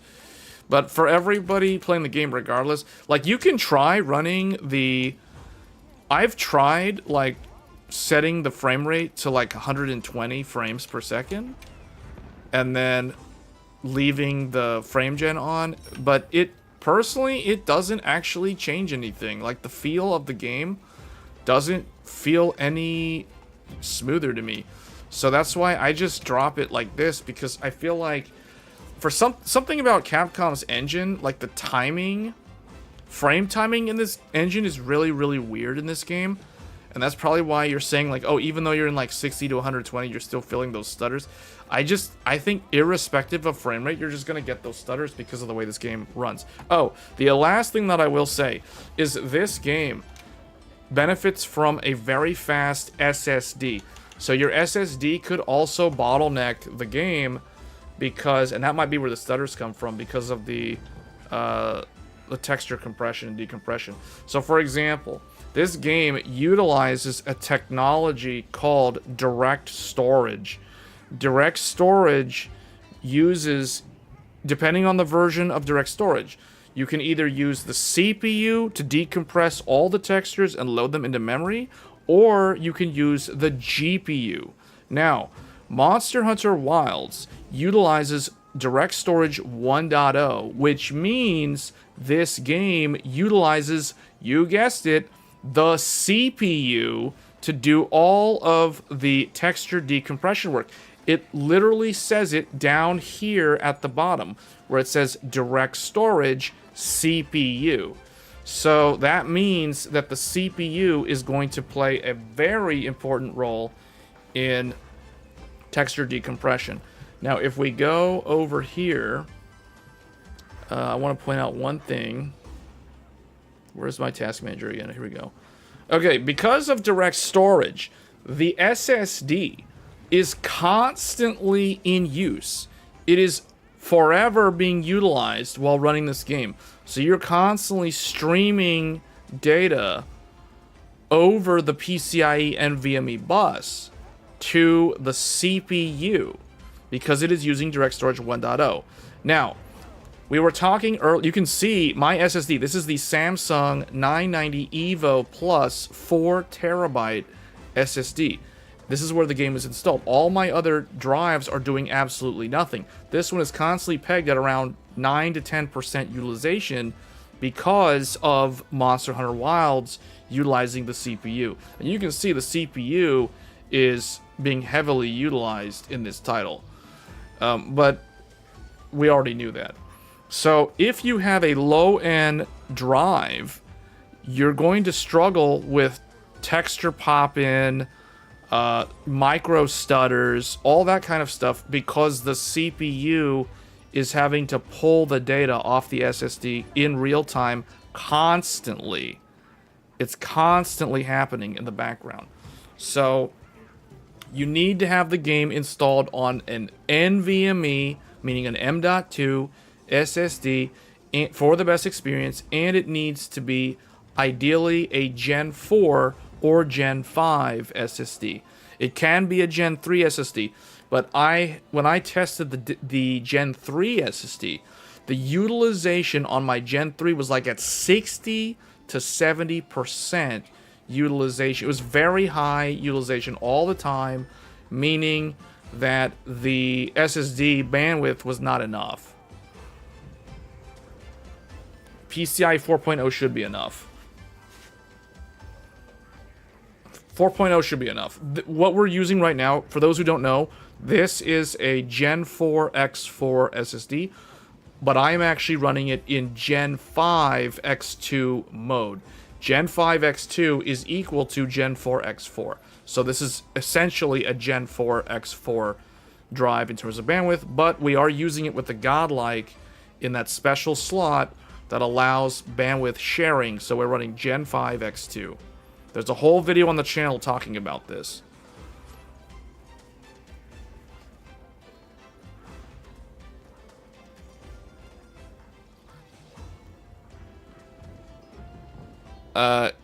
You're on AM4, so it depends on what your motherboard is. I need to know your motherboard to be able to answer that question. Without knowing what your motherboard is, I can't answer that question. You're either on Gen 3 or Gen 4. You're definitely not going to be on Gen 5. Gen 5 is exclusive to AM5. You ended up swapping one of the 990 Pros out for the same drive. Second drive is the... Yeah. Yeah. B550...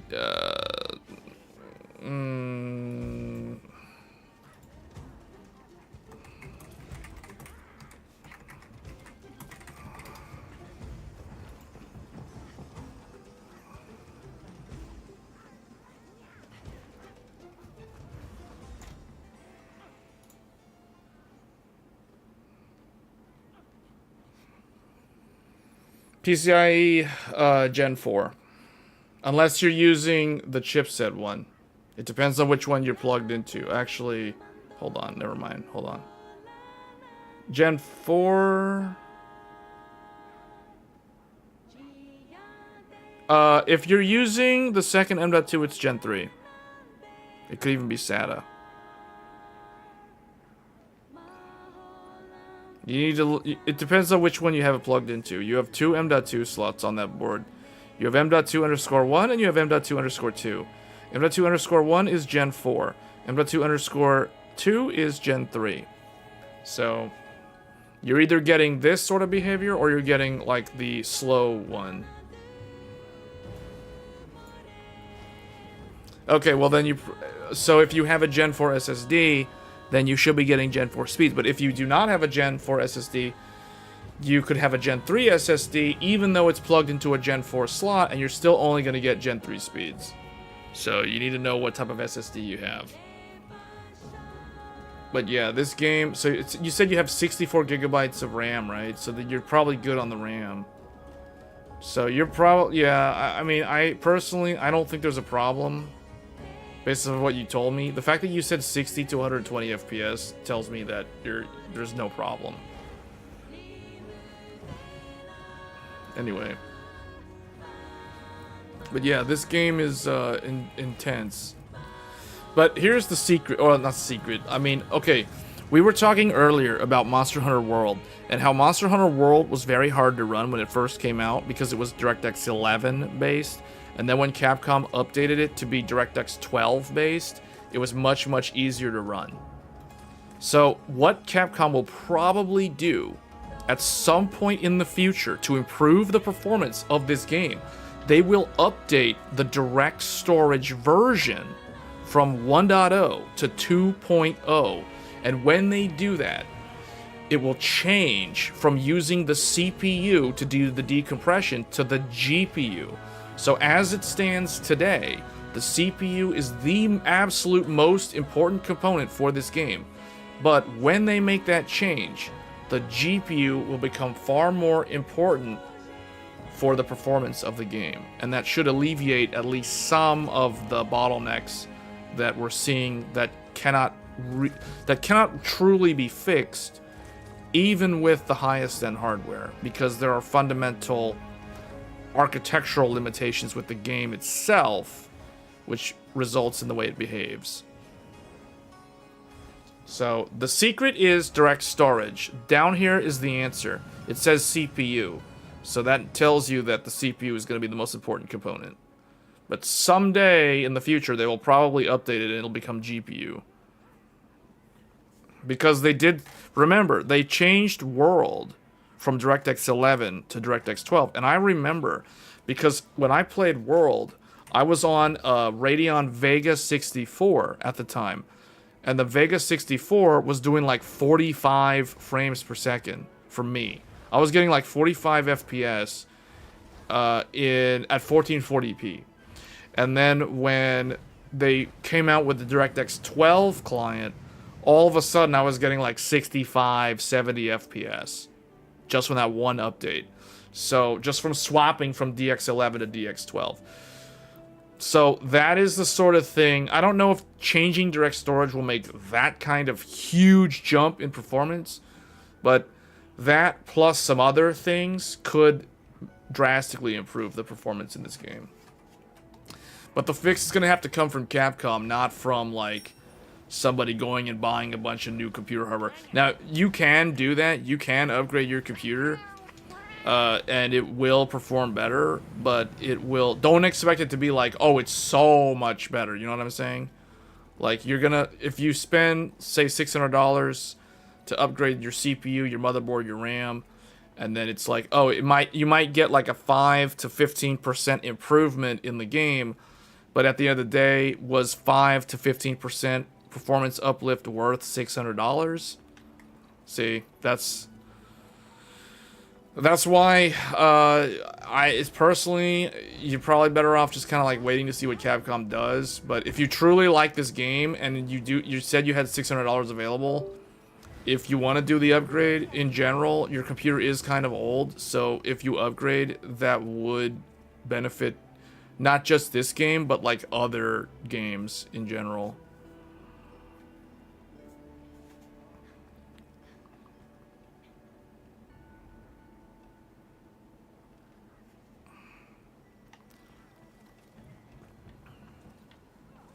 Alright guys, well that's probably going to be it. I need to do one thing, and we're going to probably exit the game. Hold on, I need to save.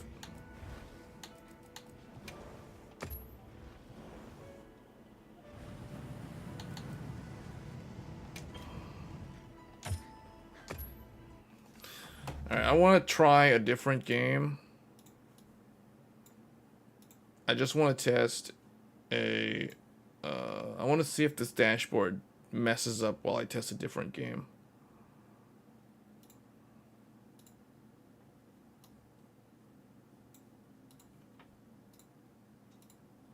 I'm not going to play very much of this. We're just going to test and see what happens. I can tell by the name that you're really into the Monster Hunter series. Not everyone goes by the name Gold Rathian, if you know what I'm saying. If Gold Rathian doesn't indicate a Monster Hunter fan, I don't know what does.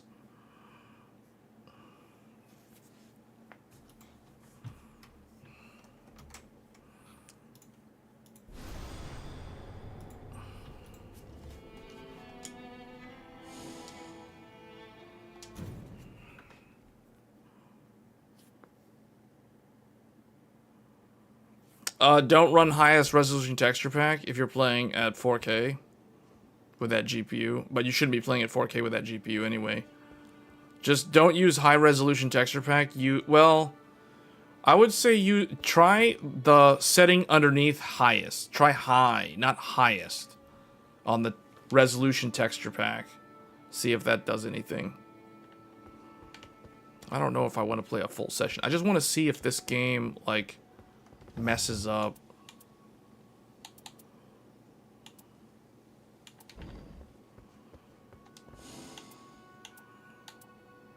Oh wow, there's some really lame hunts in this one, huh? This one inflicts poison.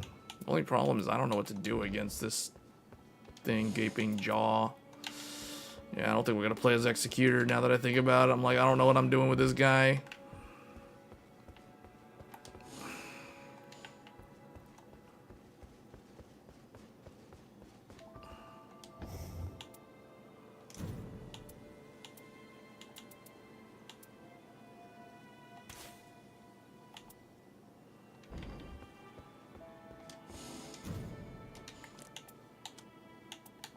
I'll just play solo, so I can just leave if I want. You just leave it. Just leave it. Just don't set it to highest. All right, I want to see if the dynamic dashboard resets on me while playing this game instead of Monster Hunter. I'm just gonna go in solo. We're just gonna solo everything in this game. It doesn't really matter. We played so much co-op in Monster Hunter just now. Might as well just play this game in solo play. Alright, here we go. I don't know why I'm going in as this guy, but it's just because I unlocked his darkness outfit recently. So I figured we're just gonna play as this. Oh, already I'm pressing the wrong buttons. I'm treating the game like I'm playing Wu Chang and Monster Hunter, and that's already like I'm already playing wrong.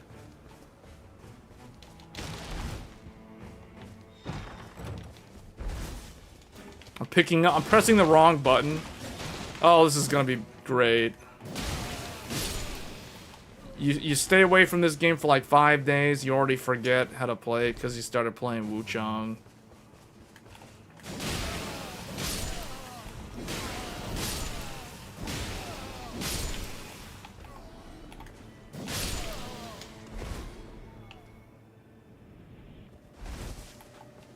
There should be a...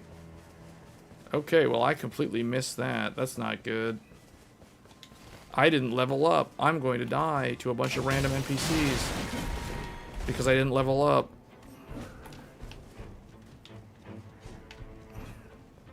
Where is the thing?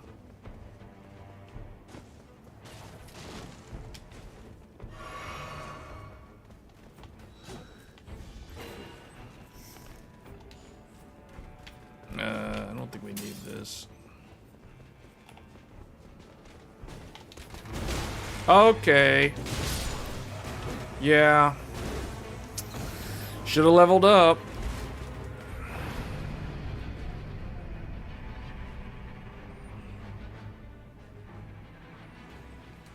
Not leveling up causes you to die in one hit.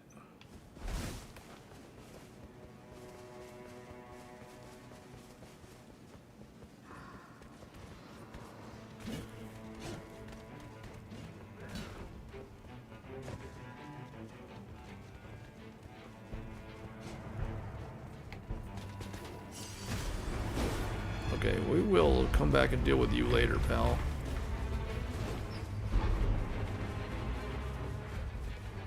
Okay, not them either. I need to find a thing to level up, otherwise I am a goner in this game. Man, I screwed up so bad. You know what? Just get out of this. So bad. That was so bad.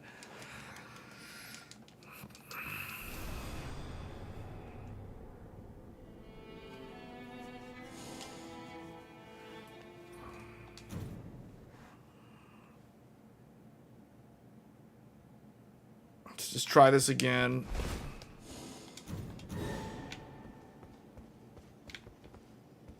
It's like, I don't need allies. We'll just do this by myself.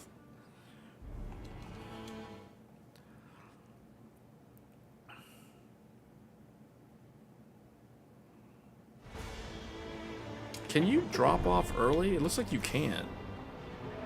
Oh, I like where it put me earlier. I don't like where it's gonna put me. This is not a good starting area.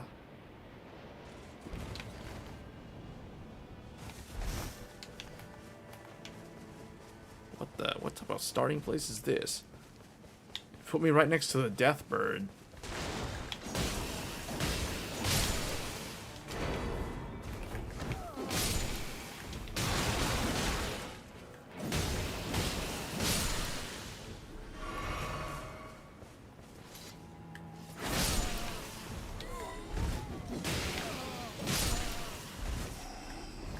Some Ghost of Tsushima style stuff going on here.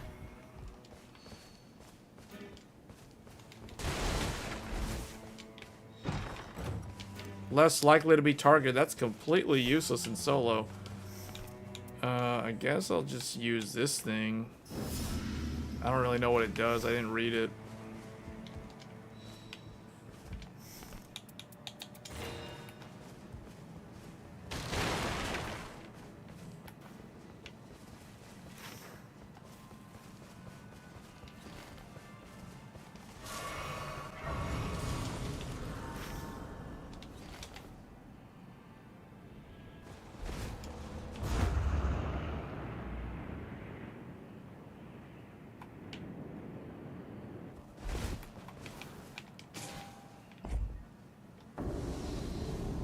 Oh, really? Why? Goodbye. I'm not fighting that thing. Not at level 2.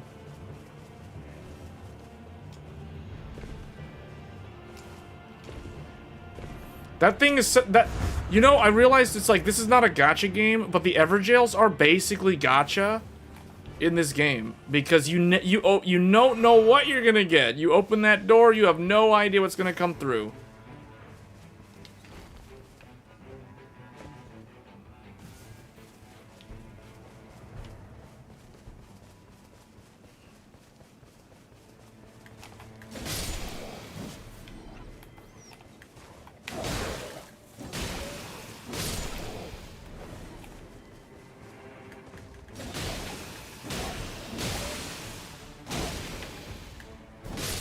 Took a long time to kill that guy. Continuous HP recovery.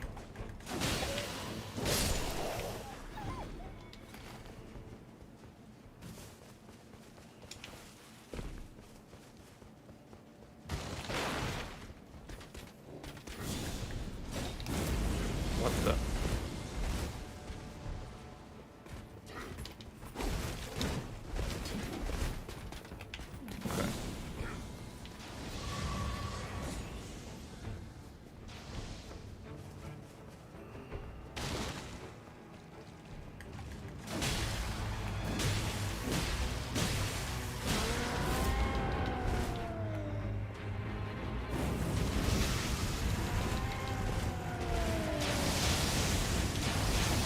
Oh wow, madness. You know what? Next week they're gonna change all the Everdark Sovereigns.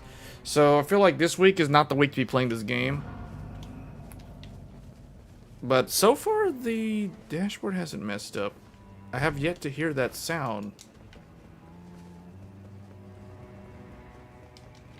Where are my souls? Does they have them? Who has them? Why are they over here? Did somebody pick them up? Oh, they're right here.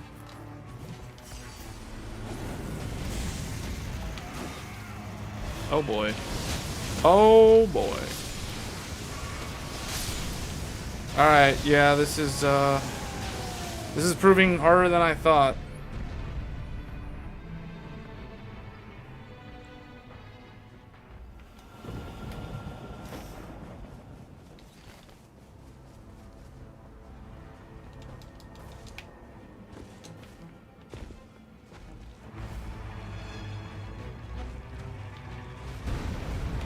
Guys got them?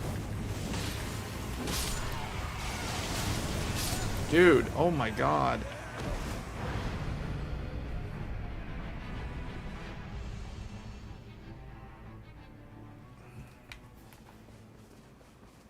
If I make it to day 2, it's gonna be a miracle. I don't know how to play as this character. We haven't killed like any bosses at all.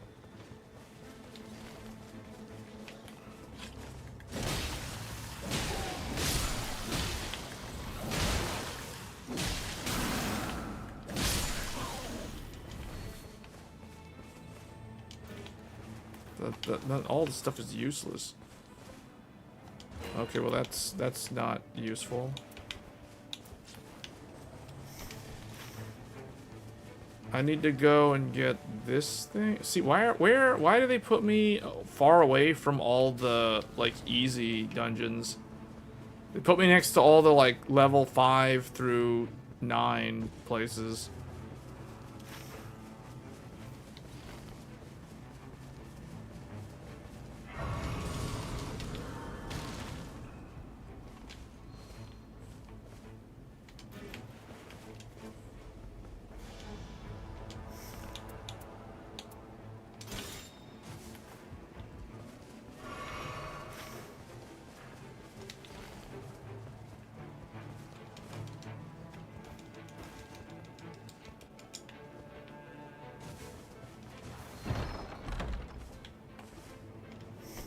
That's good. Successive attacks negate damage. That's also quite good.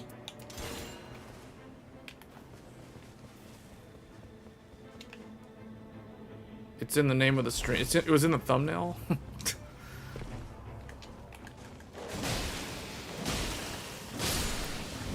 Oh, what the?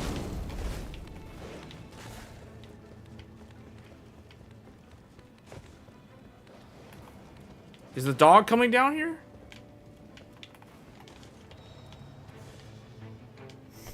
I don't really do charge attacks.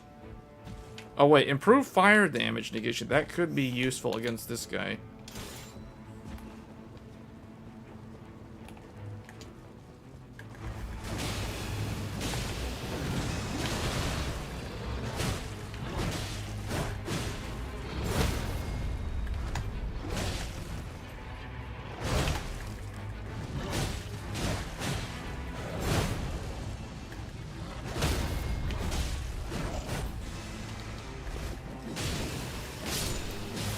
Alright, well I got this one.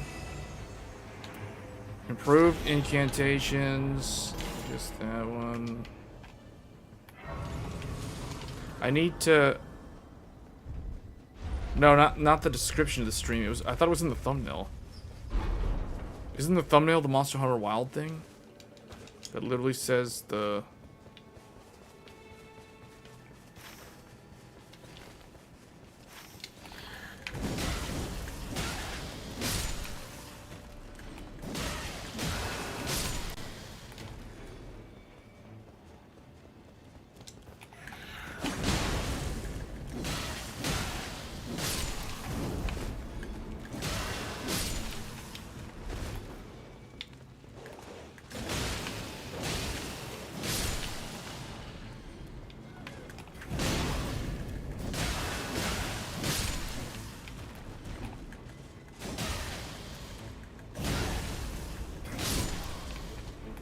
Oh.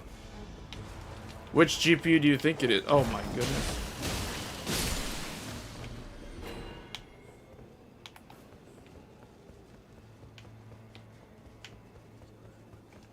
I don't know where to go. I'm so lost.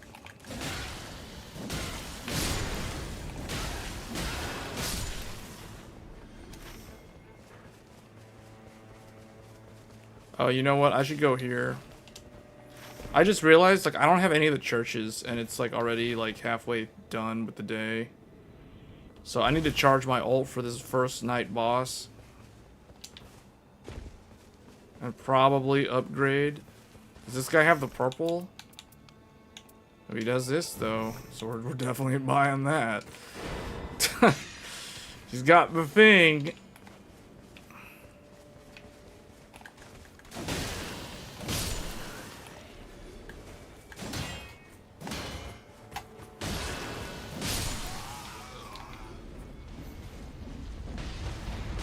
Alright, here we go.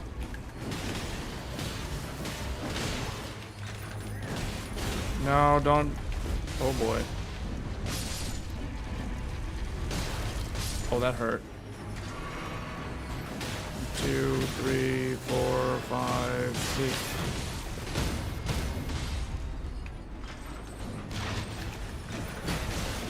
3, 4, 5, 6, 7.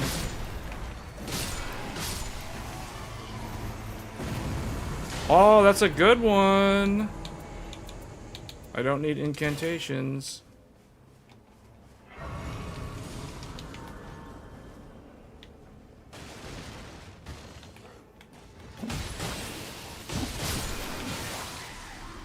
Is that...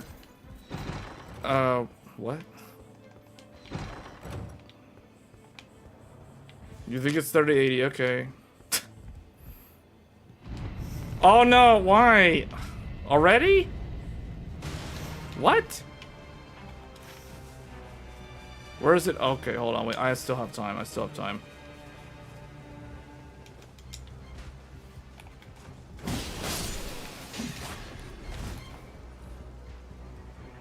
I know you watched these streams before. That was that supposed to be like a bad joke or something? 3080, really? Was that for real? Was that a real guess? Or was that like a joke guess?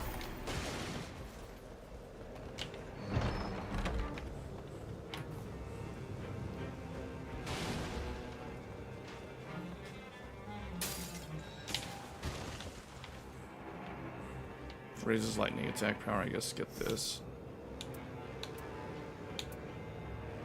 I don't know. Oh wait, that's successive guarding. That's successive guarding.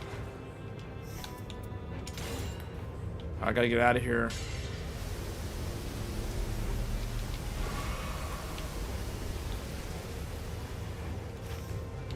I gotta move.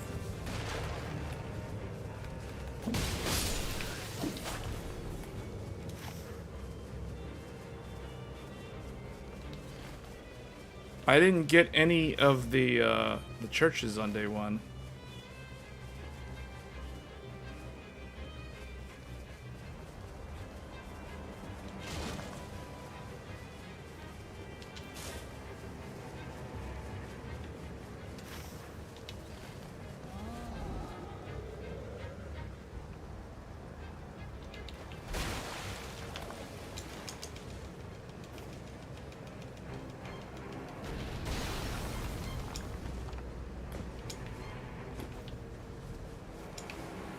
I'm gonna need to, since I haven't gotten a better weapon so far, I'm gonna have to go into that cave that's near here.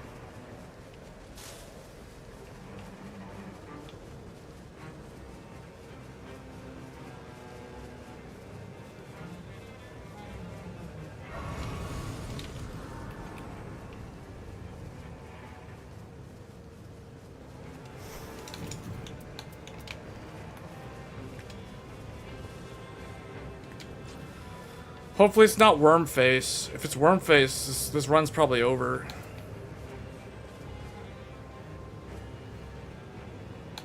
What does this do? Temporarily boost max stamina.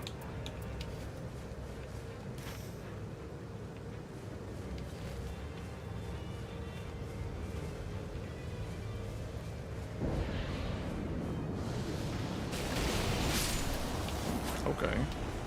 That's, oh, it's Demi-Human Queen and the other one, the Sword Master. Okay, this one shouldn't be too bad.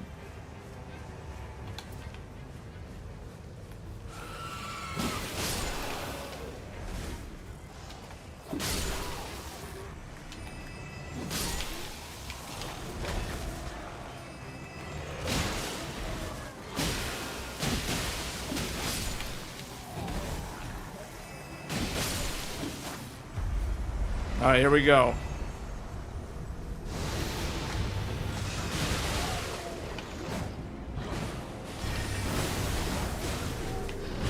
Get rid of this little guy quick.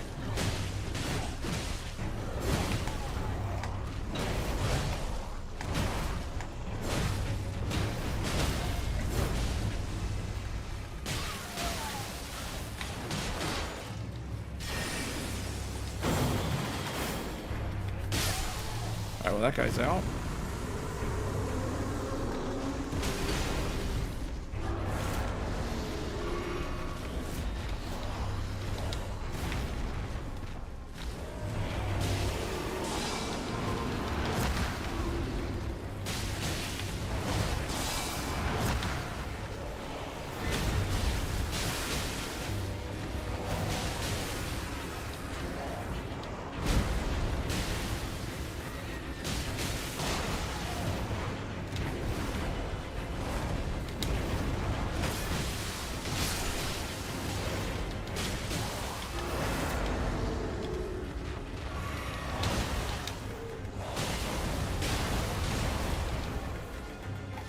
All right.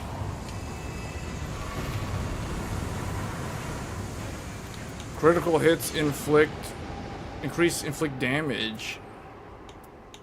Yeah, we'll go with that. Okay, level 7. I need to go and get one of these. We're gonna go south for this part. I'm gonna try to hit as many of these as possible, since I failed to do so on day 1. Oh my goodness! Oh, the rain. The rain had lowered my HP so low. I was like, how did I die to that guy in like 1 hit? It's because I ran in there with the rain. Bruh.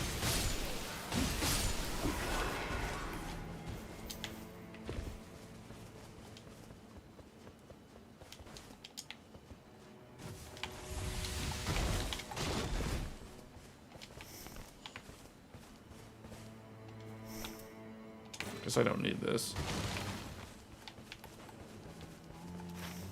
Alright, now I'm going to go and get the heck? We're gonna go get the thing in the cave. I need to start killing some of those Everjails.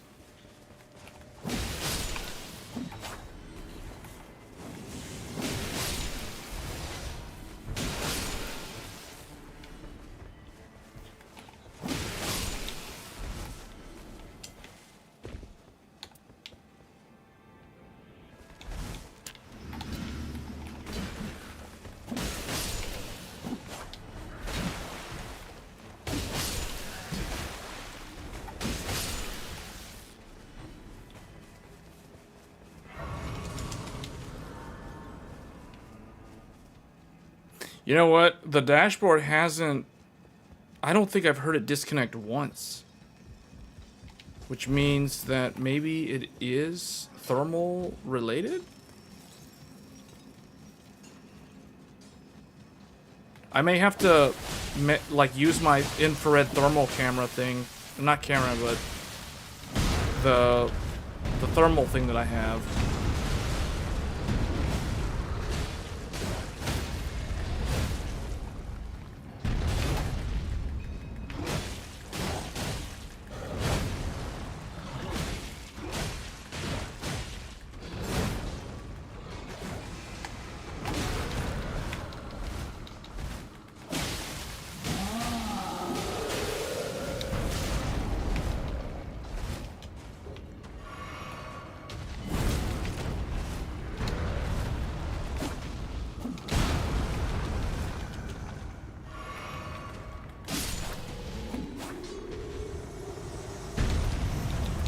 This.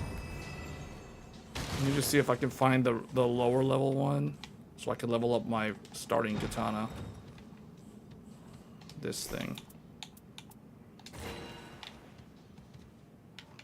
Okay.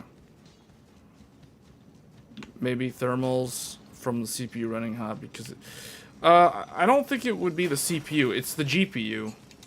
It would be the GPU blowing all the hot air upward toward the rest of the motherboard.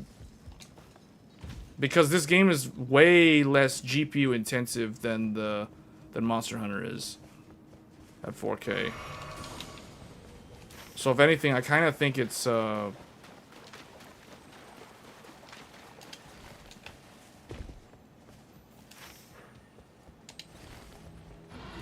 Can I get this guy? I don't know if I can kill this guy. It might be too low. Oh my god. Oh my goodness. I'll just have to go solo or one sword. Just... You know what? I should probably try to play like the way he's supposed to be played. He's try. Oh, there it went.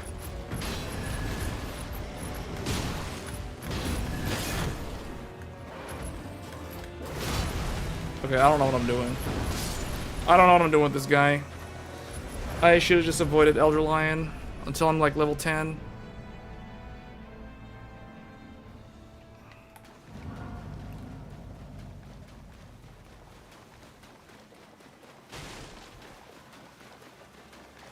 Alright, where was I going? I want to get the church. I don't really care about that guy. That guy is a day 1 guy though, so I should have been able to kill him.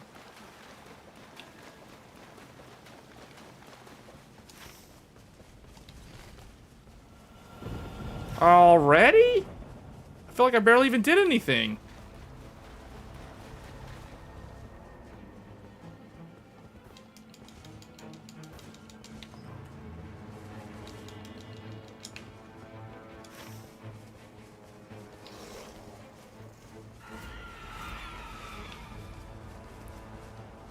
What is the plugin sound from? That's from Windows, and that's because that's the whole thing I've been talking about the whole stream. It's the dynamic dashboard. The MSI Godlight keeps messing up.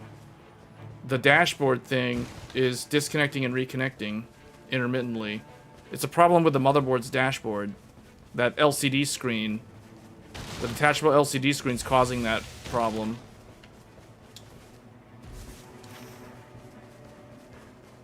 I may be able to do... I think I have enough time to do this.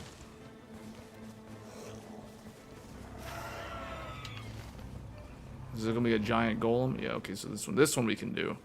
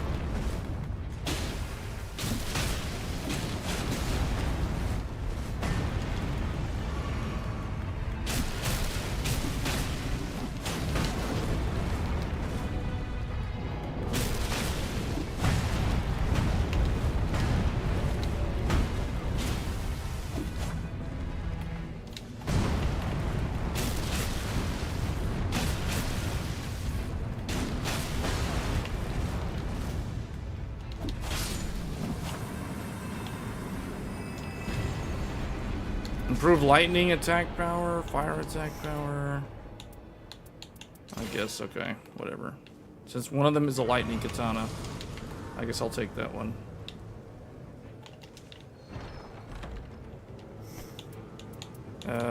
Well, I don't really have time to do that right now. This is gonna be weird. Man, it's closing up on where I gotta go to the middle so early.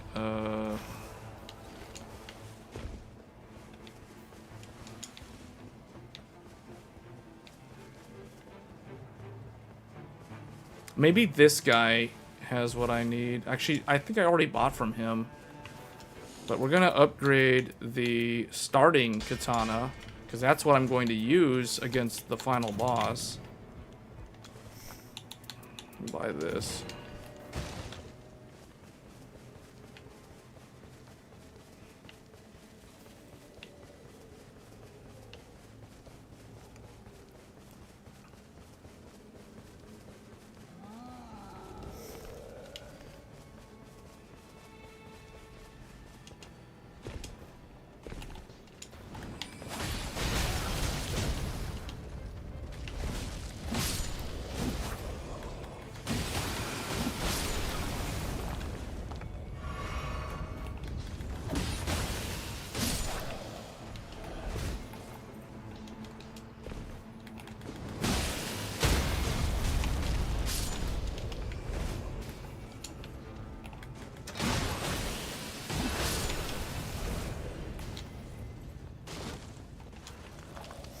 Are they supposed to have that kind of range?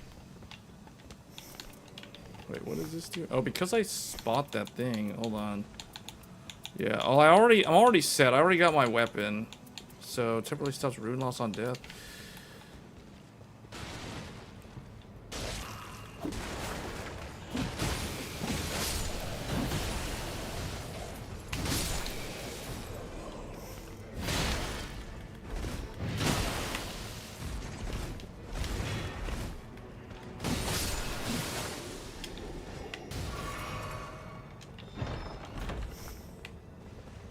Still attack power.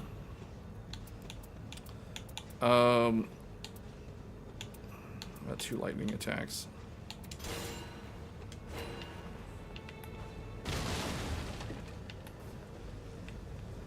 This guy's literally standing in the thing.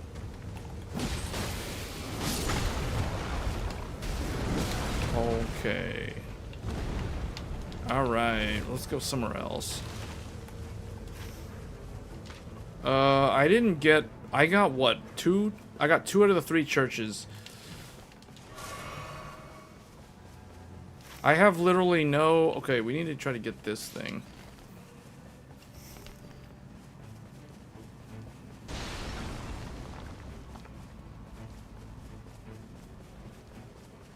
Yeah, every time you hear it, you look on the bottom left of the screen and you'll see that the display there, it just happened. It literally just happened.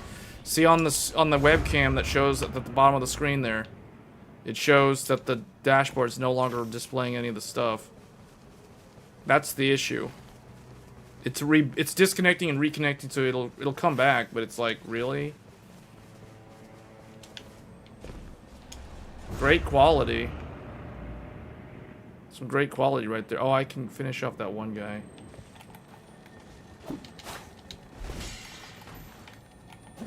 Really?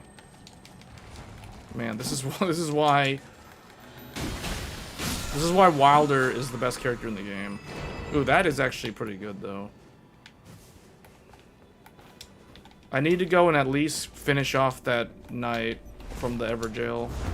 So I at least get the attack up from him.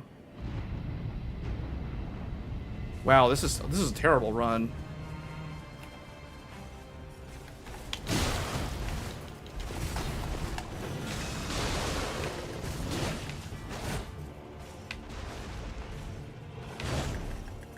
This guy's ult is strong, but it's so finicky in how to use.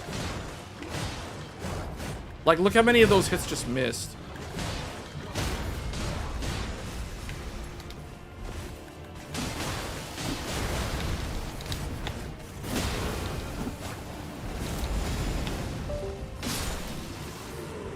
Okay.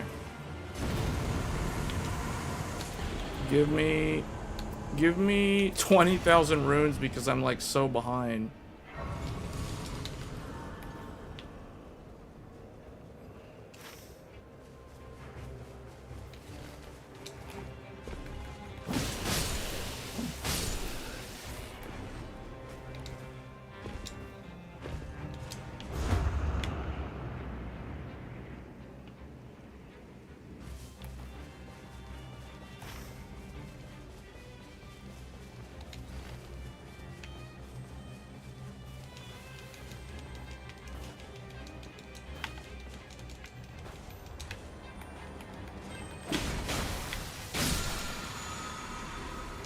Ooh, that helps a lot.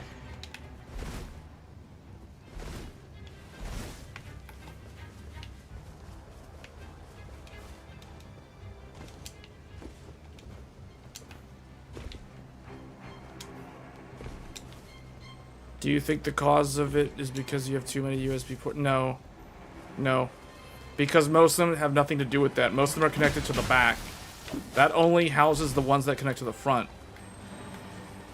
And funnily enough, the only one that is connected to the front is the webcam that's looking at it. And actually, technically it's the USB. That's the USB 3 port that's using. So, no. There's nothing to do with that.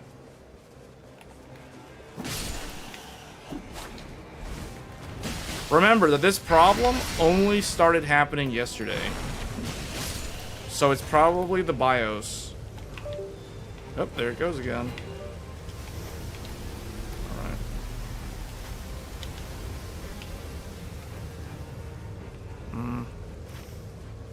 Oh, this is a pretty terrible run. I got level... I'll be at level 11. I'll probably be at level 11. Maybe only level 10 for the boss. Oh, it's Margit. Yeah, this is probably going to be a failed run. I've never fought him as this guy.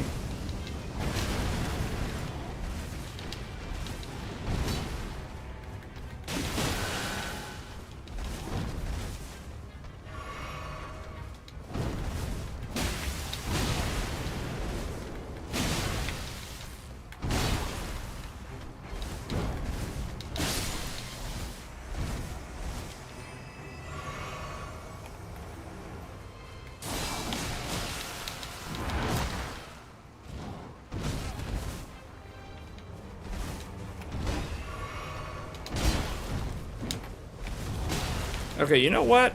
We're just gonna go single katana. Because dual katana leaves me open a lot.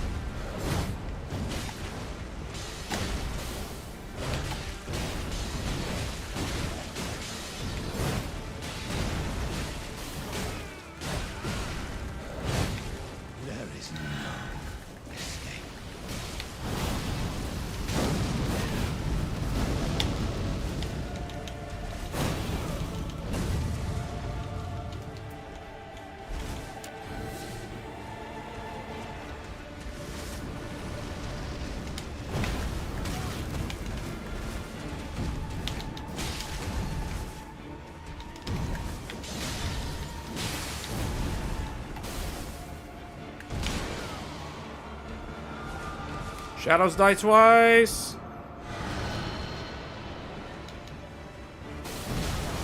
Oh my god.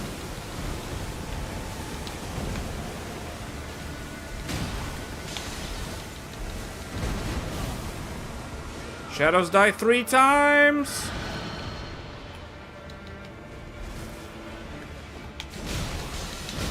Oh my.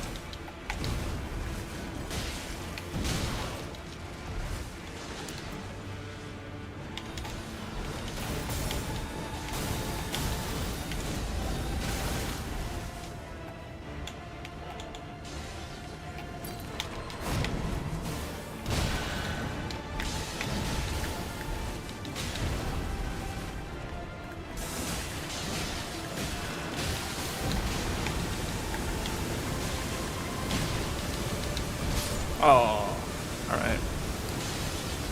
Well, I need more practice with Executor because I don't know how to play as him at all.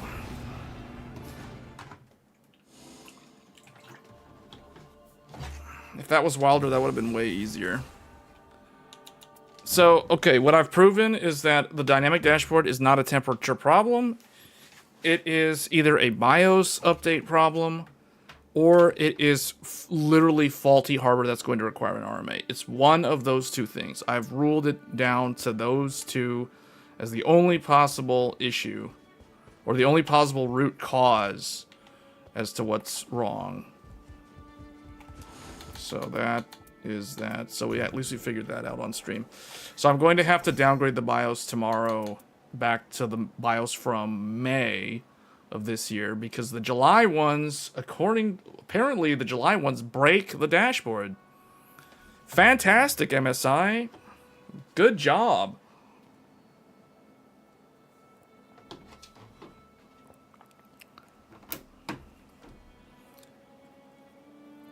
Of course you still installed the chipset driver. The chipset driver has nothing to do with the CPPC. CPPC is a BIOS firmware function. Chipset driver is a Windows operating system's function. Keep in mind that the BIOS setting will override. No, it's probably some issue with the polling rate.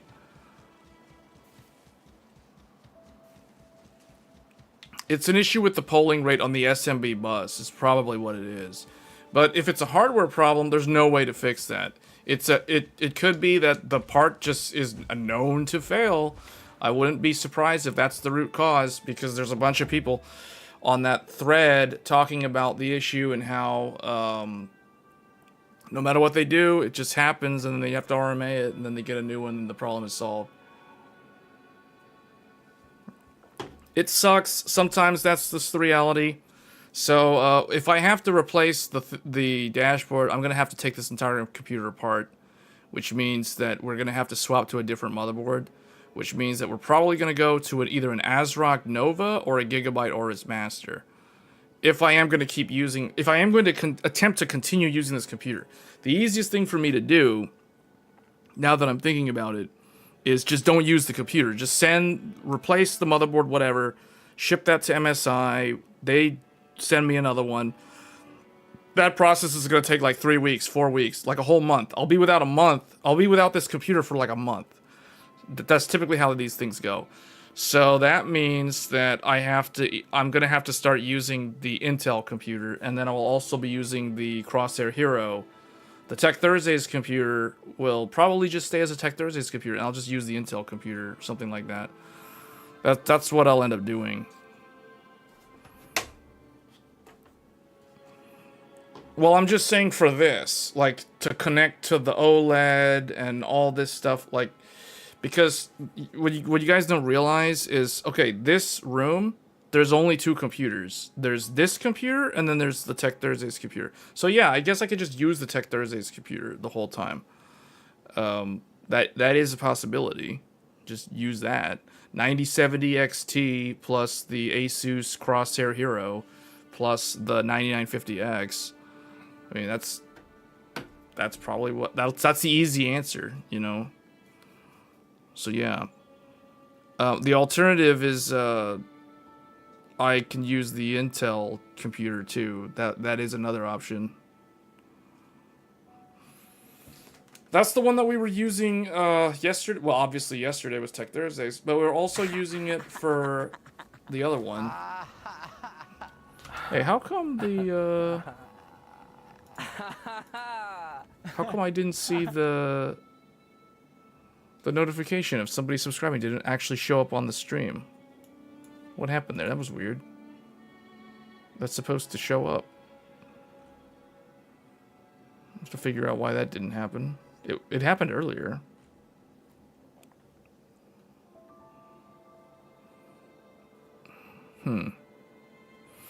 Well, that's that. That's terrible. That just kind of ruins everything. All right, well, the Godlike is probably going to go out of commission for a while until I can figure out what to do with it. Tomorrow I'm going to downgrade the BIOS and I'll retest off stream either this or whatever. I don't know. I don't really need to play Monster Hunter right now. Yeah. If it's broken still on the older BIOS from May, then I'm just going to stop using the computer and just swap to a different one. So, who knows? Maybe I can pull in the Intel or I can pull in the ASRock Nova with the 9800X3D. I don't like using that one for this though, because that one is in a test bed setup. I don't want to pull that. So, the easiest thing to do is pull the Intel Core Ultra computer and use that in the meantime. So, that means it's going to be Asus to the rescue. We're going Asus Crosshair for Tech Thursdays and Asus Maximus for this stuff. Or maybe I'll flip them around. I don't know. We'll see. If I end up putting the Crosshair in this computer case, though, I don't feel like ever using the Godlike ever again. I mean, just being full transparency. Like, if I move the Crosshair into this computer case, because this is like my best computer case, then I don't think I'll ever go back to the Godlike. I think it's just going to stay Asus forever. So, but I don't know. We'll try it downgrading the BIOS and see if that fixes it. Hopefully that fixes it, because the issue only manifested recently since updating the BIOS. But I could have sworn I was on A41, which is the one I'm on right now, for a while. For like 2 weeks. And I only started seeing this problem yesterday, which kind of indicates that it is a hardware problem that can only be resolved via an RMA.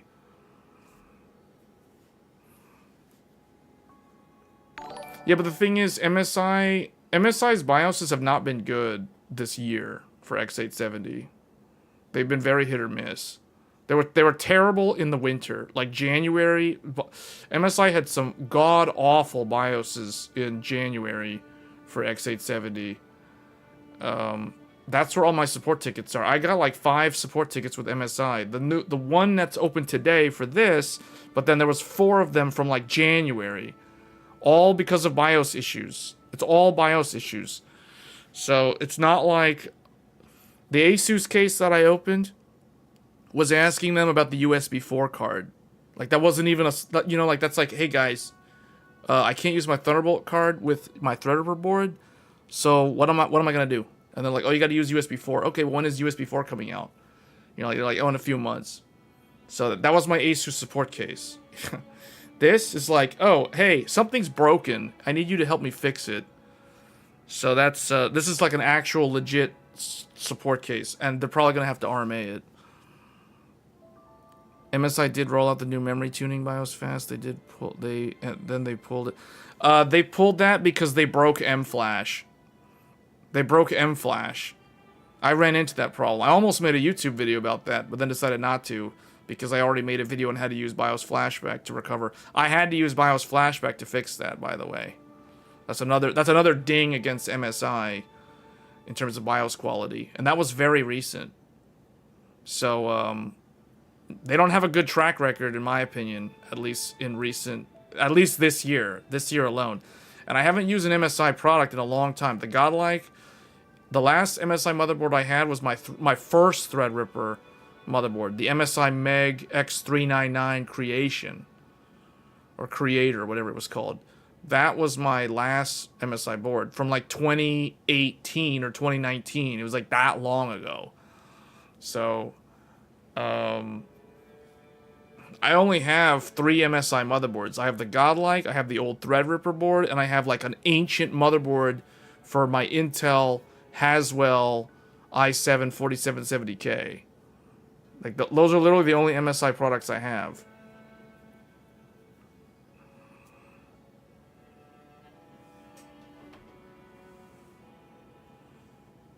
Yeah, they pulled that BIOS very fast. It was only up for like less than 24 hours.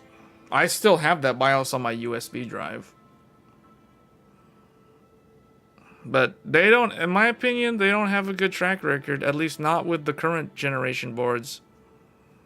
They have good hardware, but they, like, if it's going to be like this, I mean, what, you know, I'm not going to bother next time. But see, these are the sort of things, guys, like, this is a very good example of how people switch brands. This sort of stuff, these negative experiences are what causes people to switch brands. And I'm not the type of person that's like, oh, I will never buy an MSI motherboard ever again. I'm not that type of person. But if it comes to, like, next generation, there's a good chance I'm probably not going to get an MSI board. If this issue gets resolved pretty quickly, straightforward, you know, let's move on, then no problem. But we'll see what happens with this.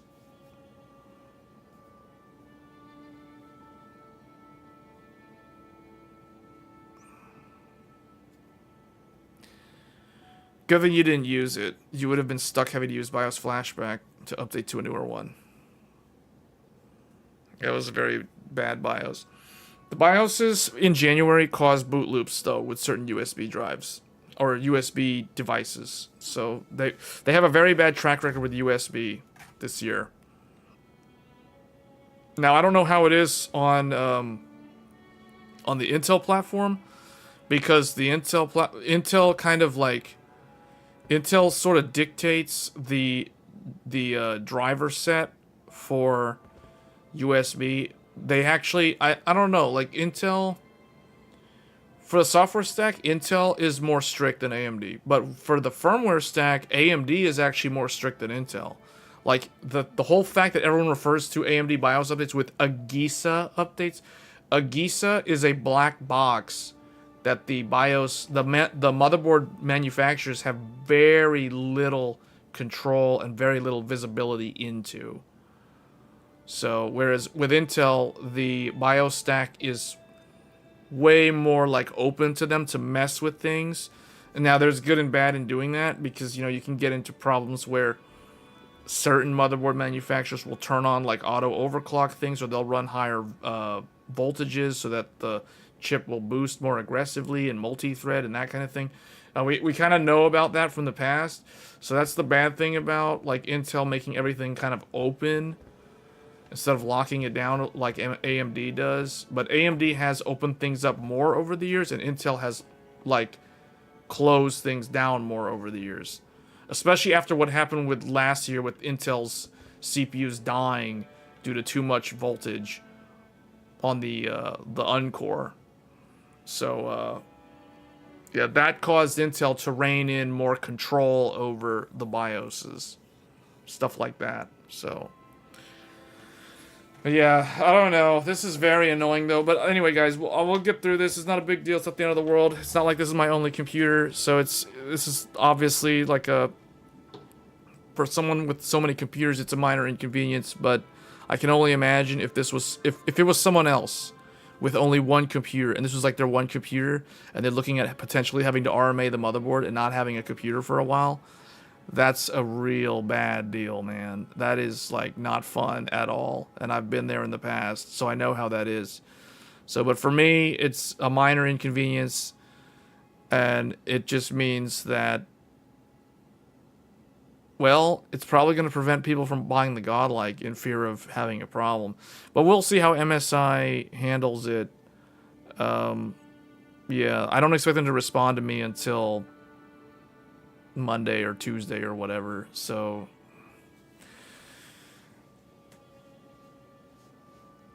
okay.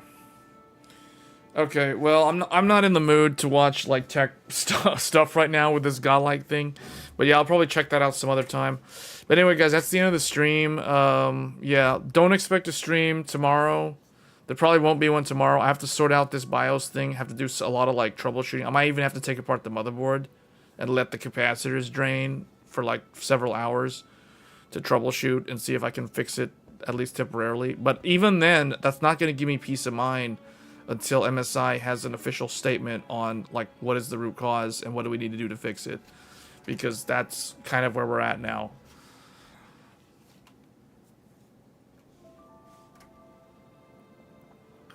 But as always, thanks for tuning in, and I will catch you guys probably on Tech Thursdays. I don't anticipate doing live streams throughout this coming week, unless there's like, I don't know. We'll see. I got to figure out this MSI thing, and then we'll move on from there. Until then, take care, and I will see you guys next week. Thanks.